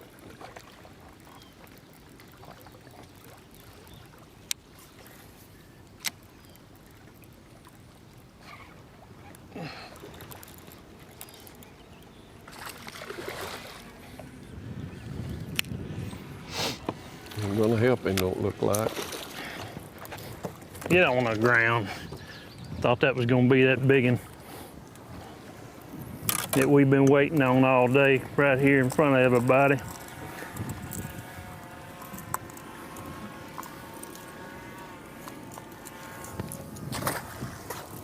Oh well.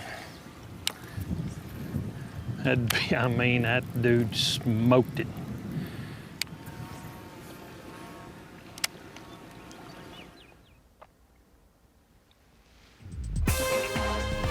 We got a new man in second place, Byron Kinney. Welcome to the show, Georgia Bulldogs. The only thing we got to worry about is him getting a speeding ticket on the way home. I'm just kidding. He's not a college football player. I'm just kidding. Byron Kinney has sped to the top of the leaderboard, though, and he's chasing Stephen Brown, one of the best river fishermen in the world. See these guys go head-to-head when we come back.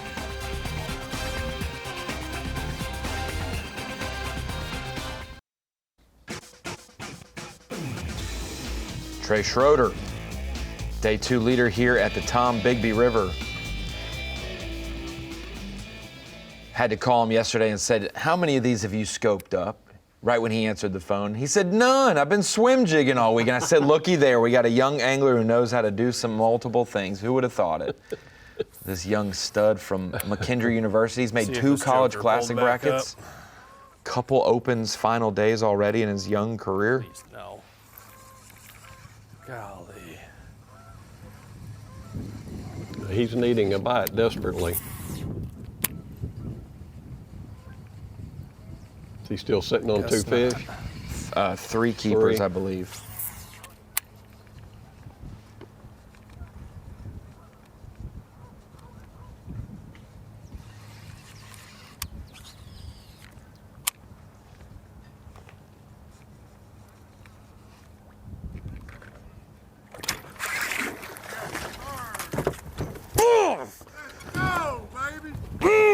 That one helped. One more bass away. One more.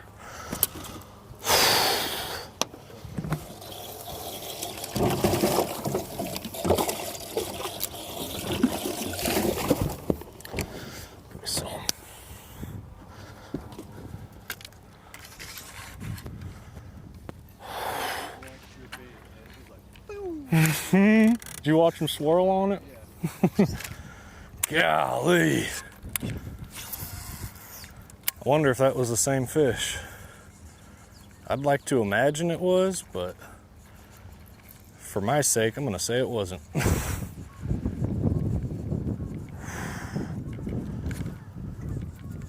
yeah. Some 4 for about 8 1/4. Over to John Duvall, who was sharing some water with Trey just a couple minutes ago when John started his flurry. And we'll call it a flurry, 2 threes in 30 minutes. Larry, we'll call that a flurry. He's looking for another one. Looking for another one. He said one more good one, and that'll be the same amount of girls at home. We put all 5 of them in.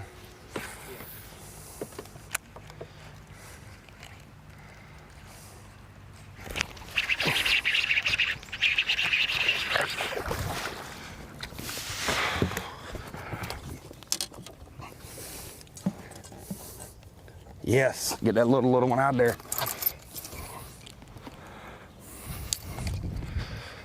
It's not a big one, but Dude, it's you see how massive for fast getting he rid of tore a out of there. 14-incher or 14-ouncer.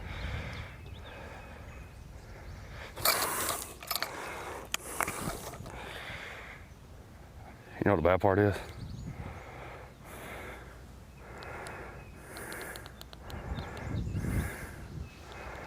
The little one's bigger than this one. Oh, You know what I'm saying?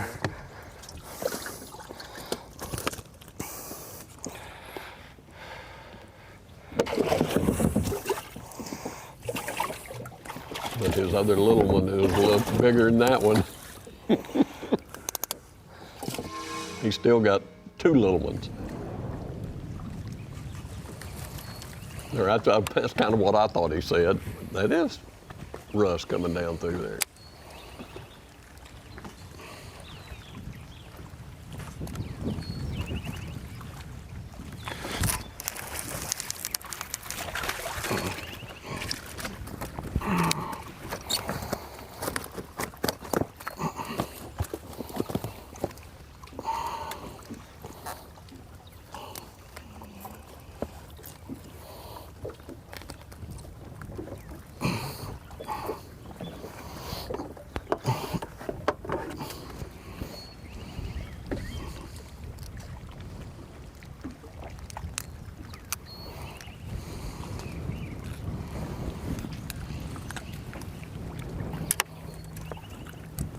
One. Number 1, and it weighs 1. But it is 1 more than he had 1 minute ago, Larry Nixon. That is exactly right. He is no longer skunked. The hardest fish to catch is number 1, and the second hardest fish to catch is number 5, right? That's absolutely correct. 1 and 5.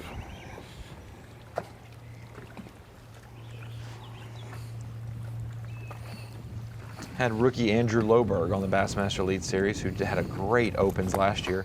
Said he fished the first 2 elites so badly, but it was because he was basically launching and trying to catch a limit before he had number 1. He was so excited and so fast fishing, he wasn't being himself. And so I said, hey, we gotta. 1 at a time. 1 at a time. Unless you're throwing an A-rig, you can't catch 5 at once. Slow down. Oh, man. I hated that thing so bad. I was so glad to see it go away. Good. That was the most confusing lure in the world to me. Just had a Got big Bo switching up from a buzzbait. He's throwing spinnerbait. He caught that last one on spinnerbait.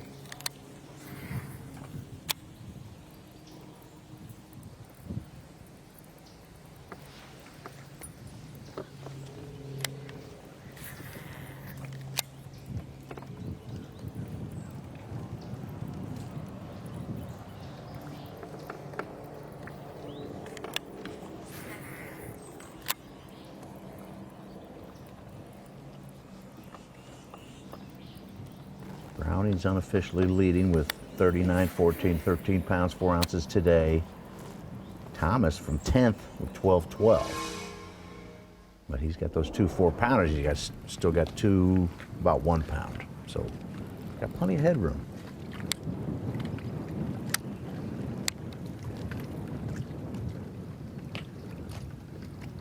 Thomas is Almost looked 1-4 like a back of dead gum Browning. bass right there.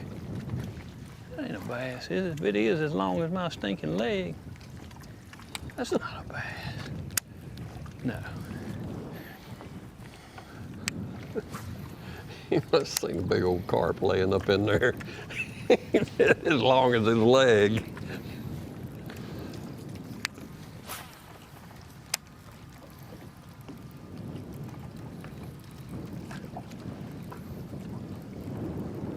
Now what's the visibility? About 8 inches? I'm gonna say right there, it's a little dirty. I don't know whether I can see his trolling motor head or whether that is a hummingbird something.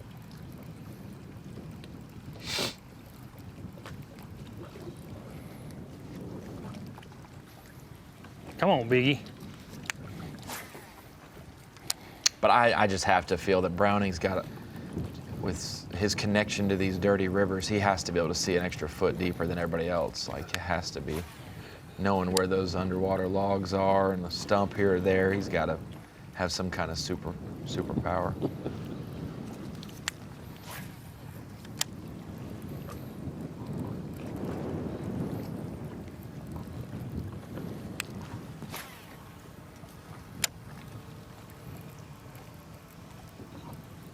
Top 4 anglers within 1 pound, 4 ounces. Matt Adams' fifth is 2 1/4 back.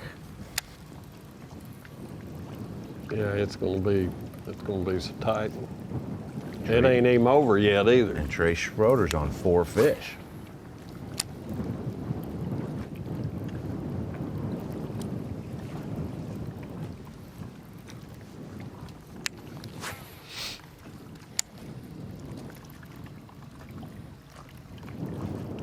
I'm gonna say he'll catch his 5th one because he's got 2 hours.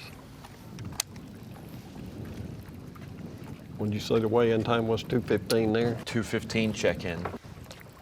So he can fish to about 2:14 and 42 seconds with how close if he's that close. Takeoff is right there.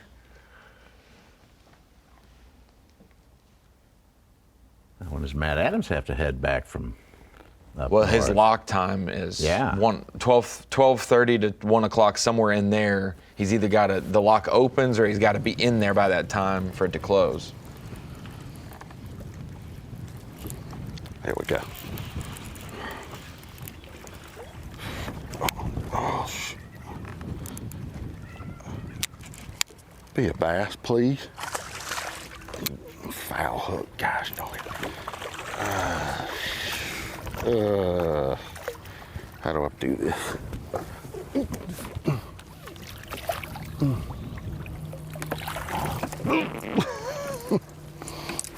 I thought for a minute there he done caught Stevens' 4-pounder. Yeah, with the bait in his mouth. Something. I knew he had one snagged, but I thought it was big fish, the way he was acting. 2.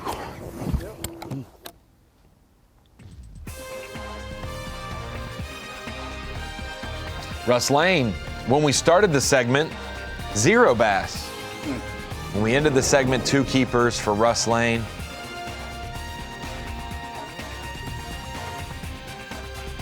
Those poor Mississippi State fans going down the river, having themselves a time.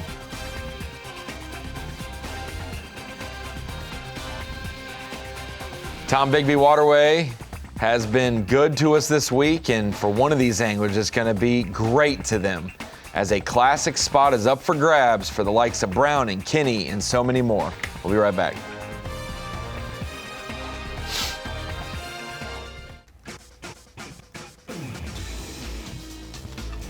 Final day here, the St. Croix Bassmaster Open at the Tombigbee River, Columbus, Mississippi.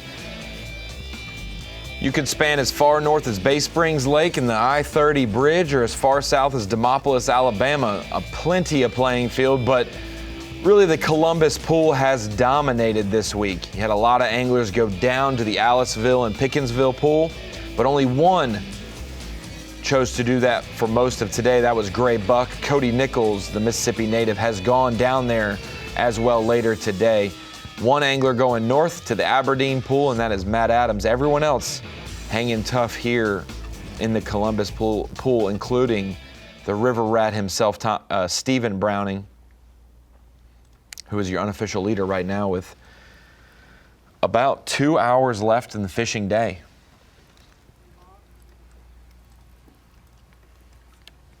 Stephen's still looking for that big one. Got a good string. That thing one time, 6-pounder. Come on, big. Talking to him.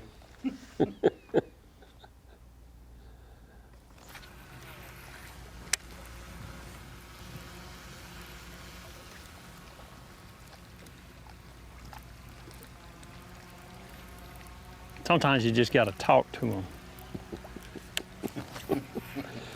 I've done that many a time, Stephen. Coax them. Begged them, pleaded with them. But the here fishy, that never works, does it? Not really.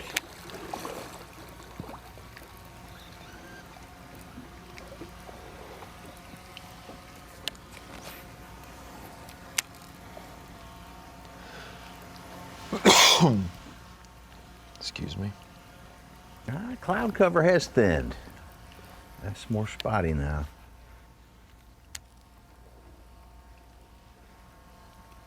Yeah, yeah. I see blue sky up there. I don't want to make them bite though in that river.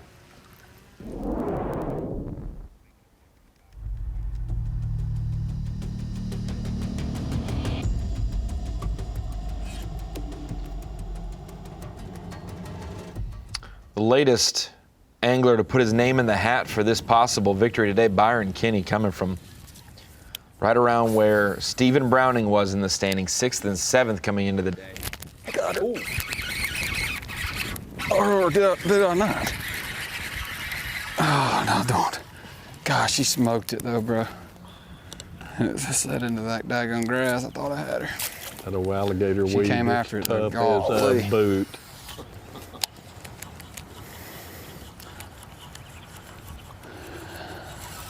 Yeah, she came after. That's for sure. Some of the most just meanest bites you can imagine.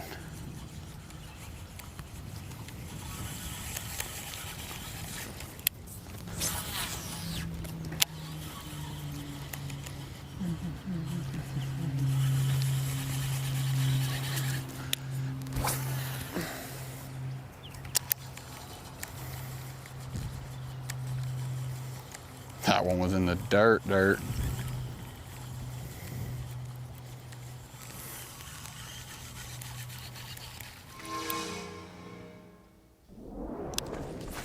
Saw Russ Lane go from 0 to 2 real quick.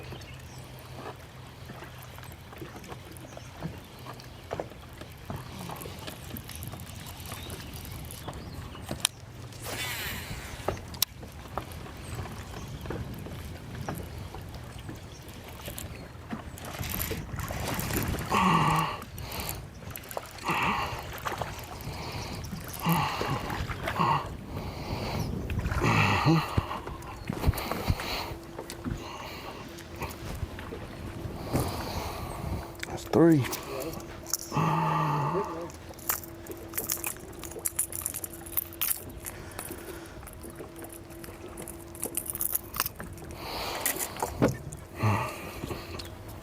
Oh, just ain't got no size. Better than sitting on 0 though. For 5 hours, Russ Lane had 0 in the box. In the last 45 minutes, he's added 3. Yeah, he's making a comeback. It's our day 1 leader with the biggest bag of the event, 1710.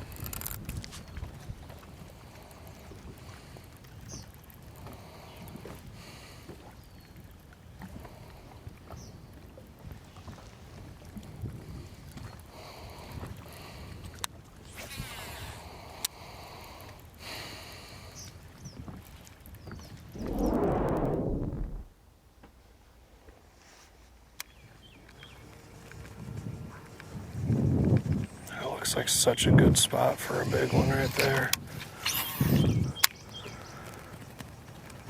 Just posted up on a little isolated piece of grass. Going from the day 1 leader to the day 2 leader.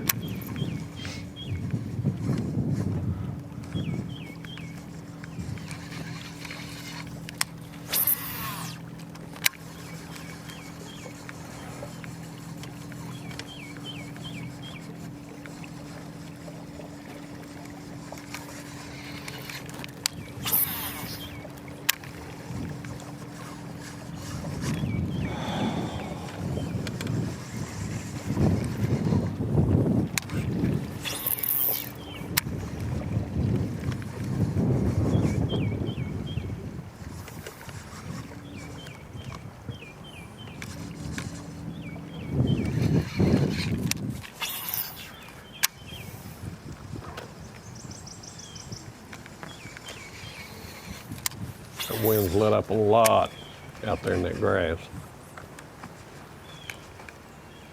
There where Brian was earlier, it was almost white cap, and I think that's the same spot.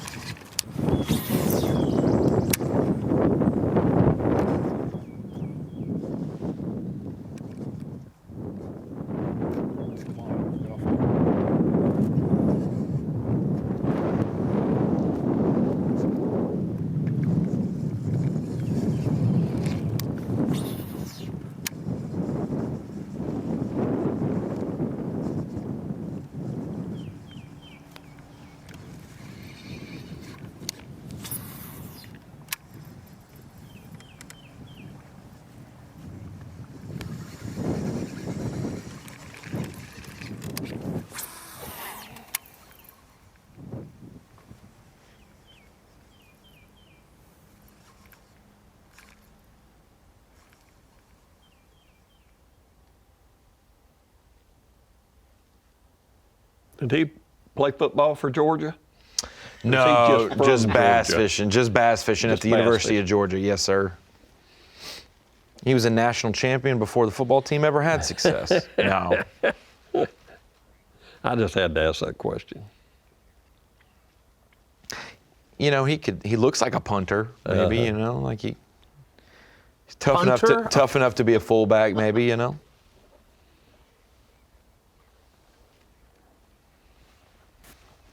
One of those hard-hitting safeties, Ronnie. That's what he looks like to me. He looks like a fundamental, sneaky, athletic guy, according to all the recruiting deals. But another fundamental, sneaky, athletic guy.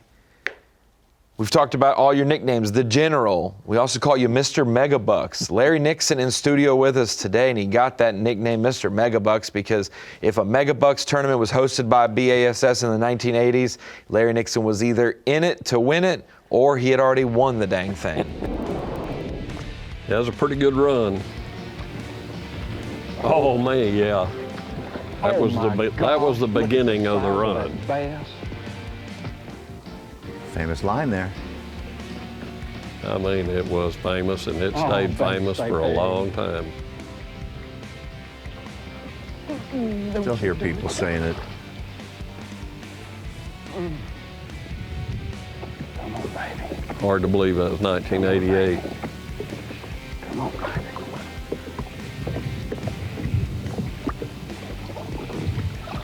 God, dog. Thank you, Lord. Thank you. All right. Gosh, I was skinny back Look at then. that guy.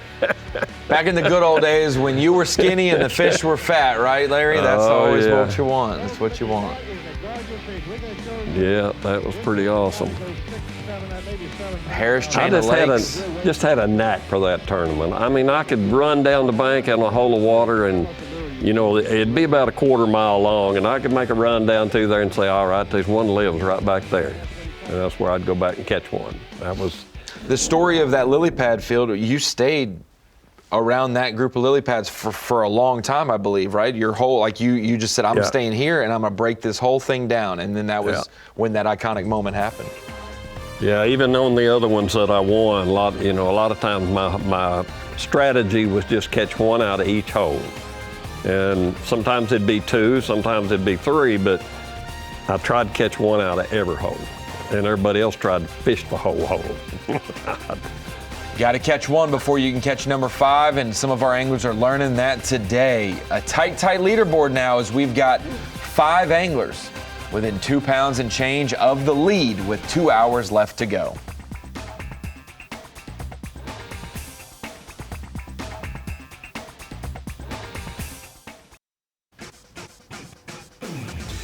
Less than 2 hours of fishing now.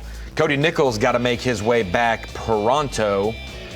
And about 30 minutes from now, Matt Adams will make his way back, and we will have all 10 anglers back in the Columbus pool for the last little bit of fishing. Meanwhile, these 7 anglers who were in the Columbus pool have all the way until 2:15 to make their final casts. And Stephen Browning's been dominating on the river all morning. Russ Lane's backwater area has not been kind to him. 5 hours without a keeper, In the last hour, Russ Lane has put 3 keepers in the boat. He is still vying for a classic spot with a win today. Stephen Brownie would like that spot to be his. And Byron Kinney said, hey, don't forget about me. I know how to swim a jig and some water willow with the best of them. And he has jumped into second place. Russ Lane, though, with 3 now, trying to keep the momentum going. He's caught 1 on a crankbait, I believe 2 on a soft plastic. Some sort of flipping bait. I'm not sure. I couldn't identify it when I saw it a while ago. It's probably a Strike King Rage Bug or something like that.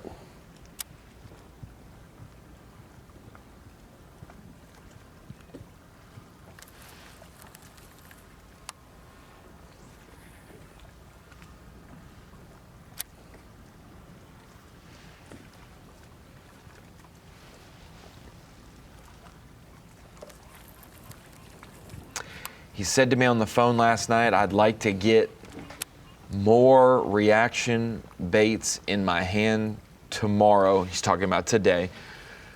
I spent too much time on day 2 flipping. And so spent too much time flipping his flat of water willow back there and not reaction baits. Obviously reaction baits were not working in there today, and he has gone to the main river and has started flipping. Well, he's flipping that hard cover with totally different. Yeah, totally different than what he was saying. I don't want to do that in that other area, but he's having to do that in this area. Out there in that grass, that's the thing about that water willow. And you get a lot of, in a river system, you got small areas that are good. Well, them small areas get beat up pretty good, and the fish that are sitting there, if you don't make them react, they ain't gonna eat. I mean, that's just the way it is. You can flip a worm at him, you can do anything you want, but if you swim a swim jig through there and you pop it in his face, all of a sudden it's just like, and he bites. And that's what we call a reaction bite, and that's what you have to do in that water willow. We're out there on that river, you got more hard cover, wood and rocks, so you can flip and pitch it much better.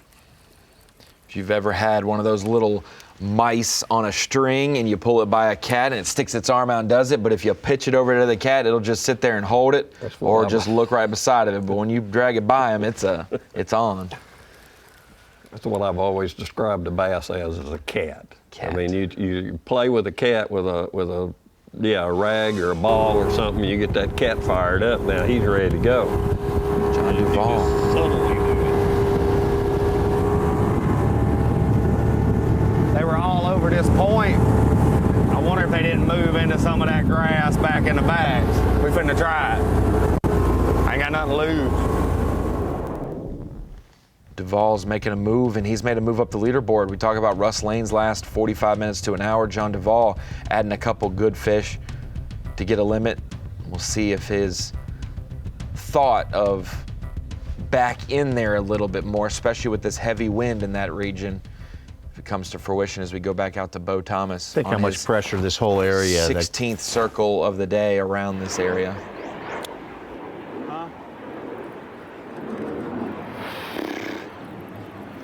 I don't know whether I need to leave and start heading back.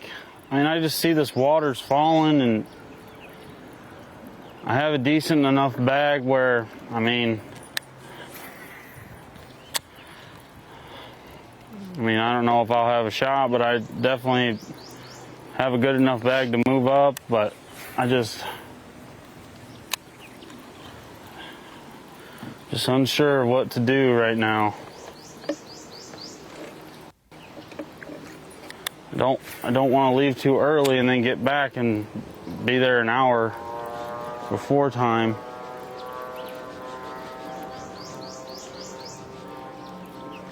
But I definitely have to give myself somewhat decent amount of time just in case something happens, if I get stuck and gotta push. I don't know.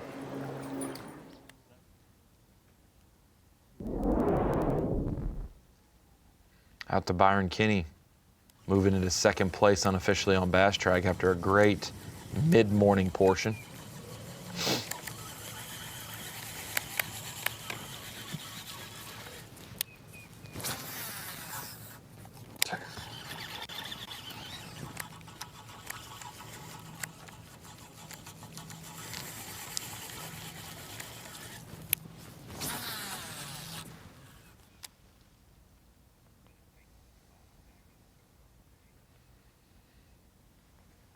Byron Kinney, if you're not sure who that is, he fished in the College Series, competed toe-to-toe with the Justin Atkins and the Jordan Lees of the world, and took my lunch money as well for my school food in college, and took some time, reevaluated his life, got married, has a family, dedicated his life to the Lord and doing ministry, and now said, I think I'm at a point 10 years later that I can get back into tournament fishing at a high level. And the last 2 years on the Bassmaster Opens have been good to Byron Kinney, and he is in a good position today he's one bite away, guys. One bite away from maybe having a Bassmaster Classic berth, because he has now pulled within just one bite of Stephen Browning's total. Don't sneeze at an Opens title. The title's a title. Bassmaster. Absolutely. $35,000 for the win today with the field of anglers that we have. And we'll definitely have you well on your way to making the 3 EQ events at the end of the year, where 10 elite spots will be up for grabs, more classic opportunities as well. He has put that swim jig to work today. We've seen some guys throwing a white swim jig. He's been with a black and blue one though, Larry.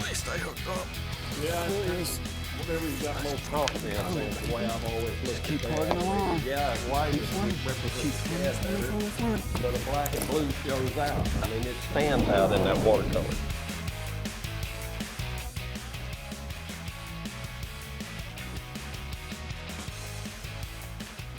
Several guys got healthy in our Division I points with their top 10s. Duvall, one of them. He and Bo Thomas and Gray Buck all had finishes in the 100th at Clarks Hill. And now with this top 10, they're in the middle of the, even it out, they're in our top 50, who will move on to the 3 fall events. You're never They got to stay there. You're never sure how these guys feel about it, but some Georgia anglers signing up because they see Clarks Hill in the schedule possibly. Maybe it was just happenstance and they were ready to get in the Opens, but you see one in your home state, Larry, and you sign up for it, and you have high expectations for it, and maybe you bomb it. And then the next one, when you don't expect it, is the event where maybe you have a chance at a classic spot. You just never know when you're going to win, guys. I never knew. So many of them classics, there was at least 3 or 4 of them that I thought I was going to win. I mean, I really legitimately thought I had a chance to win. And then I just have the worst classic I ever had.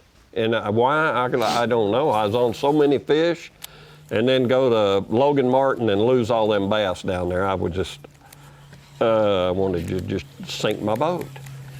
You know, it was that bad. I really thought I was going to win that classic at Logan Martin. I think it's the one Hamilton won. And I mean, I didn't do worth a poot. I didn't catch nothing. It was horrible. Worth a what? You didn't tell anybody ahead of time, though, that I'm really on fish. No angler ever says that. It's a jinx. Only my wife. Then when I come in with hardly nothing the first day, she says, well, what happened? I jumped them all off. I know what happened. Like 4 and 5 pounders. Every time I'd stick one on a jig, he'd just go whoosh, throw that jig right back over my head. It was, I don't know. Then you go to Ohio and you don't expect to win one, and you win.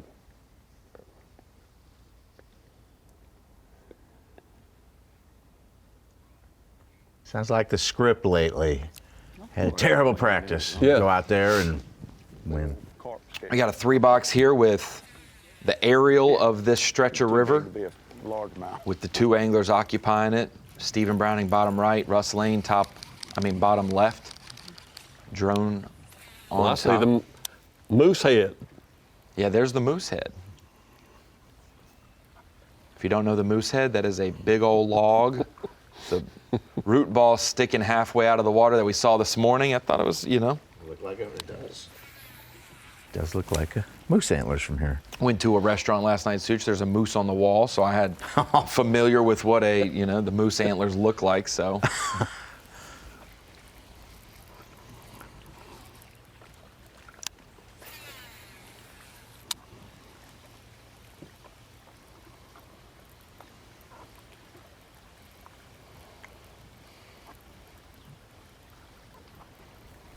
We'll call it bullwinkle. Browning. I think he had a stick hooked in the middle, and it was dragging and doing, oh yeah, they feel just like a bass.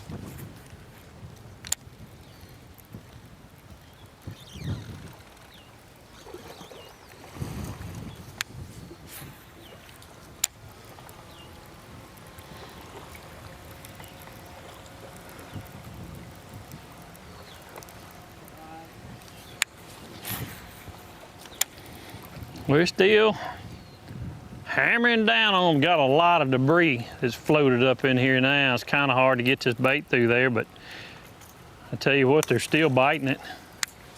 They're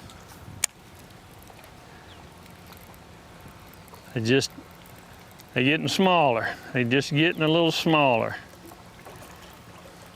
I just need Oh gosh. It's one good bite. One opportunity at a good one. Hard to put your bait in the water without hooking a stick or something.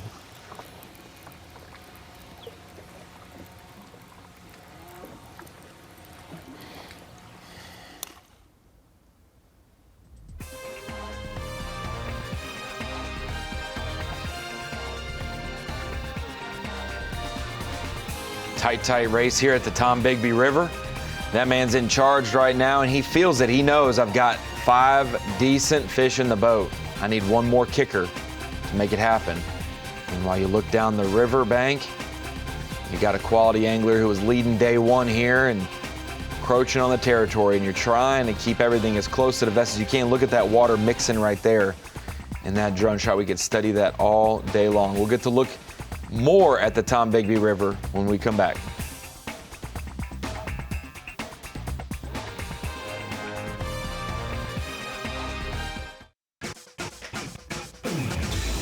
Tombigbee River here, Bassmaster Open, stop number 2 of this Division 1 4 events. We've got the Upper Chesapeake and the St. Lawrence River to wrap up this division later in July. We still have some business to take care of now, and we've got 5 anglers within 2 pounds or so of the lead. And on a river, you never know when a 5-pounder could show up. It could be the last minute of the day or the first minute of the day. And with the weight still so tight, a 5-pounder would help every one of these anglers in the top 10. Trey Schroeder here needs just a 2-pounder. Get his 5th fish. He could vie for the lead. Wow. Yeah, a 2-pounder move him a long ways.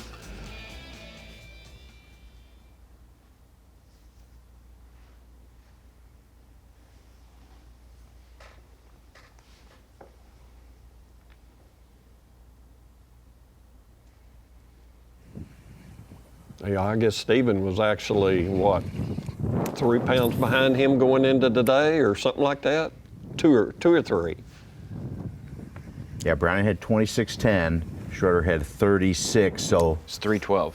3:12. So he's got that margin on him. Imperative that he feels his limit.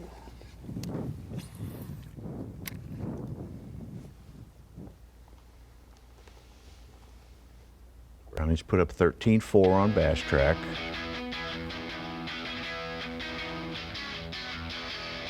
Trey Schroeder, our day 2 leader, been sharing an area with Russ Lane. Those 2 anglers have maximized a flat in the back of the bay where water willow was plentiful. A couple key stretches in there, but today, Larry Nixon, the wind was blowing in there a little too strong, and for both those anglers, they left there after a few hours with nothing in the boat. Trey Schroeder's finally getting closer to a limit after kind of mixing it up multiple spots just to catch his couple fish.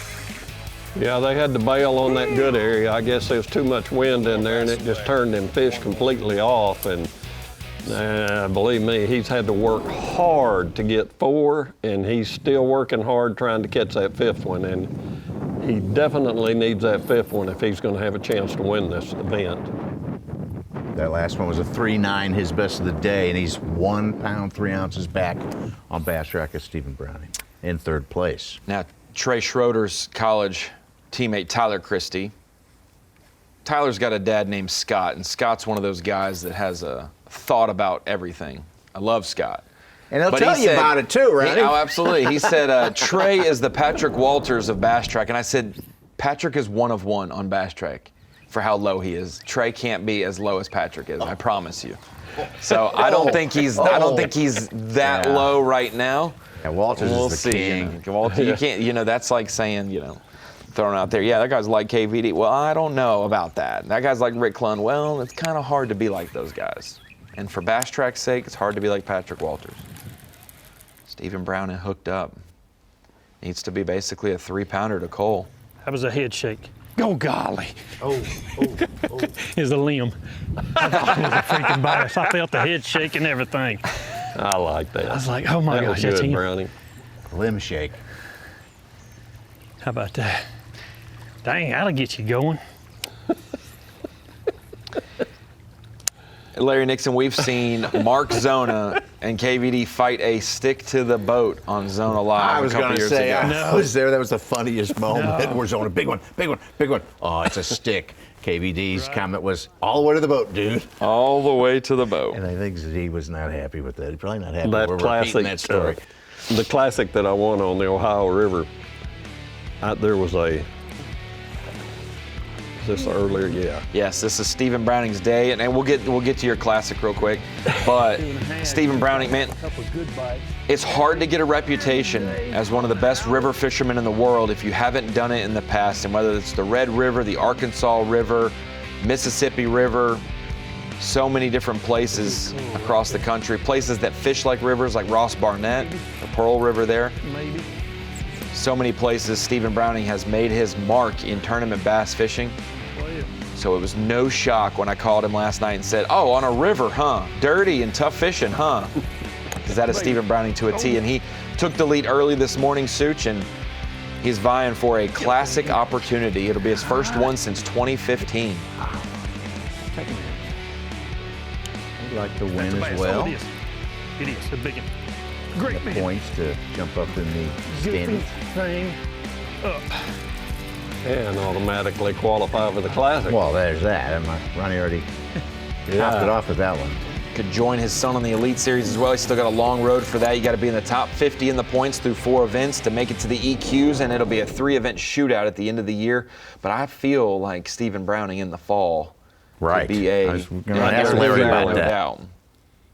That's an emotional moment this morning, him talking about joining his son. And you were ragging on him for crying in the commercial break. You know? What? No, you didn't say that. Wow. He's been mixing it up. On day 1, he went up 2 pools and was throwing a chatterbait and was throwing a frog. Was worried about how much time he'd have to fish, and with the sketchy, you only have one preferred lock time, and that is the lock above and the lock below. But 2 locks up, no guarantee you make it back.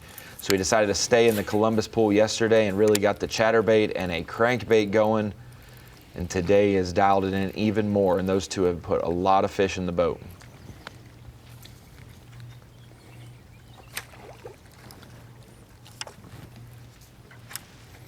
Trying to eat my trolling motor.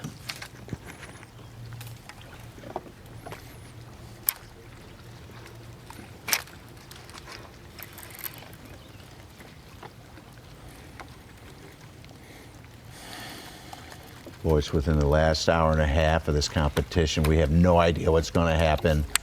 No. Last week on Friday, we kind of knew what wasn't going to happen. Yeah, no chance. That might have been the one that tried to jump in the boat with me yesterday. There you go. I think that's about the same size. Nice little old water snake.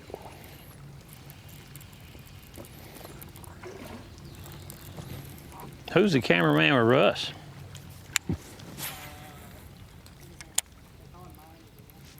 Dan he got to be hot. I don't want to be on that boat with that snake right there, that's for sure. I thought that was one of those fancy schmancy kayaks, Such. You know, what's that, a fencing board? What is, it's awful flat. Brownie is hooked up. Nope. I don't know what, maybe that was his trolling motor. Cameraman thought he was hooked up too.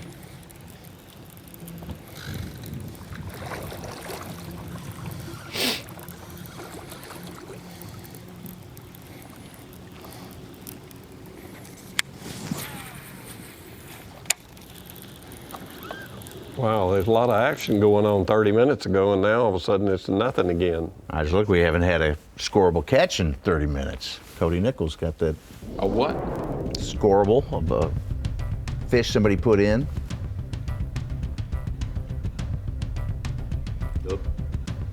Bo Thomas hasn't locked through, but with the sketchiness, I've had 2 opens anglers text me and say where Bo is such a sketchy and somewhat treacherous run, or it couldn't be shallow, like he said. Some of those gravel and sandbars change.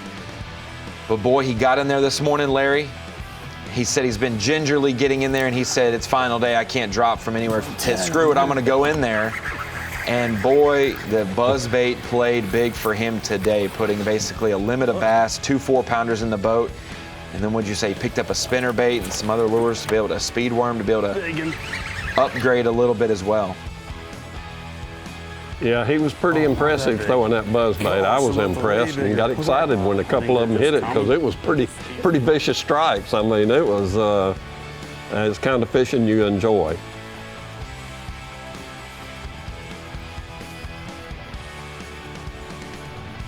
Bo Thomas from the state of Michigan. We've seen him on Bassmaster Live. He calls St. Clair his closest tournament lake that we would go to.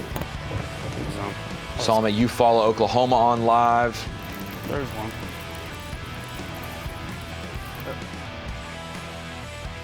There's a spinnerbait fish. Mixing it up, no doubt about it. Said buzzbait wasn't necessarily his comfort zone. I don't see too many Lake St. Clair smallmouth getting caught on a buzzbait, Larry Nixon, but he has definitely learned and got a good feel for it this week. Doing what it takes to try to win a Bassmaster Open. That's the name of the game, and right now you still got quite a few people in this game with a shot to win. You know, some of everybody those guys thinks have limits and some need to call. Everybody thinks of St. Clair as a smallmouth factory, nothing but smallmouth, but there's a million canals there that are absolutely full of largemouth, and they love a buzzbait up there.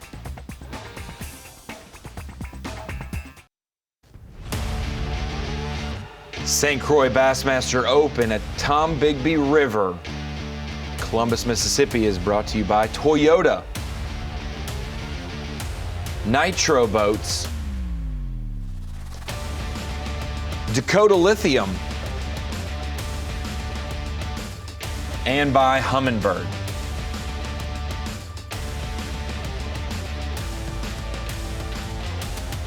So we've got just a few minutes left in our broadcast, and the anglers have about an hour left on the water. We're going to bring it into the Bassmaster Studio, sponsored by Marathon. I'm Ronnie Moore. That's Mike Sucon. You know us from Bassmaster Live every week, and you know this man from hoisting classic trophies, Angler of the Years, and so much more. Mr. Megabucks, the General, Larry Nixon, joining us today. Larry, appreciate you joining us. You fished the Tombigbee River 21 years ago. That's the last time B.A.S.S was here, and boy, I don't know it back then, but what we've seen today is a very fun and compelling tournament, no doubt about it.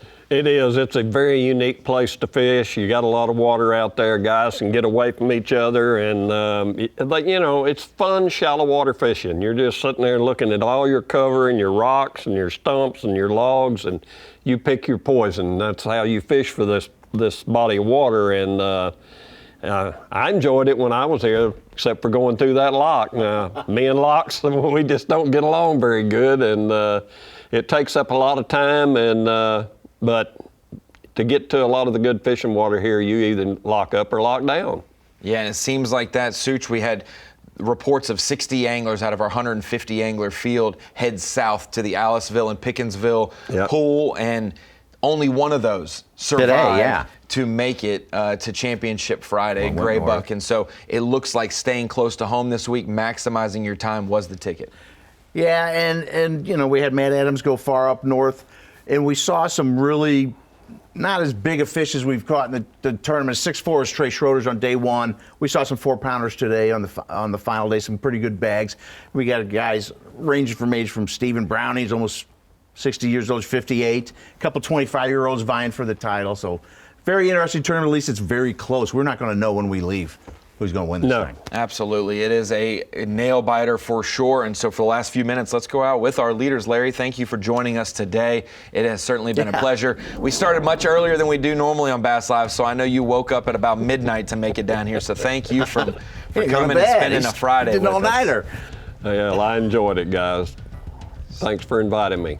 Heading out to Stephen Browning on the main river there of the Tombigbee. It's been putting a crankbait and chatterbait to work, but the last hour and a half have been quiet for our unofficial leader. He's got a good average-sized fish, so the last couple catches he's had were no help. Let me tell you, his quality is good. He's going to have over 13. I don't know if he'll have 14, but he's going to have over 13. He's got a 3, and then he's got 4 that are just under 3. So I'm assuming he's going to be in that 14.25 to 14.5 range for sure. He just doesn't have that kicker, but he's got so many similar fish that his little coals And everybody else out have there been watching important. this thing, I'd catch one. So get ready. Sun's came out, the wind's still blowing. I picked this chatterbait up, man. I've noticed a lot of, like, I don't know, they're probably 3-inch thread fins that's just out here floating around. And I thought maybe instead of that crankbait, they might eat this chatterbait right here at the wind and a little off-colored water.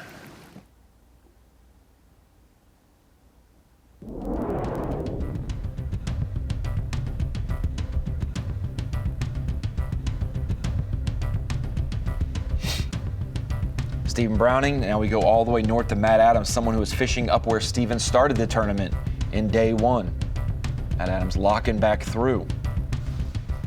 You know, it seems like same as last year at the top 10s and missed opportunities, but look, you know, we're playing on house money. This place is a tough fishery. It's really, really tough, and to get a big bite is difficult on this place. I'm not disappointed. We still got a little bit of time. We'll have over an hour once we get locked back through. Probably sitting close to 10 pounds, maybe a little bit more. I'd have to look. Lost a 3-pounder and literally pulled into the lock right at time trying to catch one that was over 5 that was almost in the exact same spot of the 5-pounder I caught yesterday. So I don't know. I've enjoyed the day, man. It's a blessing to be fishing on Championship Friday this time because of Easter. So we're going to go. We're going to swing a couple times, hopefully on the Columbus pool, and see if we can't put a couple big fish in the box and make this thing interesting, because the one thing I do know is these guys are good, but this river can be humbling. And so While he waits for that water to go down so he can hop down to the next pool down. Kind of a key morning because Aberdeen and the pool where he was frog fishing and flipping didn't really pan out to the level he hoped, Larry. These 4 fish that he caught crank and riprap on the way to the lock loom large. These are his day makers now. Evidently so, because you know I didn't see him catch but 1 fish on a frog. He never had any other afternoon bites to my knowledge. So them 4 bass right there were pretty important. And maybe his 4 smallest, and he might have a kicker elsewhere, Such, but these 4 most definitely, without them, he would be limitless, and not in a good way. Right. He did some good damage yesterday afternoon. He caught a 3-pounder, then he added a 5-pounder late to climb into our top 10. 16-pound bag. That's a great day here. Matt Adams has come into his own the last 2 years on the Bassmaster Opens with how many top 10s he's made, and it has been a roller coaster for this man. because he is in the top 10, Larry Nixon. He is in the 80s. He's back in the top 10, back in the 80s, and you could tell that he is figuring it out as he goes. And Matt Adams, another good showing this week. Can never complain with the top 10, but man, when you get so many shots on goal for a win, you want to get one. He wants that win bad, Ronnie. He still has a chance. He's one of those anglers within 2 pounds, 4 ounces roughly of Steven. Hey, if Steven's got 14 and change, he'll have another pound up there over to 41 pounds. But Matt Adams says, I probably got 10, maybe a little more. He'll have another pound or so. So I'd still say he's about 2 pounds back of Steven Browning. What a great day it's been, man. The Tombigbee River, it just seems like it's my kind of place, Larry Nixon. And based on your history of track record, you may like Clearwater, but boy, you would probably do very well in this tournament also. We got guys like Steven Browning, crankbait and a chatterbait. Byron Kinney with a swim jig today. Trey Schroeder, swim jig as well, but a white one instead of a black and blue.